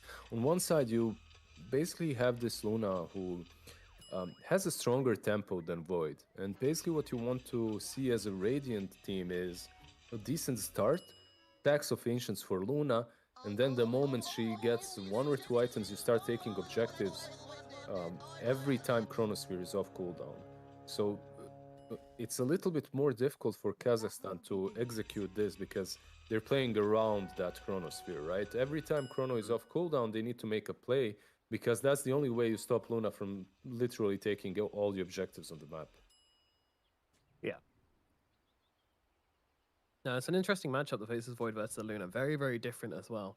Luna, she makes your whole team strong. She kind of pushes waves down very easily, farms very fast, innate farming ability. Then Faceless Void, he offers that team fight. He enables your team, but in a different way, offering that AoE lockdown and allows your team to get off their damage. And there isn't really a ton of that damage as well that you just mentioned, right? Because when you look at their team, yeah, you have that static storm, but it's not the Lina that they had in the first game. There is damage, but there is not a ton of it in the Chronosphere, so Void really has to itemize to bring it to the team fights. Why do you think they didn't go for the Lina in this game? It looks really good. Not sure if it was banned or not. I'm thinking that it might have been. And when you're playing versus Mars as well, it can be a bit of a problem to constantly be hitting the bulwark or the arena. So Yeah, yeah. True. Even if you do get the BKB, your projectiles will still be blocked by that arena. Can be a little bit frustrating, so I guess that makes sense. Yeah, the dominant Lina build recently has been that BKB rush, so it's opened up a whole new avenue of gameplay for the hero who's traditionally countered by catch, but when she has that BKB, you ain't countered by nothing. besides everything that breaks BKB, right? Well, yeah, of course. Yeah, besides- There's always a besides counter in Dota. There always is. So dig deeper. That's what makes So- it wonderful. Talk to me about this top lane. Which way do you see this one going? We have a Disruptor and Void. Void shouldn't really be dying here. It should be fine. So the only way I see them losing the top lane when it comes to carry to core matchup is if they try to go first, if they try to get a kill, and then Mars turns as Void has no time walk. Besides that, I think Void should be farming easily here. Maybe they can even get a kill or two if a glimpse gets there for Bobik. Old Bobik. And then, of course, in the bottom lane, I mean, I can answer this one. It's a Timbersaw lane. It's very easy to talk about. They'll probably just trade farm for a bit, and then when the Timbersaw unlocks 6, he unlocks a bit of kill potential, and then Luna has to play a little bit more carefully. And you have Bane as well. Another hero that you can't really deal with, right? So, in about It's, 4 minutes or it's so, just maybe a little sooner, we're going to see the Luna. Sorry, a little later, we'll see the Luna hit the jungle, and probably not come out for a pretty long time. It also depends on the way he builds, right? You talked about League. Oh, there you go. Yeah. As long as he has time walk, as long as he doesn't use it. Okay. Yeah, they're going in for it. Body. Oh, the body that gets brought down. But Bodidi, he tried a little bit too hard to get that kill, got bashed a couple of times, too much damage. On the bottom lane, this is what I wanted to mention is the lane itself isn't too difficult for Luna, especially early on, depending on how you level her, how you use her spells. If you take 2 levels of Lucent Beam, you can even spam out the Timber early on. But then you really lack the farming potential if the lane goes poorly. So you really have to understand if you want to dominate the lane or just go back to the jungle early on. Nice trading with a Nightmare there. Will not be enough to kill off Daze, though. He's going to stay comfy in his blanket, in his Kazakhstani flag, as he gets himself back. Does it protect him? Seems to be doing, yeah. Seems to be keeping him alive. for the Does it time give some being. stats? Plus 10 patriotic luck. Ooh, this could be bad. Patriotic luck. Is it like, is it better than normal luck or? Depends what country you're in, really. I'm screwed. That's a dead disruptor on my screen. He's gonna get caught off. I think that was a cute play there with the planting the tree to stop him escaping. Not really necessary, but 10 out of 10 on style points. But Was I it? think that the Faceless Void getting the Mars kill there as well. I didn't see who planted the tree. Was it him or was it Snapfire? Oh yeah, true. It could have been the disruptor actually, couldn't it? Because I'm not sure if this, because sometimes it happens that you're trying to escape and you plant that tree and it doesn't really work your way. And sometimes you try to block the enemy teammate, the enemy hero. You know, I remember one of the first games I played once they made Iron Branches plantable, and I was playing Death Prophet, and then we were duking in the trees, and I planted a tree which locked the 2 enemies in with me, and I killed them both. Damn. And that was genuinely one of the best plays I've ever made in Dota. And I just thought at the time, like, should I post this on Reddit? Nah, everyone's going to be doing this, right? Like, this is going to be common. And then I didn't, and then and now I look back and gone, man, that would have been. You should have I would've posted gotten that on. You should have posted that on what's it called? Back in the day, Dota Cinema had those highlights. Oh, Dota Cinema. Yeah, I should have. I should have. Plays of the day or something. Dude, I posted a play of the day long time ago. No one literally knew me. I was just a pub star, more or less, right? Like, very high ranked, but I didn't really play in a team before. And I made one sick play with Meepo. I posted it. They never accepted it. I still hold a grudge. Yeah, It was really, really good. I poofed an Invis Weaver 4 times while he was Invis on the map. Like, I just poofed in a spot where he was running on like 3 different Meepos in a spot, like toop, toop, toop, and he died. You know, he just ran through all the poofs. It was still, I think, one of the best plays I made, but never mind. Never mind. They didn't think so.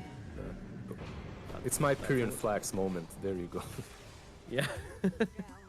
Keeps you up at night. I understand. I understand completely. Nice rotation in towards the middle lane as the Snapfire tries to come in and get a sneaky kill, but ends up getting killed off herself. And actually, this Storm Spirit might have taken a step too far forward. Certainly did. As Goodbye Rise will finish the job. And that's going to nab them 2 kills in the middle lane. Very, very solid performance so far from Void Spirit and the boys. Yeah. Yeah, Kazakhstan definitely up with the advantage to start this one off. Bit of side of Ukraine. And that's going to be another one. Down goes the Wyvern. But Yeah, here comes rotating. got the juice. Yeah. Somewhat, but that cookie is a bad miss. Yeah. Oh dear. They tried. That's what matters. A swing and a miss. Yeah. That swing and a miss is not that great for them because Luna is wasting a lot of time, right? Which should be used for farming. That smoke was only for the Snapfire. She's going to continue. Meanwhile, Storm Spirit as well, trying on the Disruptor. This should be a kill. They have Mars here. Why was he just dancing there in the spot? Did you notice that? Yeah. Like, Storm was just kind of shuffling. I'm not sure what that was. Practicing his moves, you know, practicing his victory dance when they win. I see, I Statement. see. Oh, get baited, Snapfire. Easy last hit. I love it when you do that. Like when you make just like a really small, like micro outplay for like one melee creep. And yeah, it just feels so good, you know. And you always know that other person felt it as well, you know. So sometimes, like that's why I hate playing mid, because there's just this kind of pressure, this supreme pressure to get every single last hit, and when you miss one, it can just feel so bad. Bruno immediately coming down here, but the arena to respond. I mean, he's just kind of running around the Storm Spirit here. Not the Chrono you were looking for, but I guess it kind of, I don't know, maybe it saved his life there, I'm not sure. Either way, Day's going in pretty deep there as they will kill off the Mars eventually. And there's still a Storm Spirit with pretty decent mana pool coming, and he's going to be able to kill off Days. Now, well, this is Void trying to deal some damage to the Storm Spirit. The Storm Spirit's not really having any of it. He's just going to keep on wandering around. Faces Void very weak at this point in the game. And this whole time, by the way, I think this Luna's just been farming in the middle lane, doing decent damage to the tower, and yeah, farming up. They needed the Chrono. Like, you actually had a good point there. A good idea, at least. If he doesn't Chrono, he dies. There's a Mars Arena and there's Storm zipping in, so they definitely have enough control to kill him, and Bane was too far to save him with something like sleep, so yeah. And also why he was running in the Chrono is because of the Mars Arena. If he wasn't, he'd get pinned to the wall. Speared. Yeah. Yep. Had to get out those fancy dancing shoes and dance his way out of that one, and did eventually survive, so we'll keep on farming up. What little build the Void is going for, because we have seen some Voids going for Midas, but I feel like against Luna that's a little foolhardy. You need to outfight her, not outfarm her. Midas definitely can help you dish out some damage as well because of the attack speed, right? Like you get attack speed, you bash a bit more. It's not that horrible, plus you can scale a bit better. I'm not sure what he's gonna go for. I wouldn't necessarily mind the Midas. Backstab maneuver is fantastic from the Kazakhstanis as they jump in, and they are going to kill off this Luna and this Storm. 2 huge kills for them. And in comes the Mars. I mean, he's trapping all 4 of them in the arena with him. This is a real gladiator in the bear scenario. And that bear is doing a lot of work as they're going to run down 2 now. The response from the Radiant is pretty damn big, chasing back this Dire, trying to punish this backstab maneuver. I mean, they have already lost their 2 core heroes, the 2 big boys, so Either way, this is still a loss for them. They're just trying to get something else, but they just kind of walk in tandem with their Void Spirit here. Maybe not ideal, but the Void Spirit is not dead yet. Moving across to the side as the Void Spirit actually jumps back in to kill off the Mars, the Madman. And now they're going to bring down the Wyvern as well. What is happening in this engagement? It is just wet and wild. Now they're going to try and bring down the Snapfire as well. They're going to need a bash. Can he find it? Absolutely not. Finally gets it a little bit too late, but they have the glimpse to bring him straight the way back in. Daze nearly pays the price for that one, but will be okay. And that is going to be 3 heroes dead. 3 more heroes dead, I should say, on the Radiant side. Basically a full team wipe over the course of about 3 minutes here in the early game. Daze is just playing out of his mind. That whole team fight started with him and ended with him as well. Like, he's the one that caught Luna. He slapped her before, while she was trying to use her ulti, preventing her from ulti, always giving enough vision for his teammates to follow up, and then sleeping the Storm as well, preventing him from doing any work in the team fight. Just really, really well played by him. And I was thinking that Ukraine might have a slight edge when it comes to just pure skill, but man, Kazakhstan boys, they're proving me wrong so far, at least. And in we go with another Chrono, as they will drop it down along with the Static Storm to try and bring down this Luna, and this should be her demise. Yeah, the DPS from the... Maybe not, maybe, no. The Luna's out, and the Void is dead instead. Oh my goodness. I can't believe that didn't work. I mean, honestly, I think that's kind of on the Disruptor being a bit too gung-ho about his ultimate there. If he saved that until the end of the Chronosphere, elongated the time in which they had to hold that Luna still and kill her, then that's a kill. But anyway, back towards the middle lane here, and they actually have got the cookie onto the Void Spirit, so he's going to go down, and just like that, it comes swinging back the other way, as the Dire are now the ones to lose 4 heroes. All right, you know what I said about pure skill? Yeah, all the Ukrainians, you know, as we expected.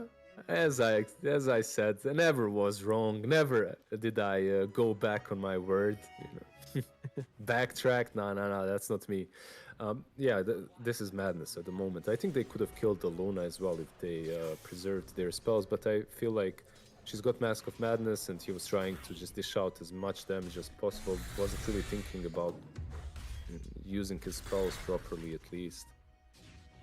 Not sure what happened there. Also, was that a Force Staff or a cookie? I think that was a cookie on Luna, right? That helped her escape. So, Snapfire, good job for TPing in and actually rescuing the Luna on time. Yep. The ambulance gets there in time. Do you remember the ambulance strat we had for a little while? Where the what? Lone Druid would build a mech, the ambulance. Ambulance.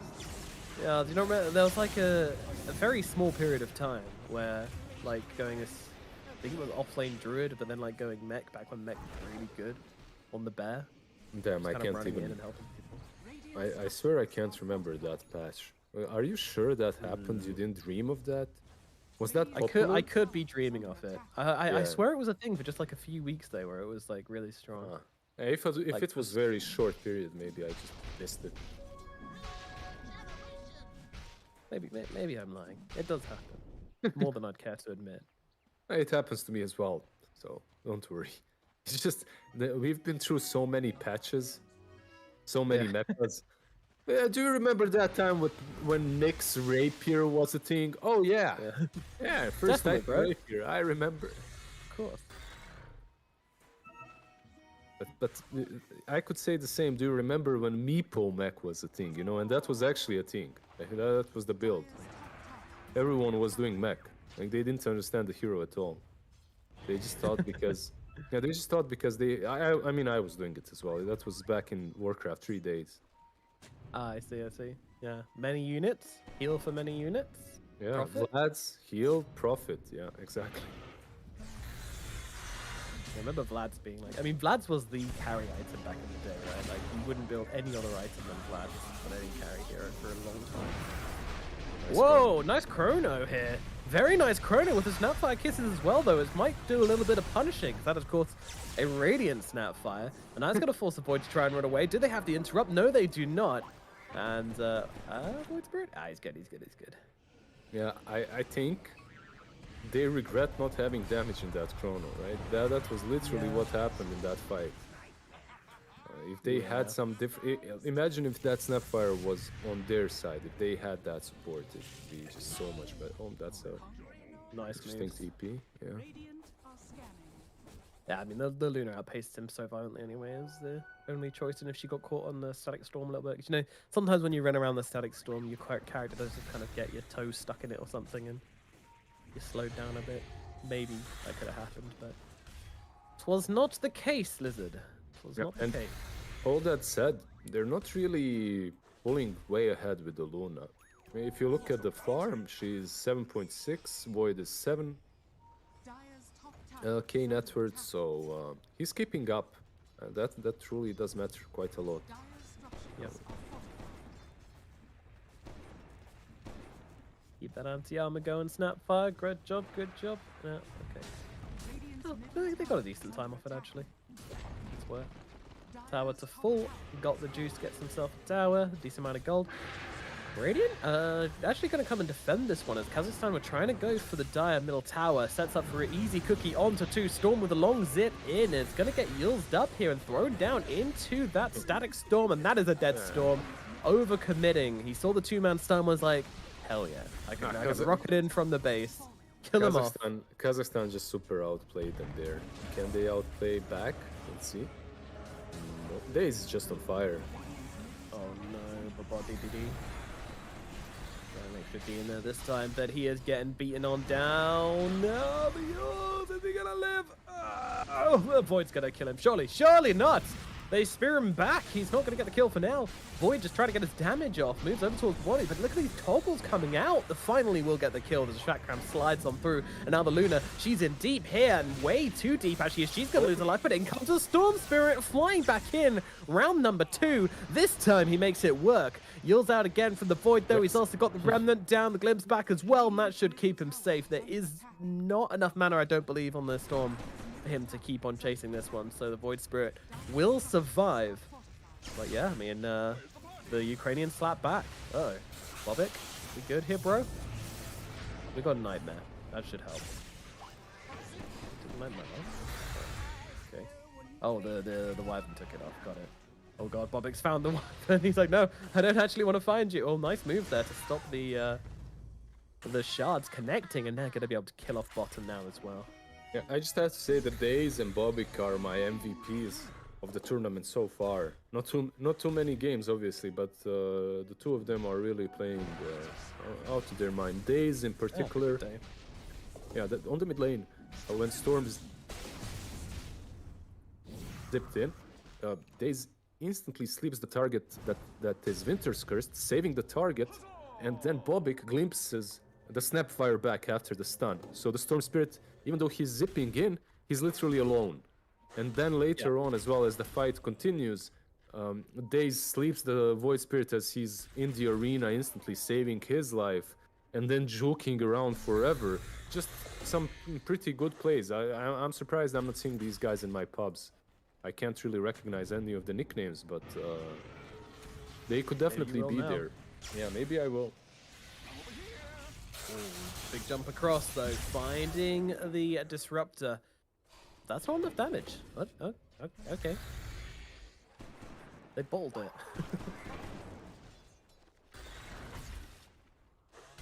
Fine. We shall allow you to live, but tell your friends what you witnessed here today. Send a message. Send a message home.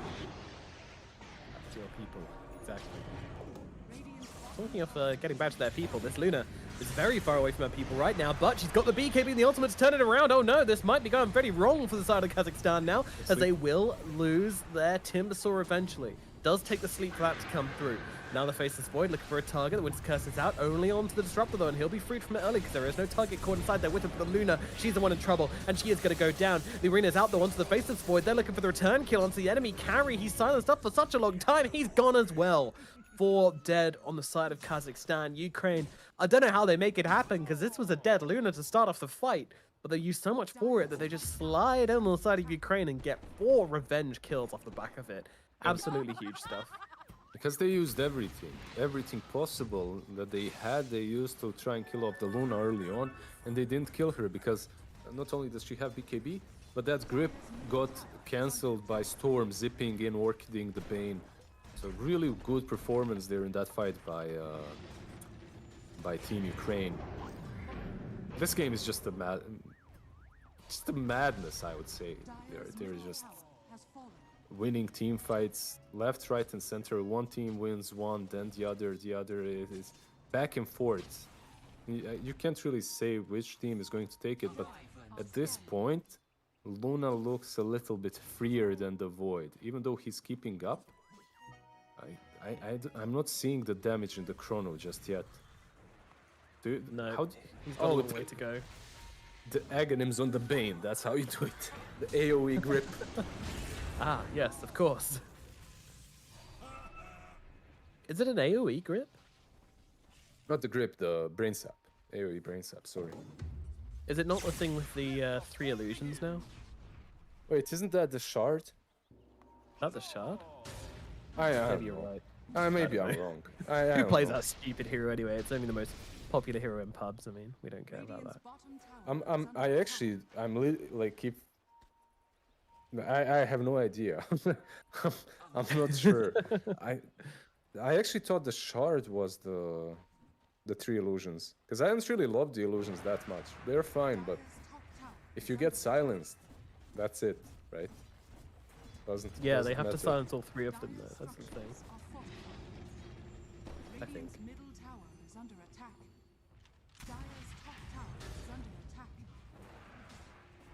In any case, they don't seem that great.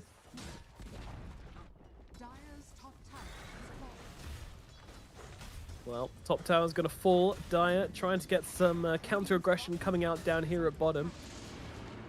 Glimpse. See you later. Yep. And now this is a free tower. There's no way, at least I don't think you can defend it without your Mars. You could maybe just pressure tier 2 mid or run down bottom though.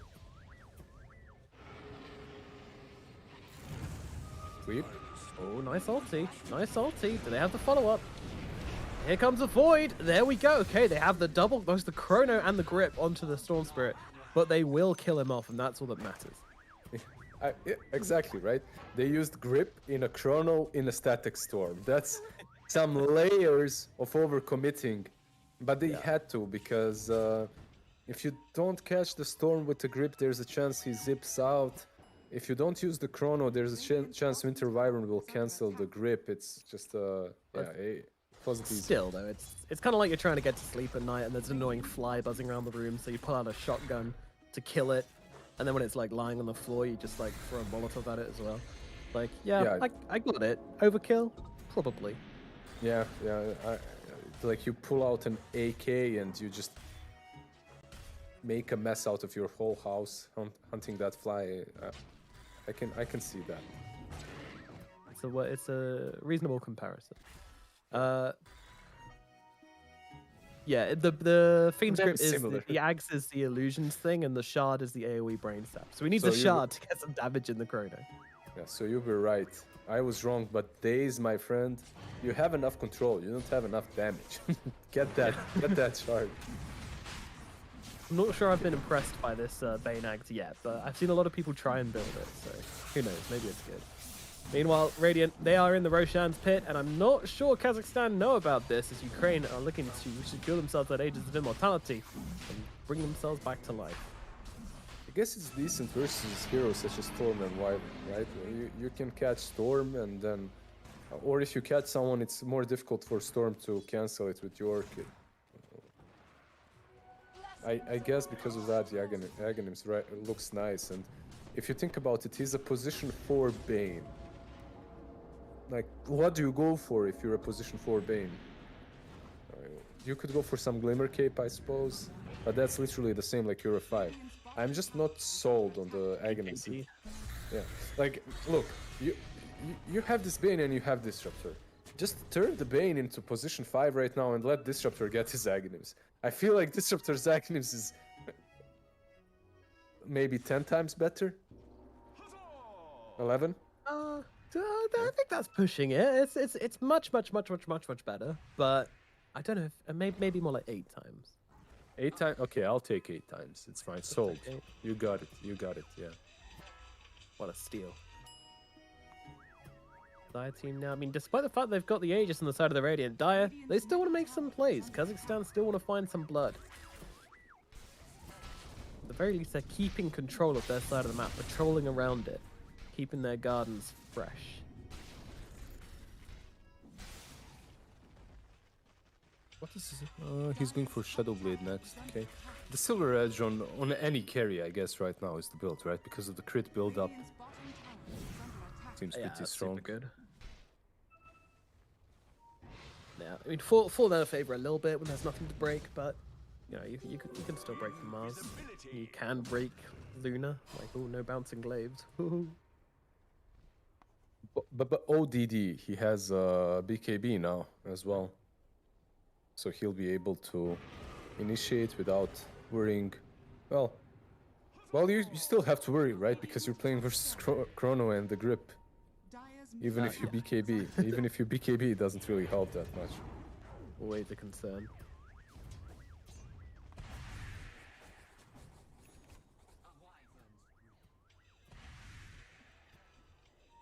Luna with the next build, going for that Skadi. I love the Blink Dagger on Snapfire. Does he have the Shard, I wonder? The Blink plus Shard is pretty solid.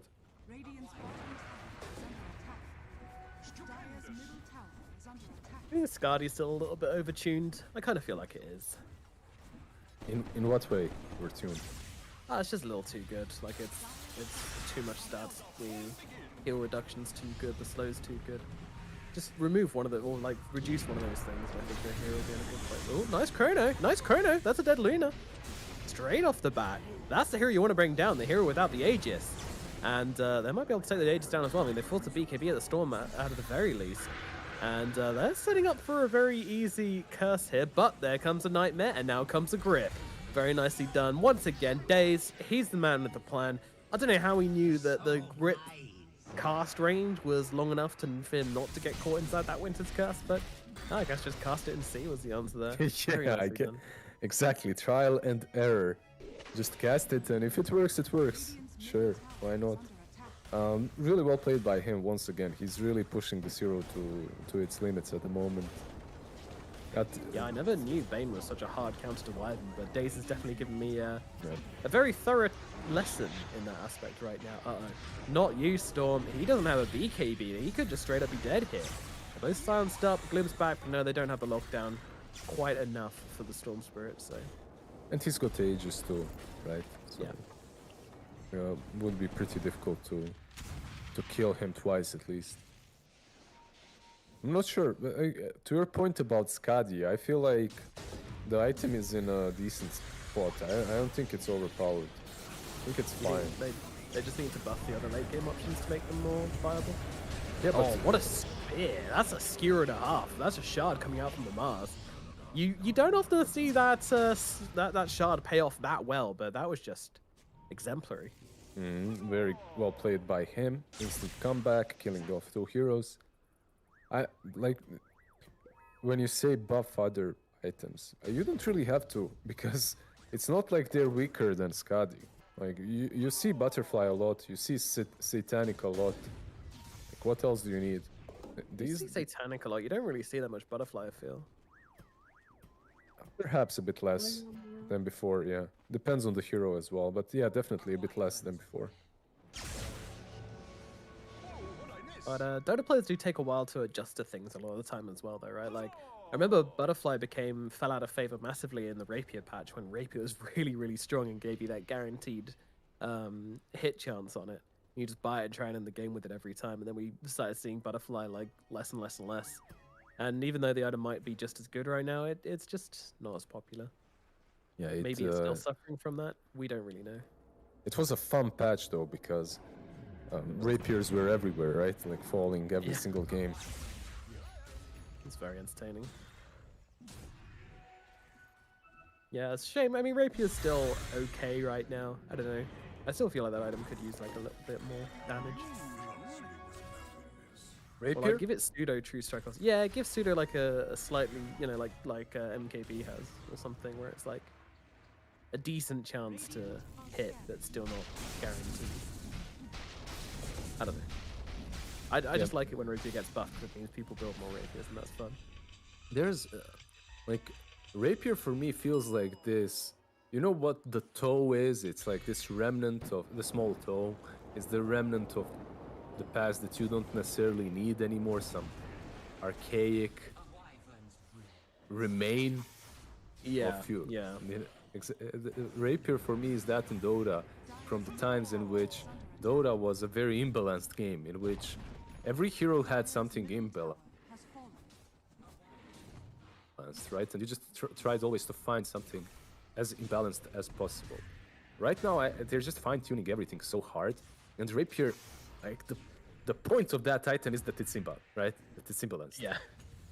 Because if it is imbalanced, then you can just justify the fact that if you die, you lose it. Yes. Yeah. Oh, rips out. Can they kill him off though? It doesn't look like it. This man's going to survive, and now he's going to get off that arena. And it doesn't look like the Void Spirit's going to be the first one to fall, and I think the Timbersaw might be soon after as well, trying to get himself away, but gets caught inside the Winter's Curse alongside his Faceless Void. That's the Faceless Void's BKB timing completely gone to the Wyvern, and that's 4 heroes dead. Make it 5, full 5-man team wipe for the side of Ukraine as they bring down everybody. A very close fight there as well. There's 3 heroes limping out of that fight on the Radiant side on little to no HP, but the fact remains that it's a full 5-man team wipe, and everybody on the Radiant side is absolutely peachy. And you need to buy back now. If you want to defend this, you need to buy... Yeah, there you go. He buybacks with Timbersaw. He won't have any armor stacks, but at least he can throw a chakram to prevent them from taking the throne. You're playing versus a Luna. The moment your tier 3 falls, your base falls, so... Let's see if he can defend. I feel like they're going for top lane. And they're not stopping on the Radiant side. Ukraine have a plan, and they want to execute that plan perfectly here. Can they do anything about it? I mean, 27 seconds still on Faceless Void. You're waiting 14 seconds for the Void Spirit. Radiant, they are tearing through these barracks. They need to do something here. And that is not the thing they needed to do, as they just give up their one hero. TP out for the Luna. She's gone. They need to get something from this, and if it is just a Snapfire, they are going to be very, very disappointed about this, because, I mean, this game's just taken a huge turn in the Radiant favor. It's one of those drafts, right? Like Luna, Drow Ranger, all these heroes that can take down your base easily. All they need is one fight. And that's really what it comes down to. Like, there are so many strategies where all you need is one fight and you're taking the objectives. Meanwhile, on the other hand, like, you're playing this Void Spirit plus Void combination, Faceless Void, and one fight is not necessarily enough. Like, even if you take it, even if you win it, how do you take an objective? Like, your Void has to be 5 slotted at least to be able to push high ground on his own. So it's way more difficult to execute Kazakhstan's draft at the moment. Yeah, but this was a really good call. Very tempo call here for the Dire side for Kazakhstan to go in for this Roshan, to take that Aegis just really, really quickly whilst those 2 heroes were still dead from the messy exit. And that's exactly what you need to do to get yourself back in this kind of game, you know, storm the Roche, go quick, play fast. If they make a single little mistake, such as getting out of your base too slowly, you need to punish that with an objective. That's exactly what they've done here. It's a great work from Kazakhstan. Yeah, they got Aegis and Shard as well, right? That Shard is now on Void Spirit, I believe. So yes, he did take that. Yeah. So it's good for them. They can perhaps look to start a fight on the Winter Wyvern with Void Spirit and on the Luna with everyone else. If you can kind of do that, I think you can take the fight. It's very difficult to kill off anyone if you don't find the Winter Wyvern, though. And there you go. He has Butterfly. Come on. He bought it. Oh, you drowning man. He heard me and he's like, hey, I'm gonna make this guy look like an idiot. As I'm drowning, I pull you down as well. That's the deal. Why though? I mean, I honestly think it's a bad move this game especially, but we'll get to that in a minute as we have ourselves a bit of an altercation here as that Ags on the Bane does absolutely diddly squat and the Luna just turns around and murders everybody. Drowning, I mean, he's trying to fight up into this, the Time Walk. I mean, he's really min-maxing this shit to the max right now. Trying to fight into the Luna. Can he bring her down? He needs a bash, he needs a damage, and he does find it. The Luna is dead now, 2 for 2, but buyback from the Wyvern as the Mars trying to fight out into these two heroes. The Void Spirit is in the air, the Void Faceless is fighting up into the Snapfire, but he is going to lose his first life. Meanwhile, the Spear is just going to clip onto the Void Spirit. Now the Faceless Void has to get away from us somehow. Or does he? Does he go aggressive? He is looking like he's being pretty aggressive at this point here. Looking for some targets, but look who's back. Money is home. Luna's back into the engagement. He needs to get himself down to the low ground, but the Orchid is timed perfectly to stop that from happening. And guess what, Lizard? It's another 5-man team wipe for Team Ukraine. These guys cannot be stopped on home soil. Okay, it's another 5-man team fight, but this time around they forced like 2 or 3 buybacks. At least 3. And now you actually have a win condition. Okay, maybe not necessarily win condition because we come back to the fact that they take objectives very slowly. But it's possible. If you get a good fight and you kill off that Luna again, she's gonna be dead for 2 minutes at least. You might find yourself in that scenario, but first you have to defend your base. Yeah, they make themselves a window, but it is a very tight window indeed. It's not a gaping exit like they would like. And right now, well, this Luna wants to buy back from the Void. She wants to level the playing field here, and she's going to get it as the grip comes out. The triple grip's down, but gets cancelled out by the Storm again. So once more, that Aghanim's just doing absolutely diddly squat. As now the Winter's Curse comes down onto the Faceless Void. They're trying to take him down, and they will! No buyback on him, and there's your GG's coming out. This game won. It goes to Team Ukraine. Well played by Ukraine. Actually, not an easy game at all. The first 2 series that we watched, they kind of went easily for Ukraine and for Kazakhstan.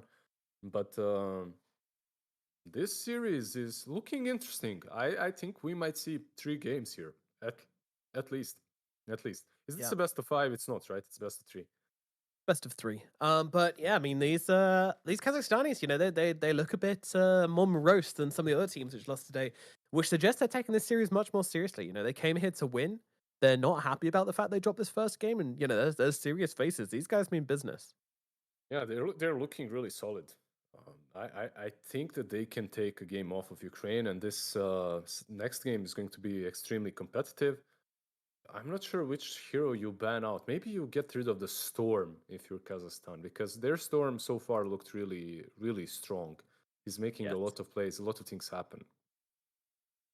Yeah, he's doing a ton of work. He's finding those important pickoffs, and he's being very active throughout all stages of the game, which I think is very scary as well.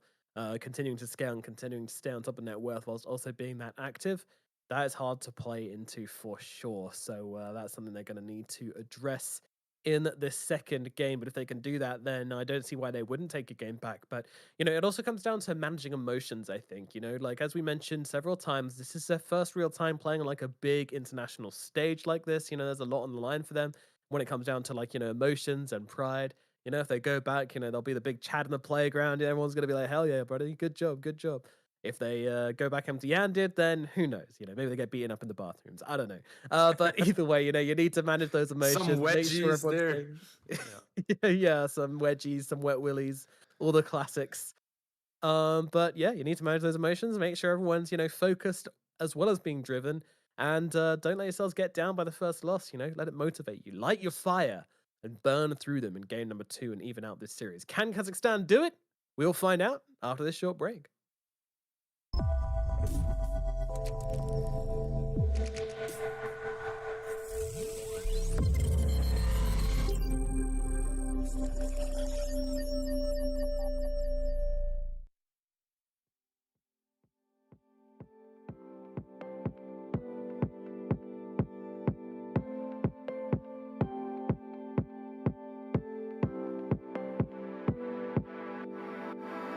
Keep me closer. Don't need closure. 'Cause I don't want it to end.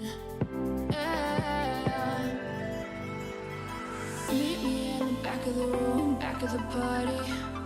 Meet me in the back of the room, back of the party. Keep me closer. Don't need clothes.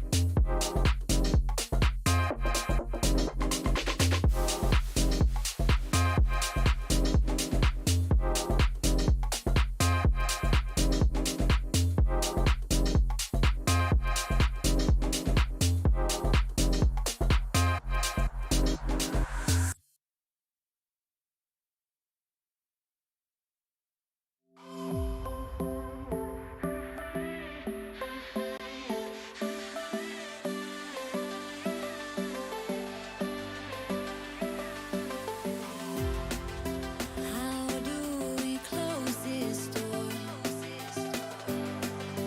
How do you switch up your mindset? Rain doesn't care if today you plan to picnic. But I stopped thinking about what they think of me. Yeah, I stopped thinking about what they think of me. Who knew that we had the power to be whatever we wanted?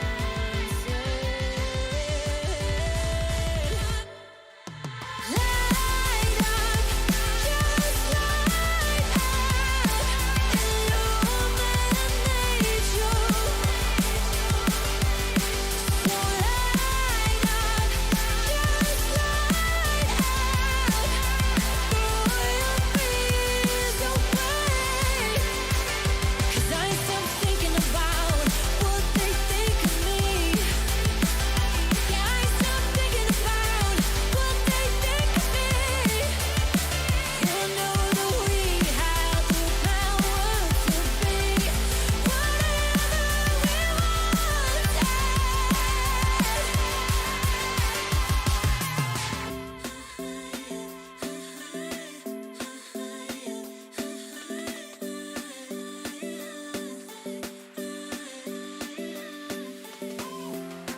So how do we close this door? And how do you switch up your mindset? When rain doesn't care if today you planned a picnic.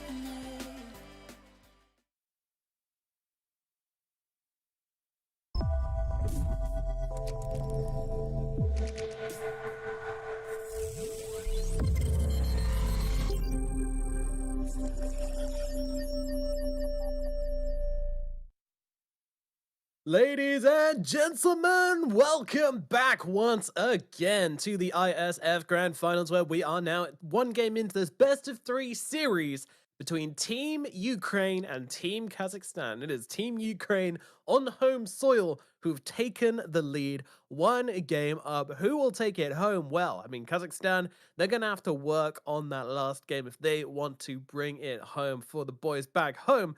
Let's find out what's going to happen in this game number 2. Lizard, what are we expecting? I'm thinking about this whole matchup of Kazakhstan and Ukraine. I'm meeting a lot of players from these two countries in my pubs, and I'm trying to figure out what heroes they like the most. So far, we've seen some Snapfire be super contested, which is something we might see again. Storm Spirit on that mid lane, I expect it to be banned out. But besides that, I think these two teams haven't really researched one another way too much, because you could actually see them searching and going over Dota buff during the draft, right? To figure Yeah. out which heroes to ban. So it's going to be an interesting one no matter what. And we see Luna again. Meanwhile, Ukraine go with a good combo of Tidehunter plus Weaver. It's a good combo because of the amount of minus armor that it brings. you get the gush, you get the position for a weaver. It's pretty damn strong, but you have to be careful when you're playing something as squishy as a weaver into a disruptor and Luna that just dish out a ton of damage. By the way, I don't know what it is about this guy. Is it his hoodie? Is it the flag? But I feel like he's some upcoming tier 1 player. He has that vibe. He Yeah, has the just had- vibe, doesn't he? Yeah, he definitely has that vibe. I'm just cold. I want to be home playing pubs. I don't care about tournaments. I just care Dota. Come on, guys. That's how it Yeah, feels. yeah. Can we finish this game quickly so I can get back to my home and play some more pubs? Absolutely. Are you ready for a pub quiz question on these two countries, Lizard? Sure. All right. How long would it take you to drive between these two countries? From Kazakhstan to Ukraine. Yep. Which part of Ukraine? Because it's pretty damn The big. closest part of Ukraine to the closest part of Kazakhstan. The minimum drive you can do between these two countries. How long would it take you? Oh my god. There's Russia between them though, right? There is Like, indeed. There's like a there's- channel of Russia. Yeah, there should be a channel of Russia. So I guess it would take you a really long time because they wouldn't let you... No, never mind. Good point. Uh, If there's no border control at all, you could just drive straight through. I guess like 2 hours, 3 hours maybe. 10 hours. 10. 10 hours to drive between the two. Map of But, the world. I'm Googling it right Yeah. now. The channel of Russia is quite big. I thought it was smaller for some reason, but yeah. You know how... I mean, it looks small, but then you also got to consider that Ukraine, Kazakhstan, and Russia are massive countries, especially yeah, Russia. that's true. That's true. And yeah, this channel is absolutely disgusting big. The gap between the two, it's kind of sad, honestly. You look at it, you think, man, if only Volgograd belonged to either Kazakhstan or Ukraine, then they could be connected. They could be touching one another, and who knows what they could achieve together. But alas, they will never touch. Alas, yeah. Just like Bosnia and the sea, you know. it's kind of the same thing. Yeah. Like Kazakhstan really wants to touch Ukraine but can't because of Russia. Same Bosnia and the sea. We'll never touch it. Well, we do have our small little opening, but that's it. Ready, you Croatia. There was one other thing that I want. Yeah, like Pakistan, I believe. When we're talking about the maps, obviously in Dota is very important. We're gonna get there. Is it Pakistan or Afghanistan or something? There's such a small channel that China literally separates these two countries and just goes to, I think if yeah. So China is connected with Afghanistan, but it separates completely Pakistan and Tajikistan. So this small channel, it's literally 30 minutes drive, I guess. I don't know. Maybe it's more, but because they're massive. But it's just separating these three countries, with one channel. Anyhow, back to Dota. Enough geography. That you can fail that tomorrow. Today it's all about dotes. What do we have? Luna again. We have Monkey King, Tidehunter, and Weaver plus Snapfire. Snap again. A lot of new heroes. Like we haven't seen Legion, we haven't seen Rubik, and we haven't seen Tide, right? So 3 new heroes here. Yeah, Ukraine going for what they know and love, and Kazakhstan mixing things up a little bit more as they grab themselves 2 new heroes so far, and that leaves both teams to pick up a mid laner by the looks of it. One would assume. Yeah, I would assume so as well. You get that duel versus Tide, so there's a way of locking him down. You get a hero that can buff up the Luna a little bit. It's not great, but it's something. When it comes to Legion Commander and the Shard, it's nice. And I wouldn't mind seeing Kazakhstan's last pick as something that can buff the Luna even more. Perhaps an Invoker on the mid lane might be a bit too greedy. They ban it out themselves, never mind. Get ye gone, Invoker. Alrighty, well, final pickup for this team. I mean, Legion Commander to me has been a very interesting one. She felt very strong for a while with her Shard, and then they reduced the time a little bit on that one. I mean, it feels really short now, this Shard. Like, that spell immunity is...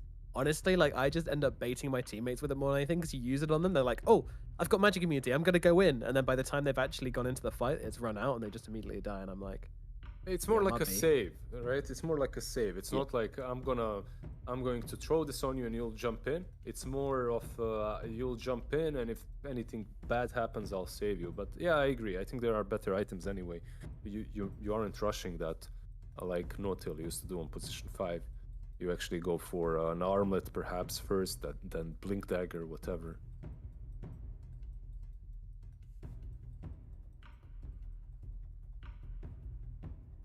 And it's Lena.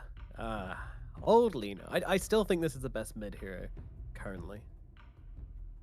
She's very difficult to counter on the mid lane, but she's easy to deal with in the mid game if you gank her enough.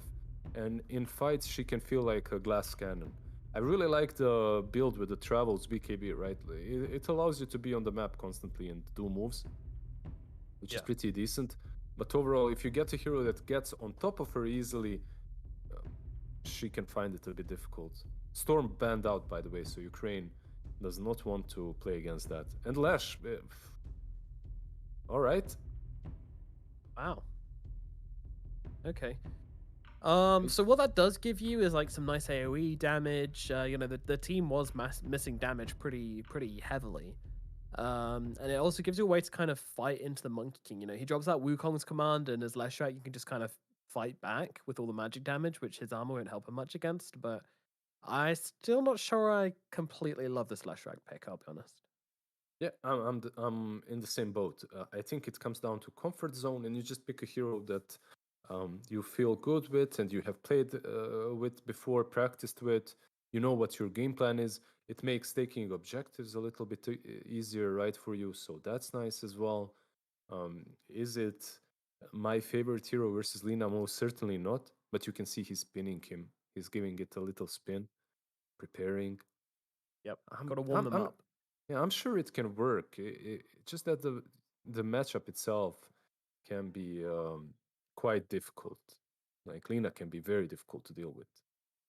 Yeah, and Lesh isn't like the longest of ranged heroes. You know, he's got the lightning bolt, but that's about it. His actual attack range, you know, is far inferior to Lena's massive long attack range.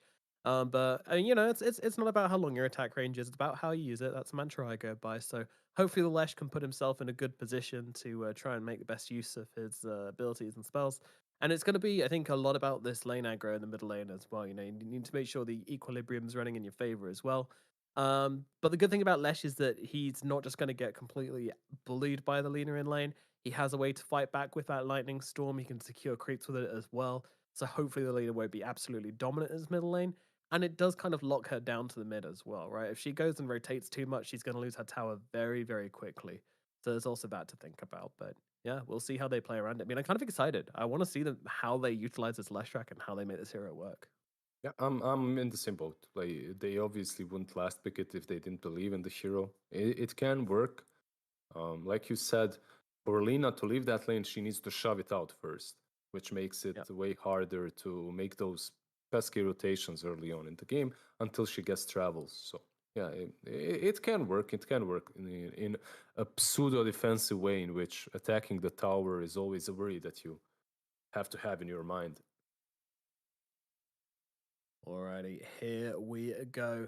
We are, of course, into game number 2 of this best of 3 grand final series in the ISF School Cup. And it is Team Ukraine versus Team Kazakhstan. Who will take it home? We're going to find out.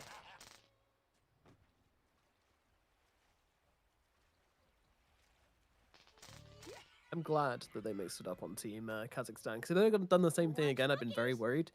I don't think they got outplayed massively in the last game, but there was definitely a bit of a difference. You know, it just felt like in the fights, the side of Ukraine were just kind of making it look much easier for themselves.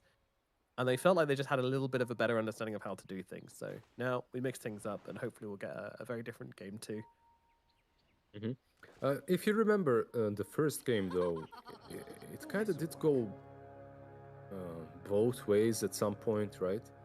Like one team was winning a fight, then the other, and it went back and forth for like good 5-10 minutes. I believe these teams are evenly matched, so it can go in either direction, especially when you mix things up, like you said, a little bit, when you mess up the drafts. I'm trying to think of the winning conditions here. It's very easy, I guess, for Lesh to take objectives, and for Luna as well. So these two heroes, we have to look out for. That block did not exist on mid lane. I feel like that's even on purpose. That's purposely done. Yeah. Yeah, that would make sense because, of course, Luna does have just such a big advantage for the first 2 or 3 levels that just messing with the lane aggro as much as possible is only going to be a good thing for the Slash. Yeah, I used to do this in matchups that I knew I was gonna lose, right? And I needed a quick level 2 or 3. I used to do exactly the same thing. You just don't block. And like the problem is it works unless the enemy hero has a high ground ward. If he has a high ground ward, he sees you not blocking, and then he stops blocking and he centers it exactly on his high ground out of reach of the tower. Yeah, And it's that can like be the rough. worst scenario possible, yeah.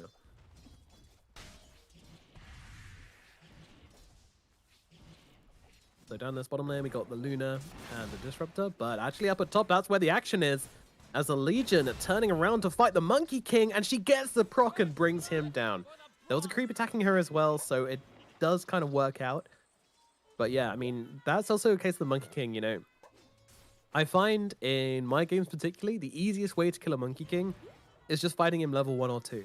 And they always over-rely on Jingu, and it's not that much of a heal at all. It's like 20% or something. Yeah, 100%.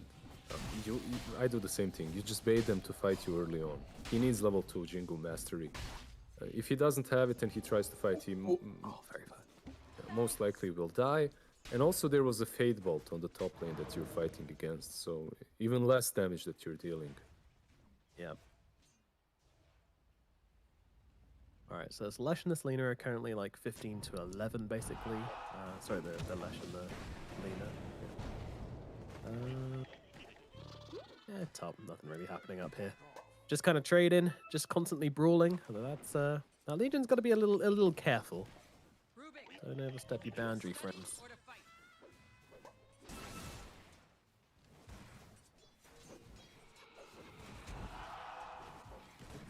Oh, did he dodge that?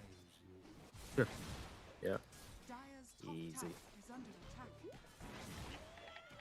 Rubik with the 2 Fairy Fires, a Circlet, he actually hurts. It's not that easy to trade hits with him. Snapfire obviously hits a little bit stronger, especially when she takes out all of your armor out of the equation. Yeah, she does get a bit scary, but this Lena is having such a good time in the middle lane. We hope that the Leshrac would be able to control things, but it looks like it is getting a little bit out of hand. Meanwhile, down at bottom, oh, the Weaver. He tries to go for it, but just very quick there with the stun from the Luna, and they do have the damage to bring him down. And I mean, that could have gone so badly for the Radiant, but instead it's the Dire who suffer. Did he change his nickname? Is he Dobik now? Wasn't he Bobik before? He was Bobik before, yes. He was Bobik. Now he's Dobik. Like, he's changing his nickname. He's messing with our brains, man. Yeah, we don't know what to call him anymore. Well, I believe there was someone on their team called Dobby Burns, in the official roster, you know, in the names I had to put down. So maybe that's his name, and he's just been... And who's Do-BB? D-D-O-B-B-Y? What's that one then?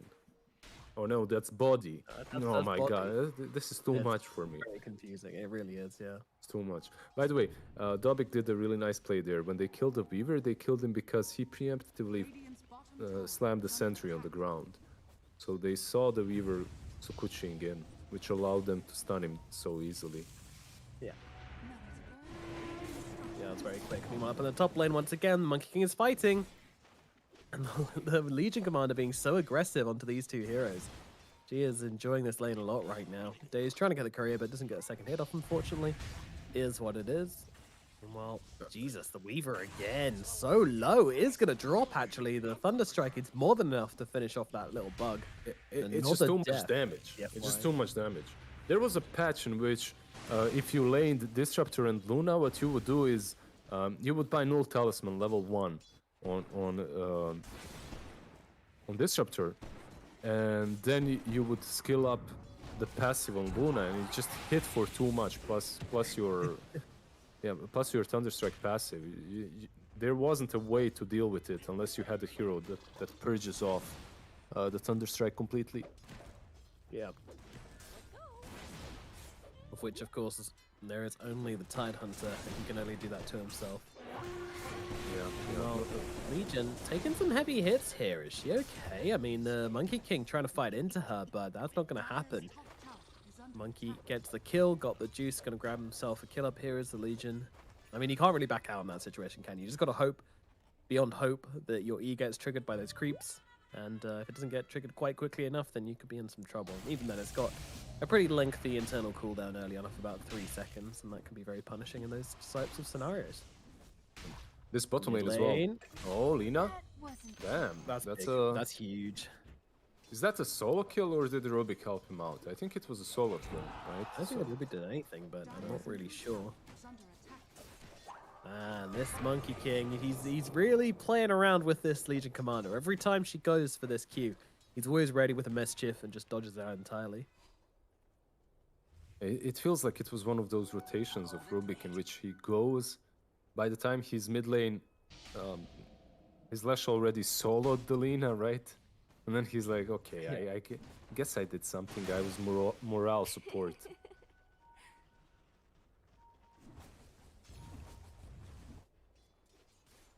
I always find Mischief such a weird spell.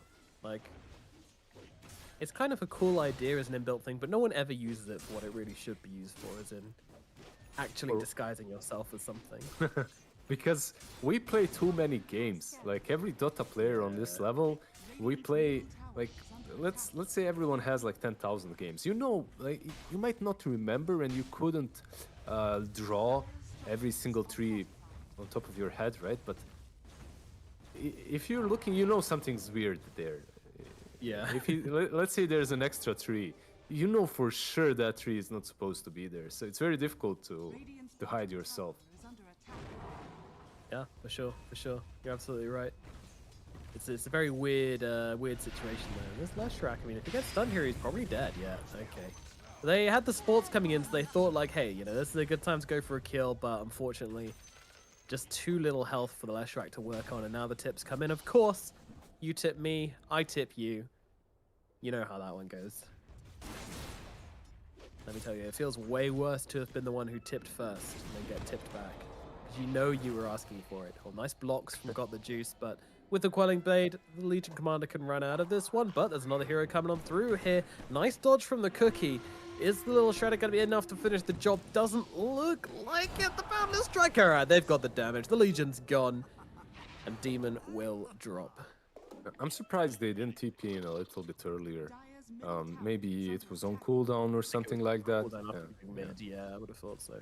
They both TP'd in mid. Because if you TP there, you definitely save your boy. Oh, screw him. If he gets himself into that situation, he can get himself out of that situation, as far as I'm concerned. Is he a carry? No. That's true. Really nice build on the safe lane Luna, by the way, with the magic wand early on, and what's it called? The spell blocking thing. No, the spell blocking thing on Luna. The raindrops? Yeah, the raindrops. It helped out on that lane quite a bit. That's literally why the item build is why they won that lane hard. You just the Weaver as well. He went for the raindrop. It's super value for both of those teams there. For both of the heroes. Just blocking one spell or two and then having enough wands to heal yourself up. It's you. How many times did you see Weaver on 5% HP and Luna on 3, and then they turn with magic wand? It's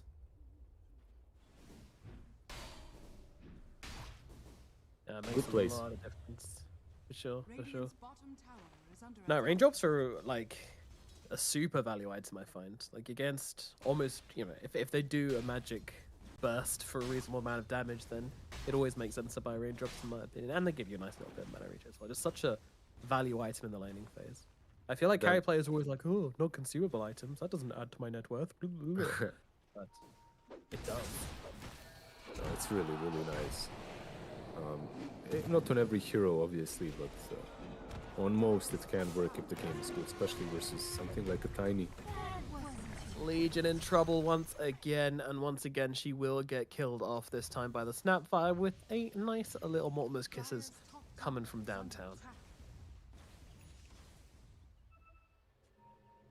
Rubik also falling. And this is the thing, like, this is the clumsiness of the Kazakhstan side, which we were seeing beforehand. It just feels a little bit tidier on the side of Ukraine, which has led to like a couple more kills coming in the way for Ukraine, and that's just put them in a better place. But this is a nice duel. This is going to be a guaranteed dual kill. There we go. All right. Doesn't really give him much to kill Alina off with, but you needed to bring that Snapfire down, unfortunately, regardless. So, yeah, they'll grab that.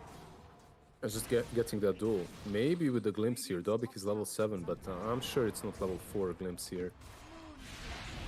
I wouldn't have thought so. Well, that's a lot of damage coming out. Nice, I mean, they're trying to turn on Selena, and she's going to fall as well, overestimating herself somewhat. Or maybe she was just expecting them to run away when she landed that double stun, but nope.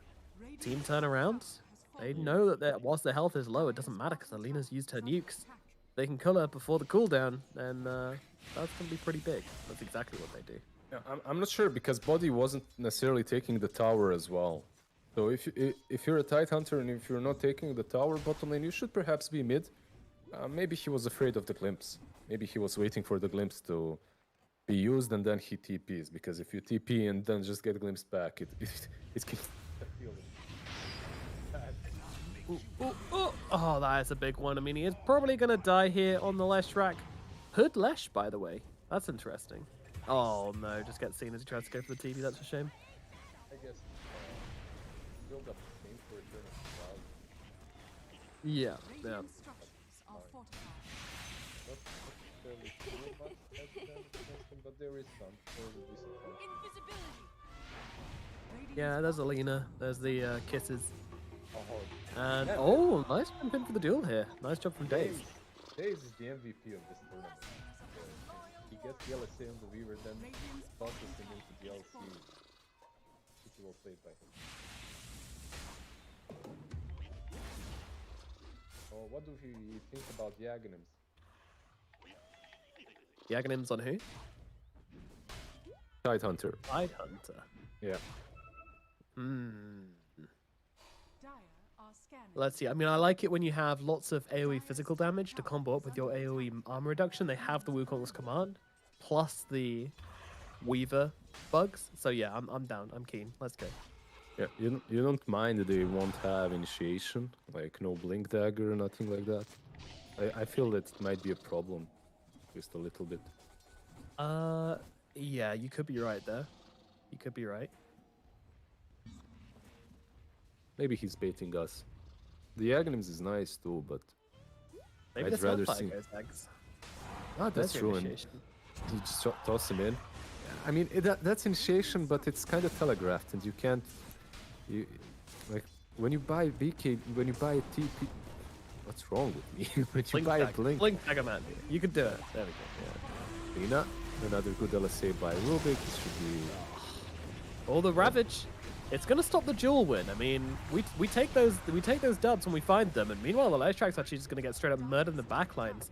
Lesh trying to chow down on the Tide Hunter there. Doesn't really work out how they were looking for, but Tide will go down regardless here. I mean, he's a dead boy. Anyway, you look at it. Meanwhile, nice glimpse back. Dobik finding the +1 here, and the Rubik tearing him apart with that little shredder. They need a little bit more. They need one more belt, and they will find it. They've got the Fade Bolt. And that's going to be another kill for the side of Kazakhstan. Nice stuff. I mean, they're doing it. They've almost got the gold advantage on their side. The comeback could be real here, Lizard. Weaver, he'll just have to ulti away here, I guess. No, maybe not. Thinking about it, he's like, well, you know, if you guys don't actually have vision, I don't actually have to press my R button. Easy peasy. Yeah, he had sentry there on the ground. Because of that, he knew they can't really catch him. One of the reasons why Rubik is so good, that's actually lucky for them. They could have used that smoke just before he TP'd. One of the reasons why Rubik is good here is he can steal that Sokuchi, but so far, even without it, he's been doing wonders.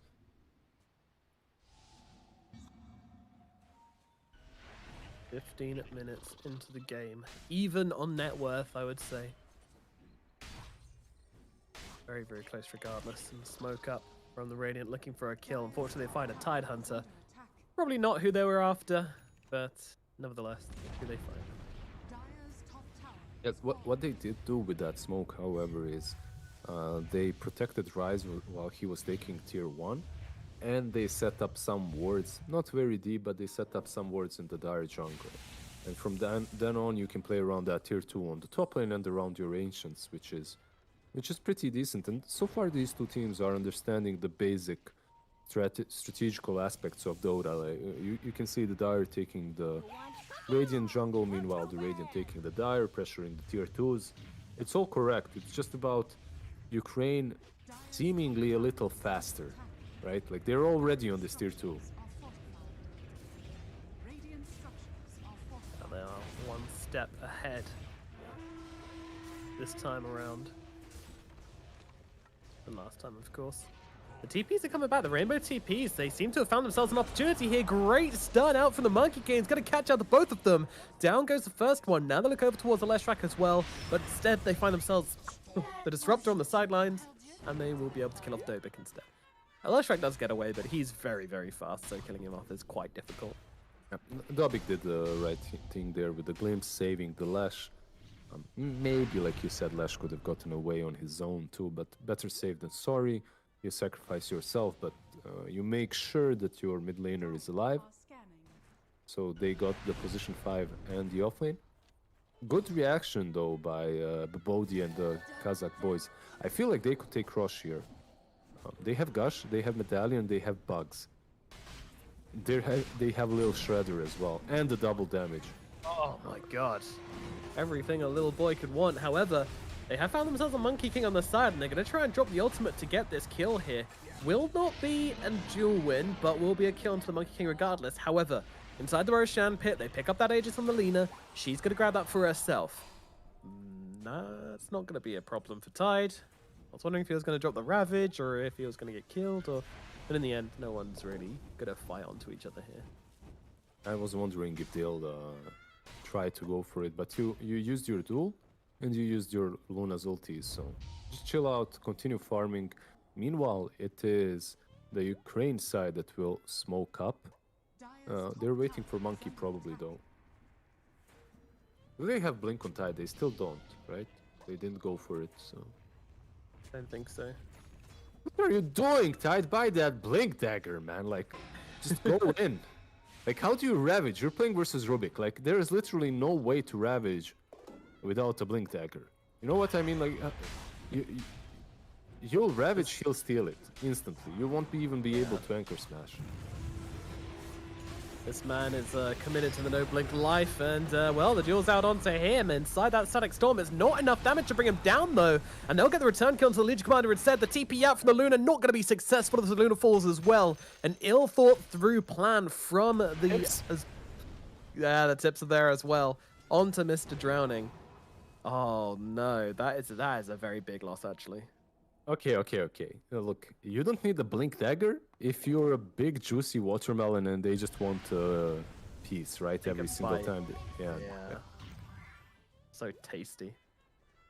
I don't blame that. him. Like, he had that Ogre Axe there, it helped him. Like, he was just tanky enough to survive, to turn with his teammates. That's kind of dangerous now for Radiant, because when you think about it, the way they initiate as well is Blink and Duel. I feel like they need a BKB on the Legion Commander. Once you get that BKB, you'll be able to duel someone else, someone that's not Tied. Right now you can't, because if you duel anyone else, Ravage will happen. So the teamfight itself is a bit difficult. Ooh, okay. I love the old die and then ping the high ground ward. It's a classic. The worst thing is there's no ward there. Like, it's wrong. So he died and they're gonna waste the sentry after. The one that I hate the most, however, is die somewhere, ping the ward, run to the ward instantly after you respawn, and then die again because they're still waiting for you. Yeah. or the die and then ping we need wards when there's wards like everywhere else on the map except where you were. Oh, that's a classic. I love that one. Yeah, that's good. That's good. As a position 5 player, I have to say I love that one. Yeah. Perfect. Especially when you're being pinging, missing, careful, missing, careful, missing, careful. Yeah. No, the fault was the ward.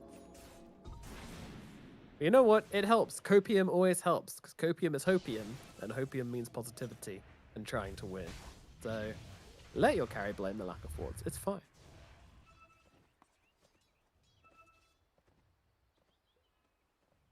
That's Wow. where it. That looks, yeah.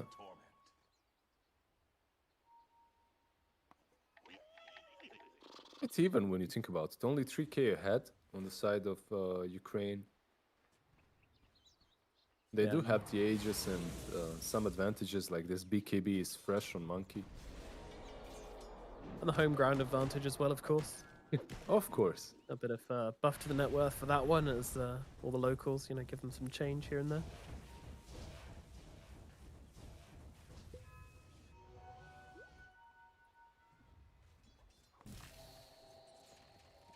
Do you mind being in a country where you can't? Where what?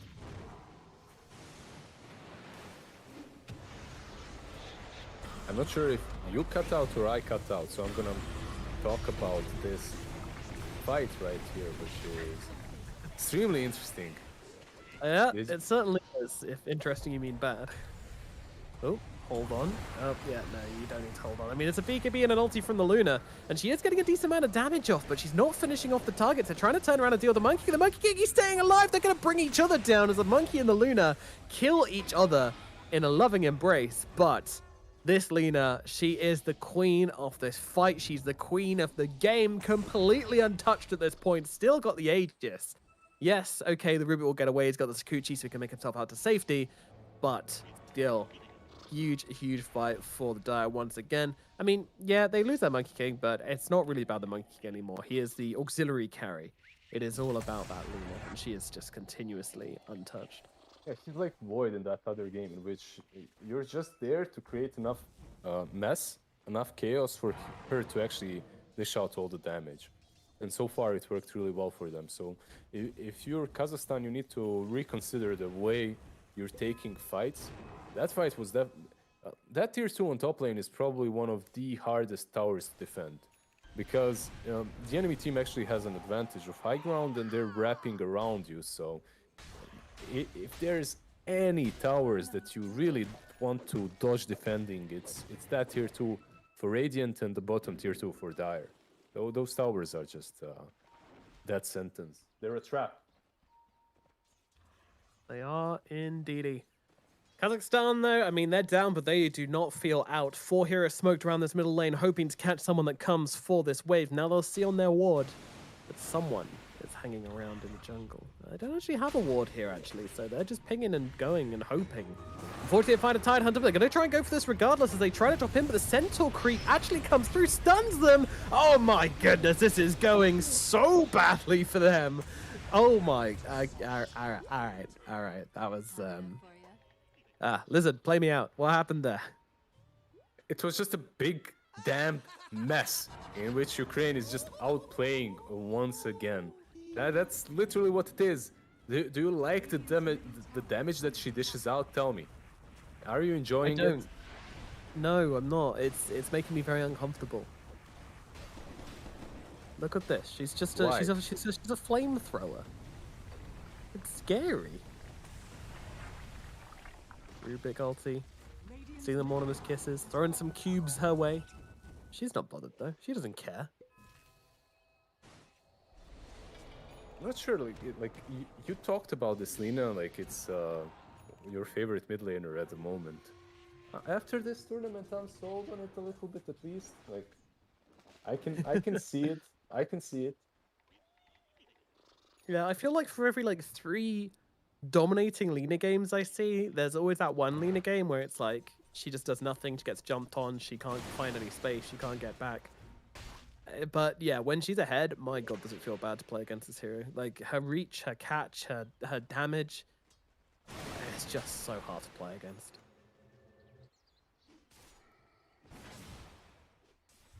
How do they deal with it?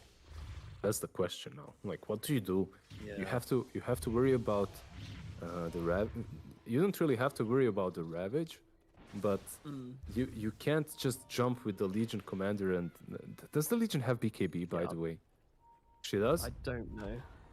She should. So I'll tell you what they shouldn't do is run up high ground and duel the Tide Hunter. That's what they shouldn't do.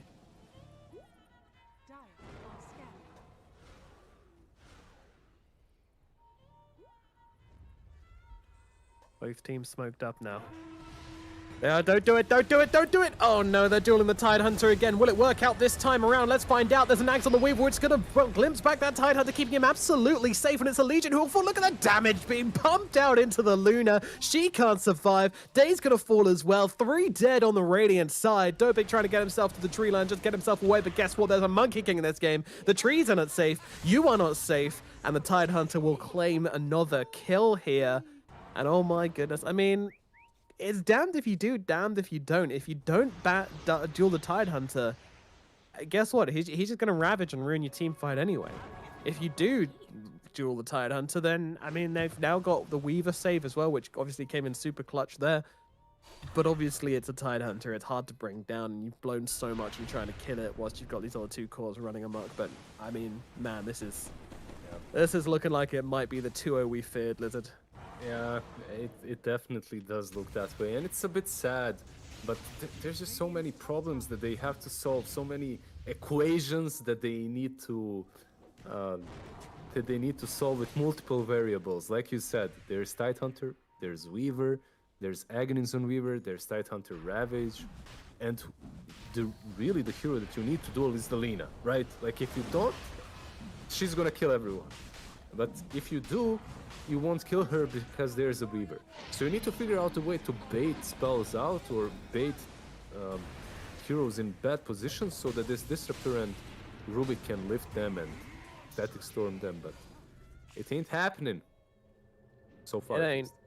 It ain't. I mean, it feels like that door is closing, but yeah, they did have an opportunities, and they tried to make that happening. They tried to make that happen, but Ukraine's positioning has been very, very good. They've been very strategical about where they've been placed on the map as well.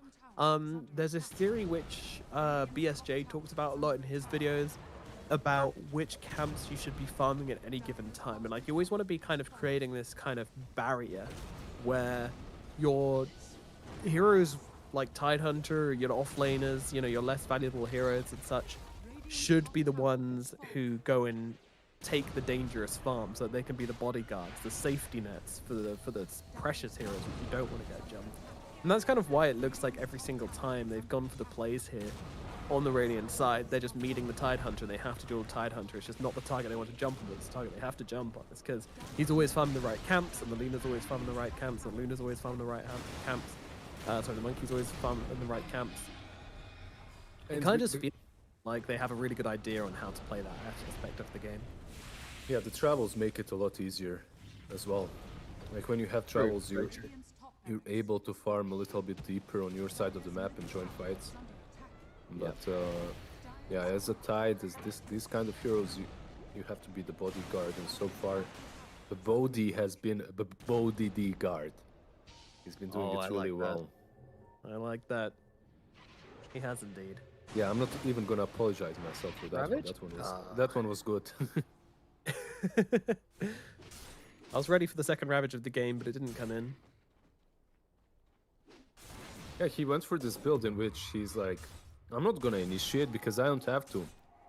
All I have to do is just stand back, and if you guys go on us, I'll Ravage. And I actually like it because if you think about it, my idea was you're going to be in a really bad spot when Luna hits her items. However, it doesn't matter because Lina will outrange and just outdamage her.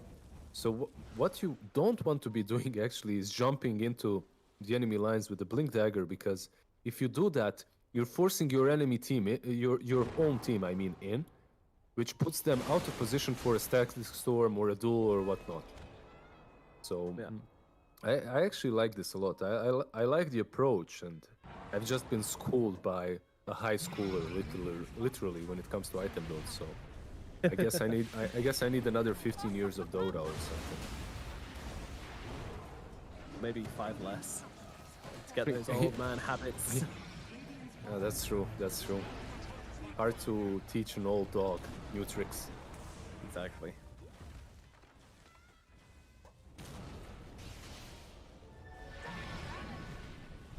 Slightly annoying to push high ground into this shard from Leshrac, but I mean, it's not really an issue. Oh yeah, throw him into the Venn diagram. Get him. Oh, perfect. Oh, chain stun. Beautiful. Now they're doing it really well, though. You have to admit. The LSA from Rubik and then all the Earth Splitters, they're defending really well with them. Oh, and a glimpse back as well. The team want to follow up, though. They want to utilize this. Blink in. Ravage comes down on the 2 supports. This is going to be a dead Rubik for sure. And I think the Disruptor might follow as well. Buyback immediately from the Rubik. They don't have it on the Disruptor, though, so it's going to be a 4 versus 5 fight here with that Aegis. Might as well call it 6. As Dire, they're actually backing out here. They're not going to stick around and try and finish that. And that was a very risky TP from the Lina there, but she just does just about make it out. They decide the Disruptor is not enough to qualify them for a high ground push. Very disciplined, very careful, but also very sensible from the Radiant side. From the Dire side, sorry. From the Dire, yeah. I think they could have perhaps pushed it a little bit further. And they're doing that, right? You can see that even though Lina has no mana, she knows that she should be able to at least take down another side. There's an Aegis to work with. I love this. They played it so quick as well that the Leshrac wasn't able to get set up. That's what it's all about, like getting those split earths down exactly on time. This Lina might actually have to walk into split earth to get her Aegis gone. She doesn't want to die with her Aegis off as the duel comes out. The Monkey King, he's low. He is gonna fall. I mean, trades it for the Legion Commander, but yeah, very much a trade they're willing to take on the side of Ukraine. Actually, they buy back on the Monkey King. Wow, that is so aggressive. They want to end this game here, Lizard. Yeah, he traveled in already, so he's there. He TP'd in. There's no BKB on Lina. Right, she is pretty stun locked for now, but unfortunately, it seems like the Radiant side can't really get in and do that damage. I mean, the Leshrac, he is in deep. He has that buyback. He's going to have to use it here. The Luna, she needs some help. She needs someone to come and give her some assistance. And the Tide is going to catch her out with that Gush. And that is a Luna dead for 80 seconds without buyback. Leshrac going to die back as well. They will get themselves the Monkey King and the Lina, however, inside of this hold. But it is such a messy hold. And now they have to try and defend with 3 of their heroes. It's a 3-on-4 as the Lina buys back. And she's ready to come back into it. She's coming in through the middle wave, which means they need to chill out on the side of the Radiant. But they do go for the duel onto the Weaver here. Surely the Weaver dies, right? Yes, it does. That's going to give the Legion that shards a little bit of magic immunity just to get themselves back. But the Lina is back. She is pummeling these barracks here. 45 seconds still on that Luna. As in jumps the Legion Commander trying to fight up into these 2 heroes. But again, that shard just doesn't seem to give you quite enough magic immunity. She just narrowly survives this, but they're not going to stop their barracks going down. This is going to be Megas for the Dire side, and that is going to make the game extremely difficult for the side of Kazakhstan. It's going to make it extremely difficult, but keep in mind that they bought back almost every single hero on Dire, every hero that matters. Weaver right now bought back 2 and time-lapsed back into the fight. They do get Megas. Can you deal with Megas on the Radiant side? Yeah, you can. You have Lash, you have Luna, you definitely can, but if game was hard before, now it's even harder. I completely agree with that. Now, if you're Ukraine, you just have to decide what you want to do, right? Do you want to push the high ground as soon as Monkey is alive? Do you want to wait for your items? You can play with your food a little bit. Waiting for Roshan is probably the safest play, but maybe it's unnecessary. If you find the right target, you can jump and just eliminate it and proceed to end the game off that. We shall see. 35 minutes into this game with a 14k goal advantage and mega creep advantage for the Ukrainian team. And of course, they are currently 1-0 up in this best of 3 series. If they win this game, the tournament is over and Ukraine take the victory. Can they do it? All signs point to yes right now. Looking very, very good for them.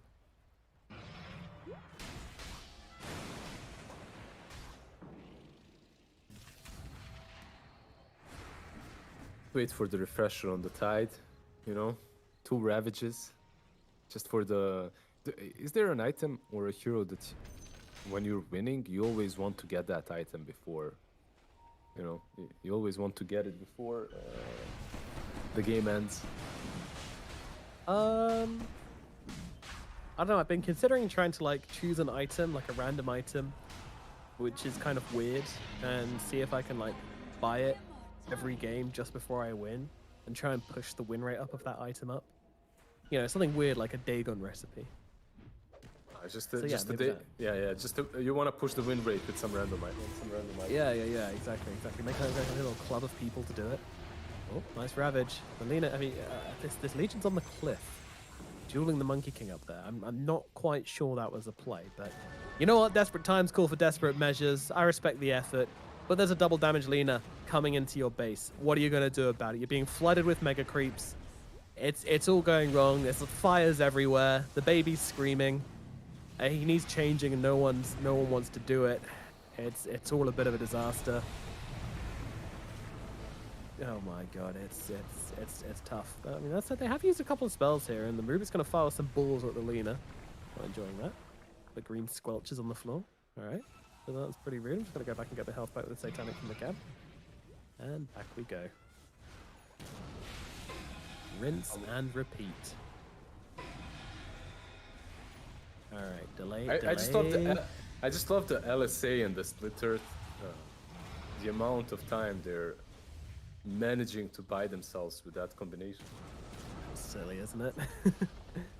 I love it, but it's silly. But look at the Lina's range. Dota is such a silly game.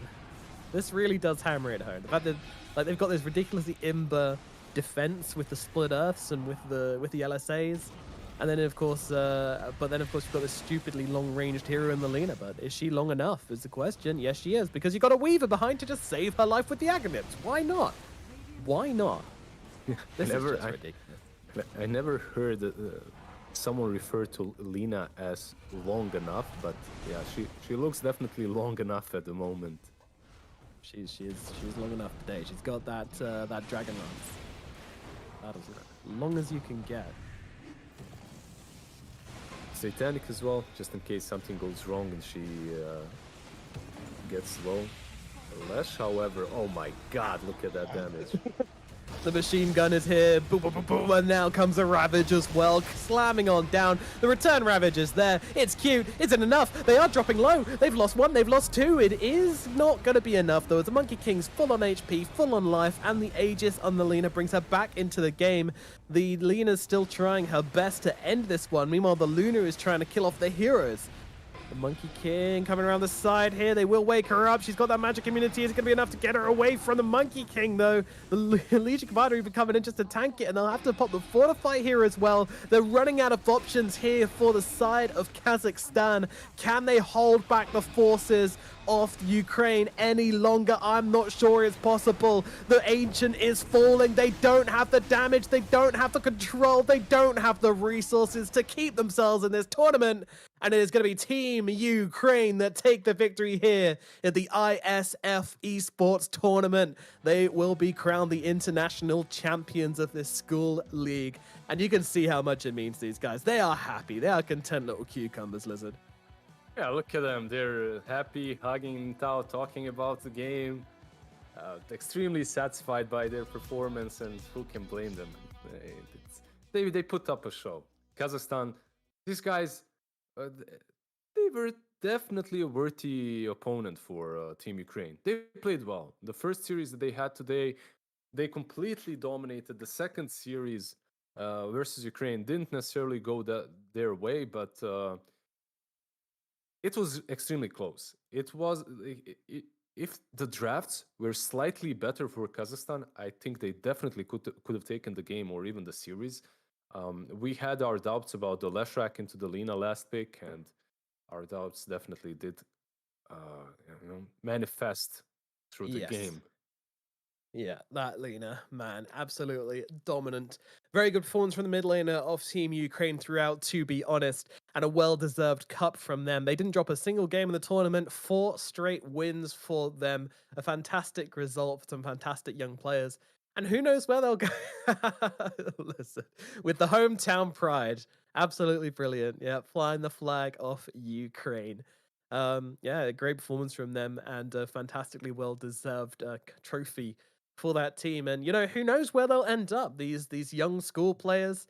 This means a lot to them, and this might be that kickstart they need to get them noticed. To get them playing, get them trying out through all the amateur leagues, and then who knows where they will end up. Yeah, 100% feeling the win, right? Feeling the victory, feeling the fact that you can actually take tournaments and win. After that, sky's the limit. You can pursue this thing a little bit more, a little bit harder. You can tell your mom and dad, "Here, mom, I did it. You see, I made $20 on this tournament. Can you let me compete now? Like, it's actually possible. It's doable." Well, yeah, there's money, there's trophies, there's all sorts to be won here, guys. This could Hey! only be the beginning. There it is. There it is, holding the trophy up. That's what you love to see. And of course, memories that will last a lifetime as well for these guys, no matter what. If this is as far as they go, then I mean, that'll still be an awesome memory for them, regardless of their futures. So, Yeah, awesome stuff. can they tell their like grandkids like 40 years from now that they were professional gamers? They can, right? You won a Uh, tournament. sure, why not? Semi-professional, professional, same difference. There's no difference there. It's good enough. Yeah, I'm actually it was a pleasure and joy to watch them play. No, not only Team Ukraine, obviously, all of these high schoolers. It takes me back. I was extremely competitive in games in high school. It takes me back, makes me all warm and fuzzy. So it was nice watching them. It wasn't the most perfect Dota, but you can't expect that. It was definitely good enough and very amusing. Yeah, it was lively, it was fun, it was creative. We saw some new stuff and we saw some of the old stuff being played really well. Yeah, there was some makings of some good players here for sure. And we're going to be, if we're casting some maybe Division 2 in a couple of seasons time, maybe we see some of these names hanging around and we go, "Hey, I remember that guy. Good for you." And that's what it's all about. And of course, the overall message to school kids, try. Just try. If you're looking at that tournament and you're thinking like, maybe me and the boys could do pretty well, maybe me and the girls could do pretty well, give it a try. There's no harm in giving it your best shot and getting that taste for competitive gameplay, because you never know, and it might be what sets you off on a lifetime journey, or even just a short journey out to Ukraine, winning some money for your country and feeling really good and making some memories in the process. And of course, that alongside traditional sport as well is what it's all about here at the ISF, and the kind of experiences and the kind of memories which we've been trying to make here. And I hope all the players had a great time. It looked like they did. And that's the awesome thing as well, right? Even the teams which lost, they still look like they're having a good time. Like Sweden and Hungary, especially, they went out smiling for sure. Yeah, if you think about it, you're a high school student. You travel the world to go and play Dota, like what with your friends. Most of them, Yeah. like not most of them, all of them are 100% good friends from high school. That's why they play together. That's why they're in a team. So you go into a different country, you play the tournament, you learn a lot about this Kiev place and Ukraine, and I, I think it doesn't matter if you win or not. Participation truly does matter here. Absolutely, it does. Absolutely, it does. All right, Lizard. Any closing thoughts on the on the tournament? I just did them, man. Were you listening or what? Like, no, it was All fun. right, I can it just repeat was. it if you want to. No, you're all good, dude. You're all good. It was a lot of fun, a fantastic event from start to finish. And again, once more, congratulations to Team Ukraine for taking it home on the home soil, of course, as well, and getting the victory for them and their country. Awesome stuff from them. And we hope to be back next year with more ISF games, some more school kids ready to show us what they've got and spark a competitive fire within themselves and possibly within us as well. But from today, we are all done. Thank you guys so much for watching. Really appreciate all the support for the event and everything. And of course, to all the kids watching, give it a go. Get out there, sign to yourself some tournaments, find some friends to play with, scrim, play, get better, because it's so much fun to improve and get good. And eventually, you might end up on a stage like this and having a lot of fun in doing so. from today. We're saying goodbye. Thank you for watching the ISF tournament, and we'll see you next year for more Dota 2 action. Of course, check out Counter-Strike CSGO. Will be on tomorrow from the same time, so check that out if you want to watch that aspect of things as well. Goodbye.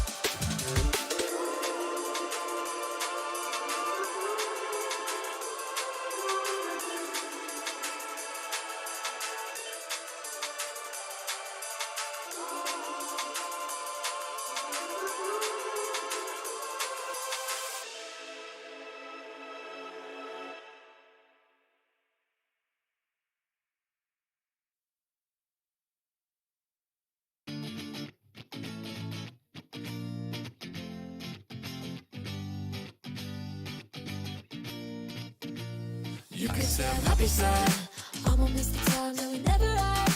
wishing that you told me you were down bad. Hard to remember What we used to have, yeah. Oh, Doesn't even matter, yeah, oh. You're always trying to fight it, yeah, oh. But the truth don't matter, yeah, oh. I can see behind your eyes and you know me. I don't tell lies no more, no. How did you get into my homes? I don't miss the old days. I can see behind your eyes and you know me. I don't tell lies no more, no. How did you get into my homes? I don't miss the old days. I can see. I don't tell no more. I don't tell no more. I don't tell no more. I don't miss the old days. I can see. I don't tell no more. I don't tell no more. I don't tell no more. I don't miss the old days. I can see. Talk about miss the old days, yeah. How you know what you gon' say? Bunched up like a bouquet, yeah. Say your name and you go with you, yeah. Talk about miss the old days, yeah. How you know what you gon' say? Bunched up like a bouquet, yeah. Say your name and you go with you, yeah. See behind your eyes and you know me. I don't tell lies no more, no. How did you get into my house? I don't miss the old days. I can see behind your eyes and you know me. I don't tell lies no more, no. How did you get into my house? I don't miss the old days. I can see.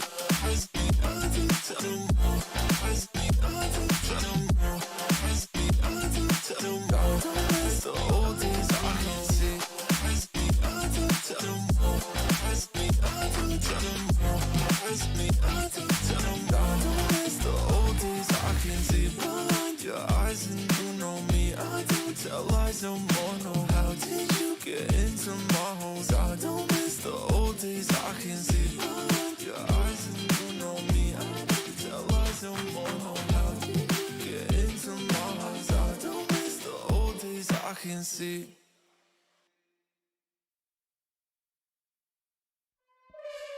Caught in moments, getting lost in time. All the pressure is building up inside. I can't control what's running through my mind. My mind, oh. I try to run for out of sight, but I can find nowhere to hide. Go wake up, losing hope, held on so tight. Now I'm fighting to survive, but I'm falling, can't stop falling deeper.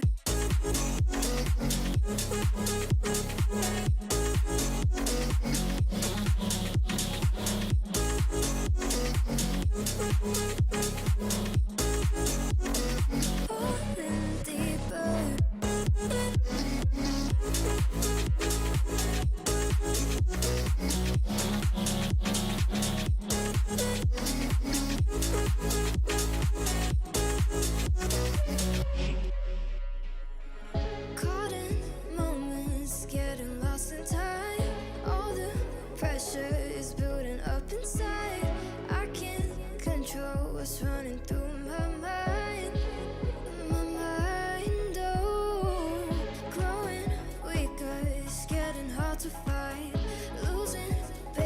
friends where are the warning signs? I can't take it, I need you here tonight. Before I fall into the end, I try to run for out of sight, but I can find nowhere to hide. Go away, girl. Losing hope, held on so tight. Now I'm fighting to survive, but I'm falling, can't stop falling deeper.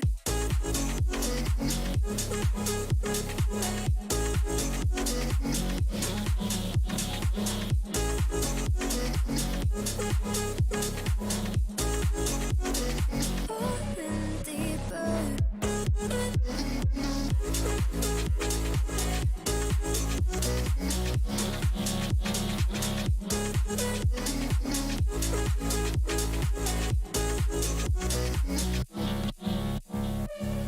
Ooh, I'm growing, only growing weaker.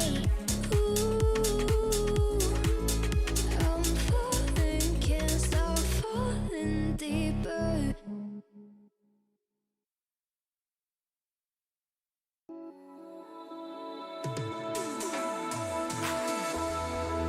Another year cut off my youth. Yeah, I was born to ride, but fate took off with my high fuel. Oh, everything I always wanted to do is beyond my reach as I am stuck here in this room. When I come back, will they know my face? Will our freedom lead us back towards our habit of disdain? Oh, if I make it out alive, will you come with me as I ride into paradise? Oh, I feel stronger, 'cause I belong here outside with all the wonders of this life. Oh, I feel stronger, 'cause I belong here outside where all my senses come alive.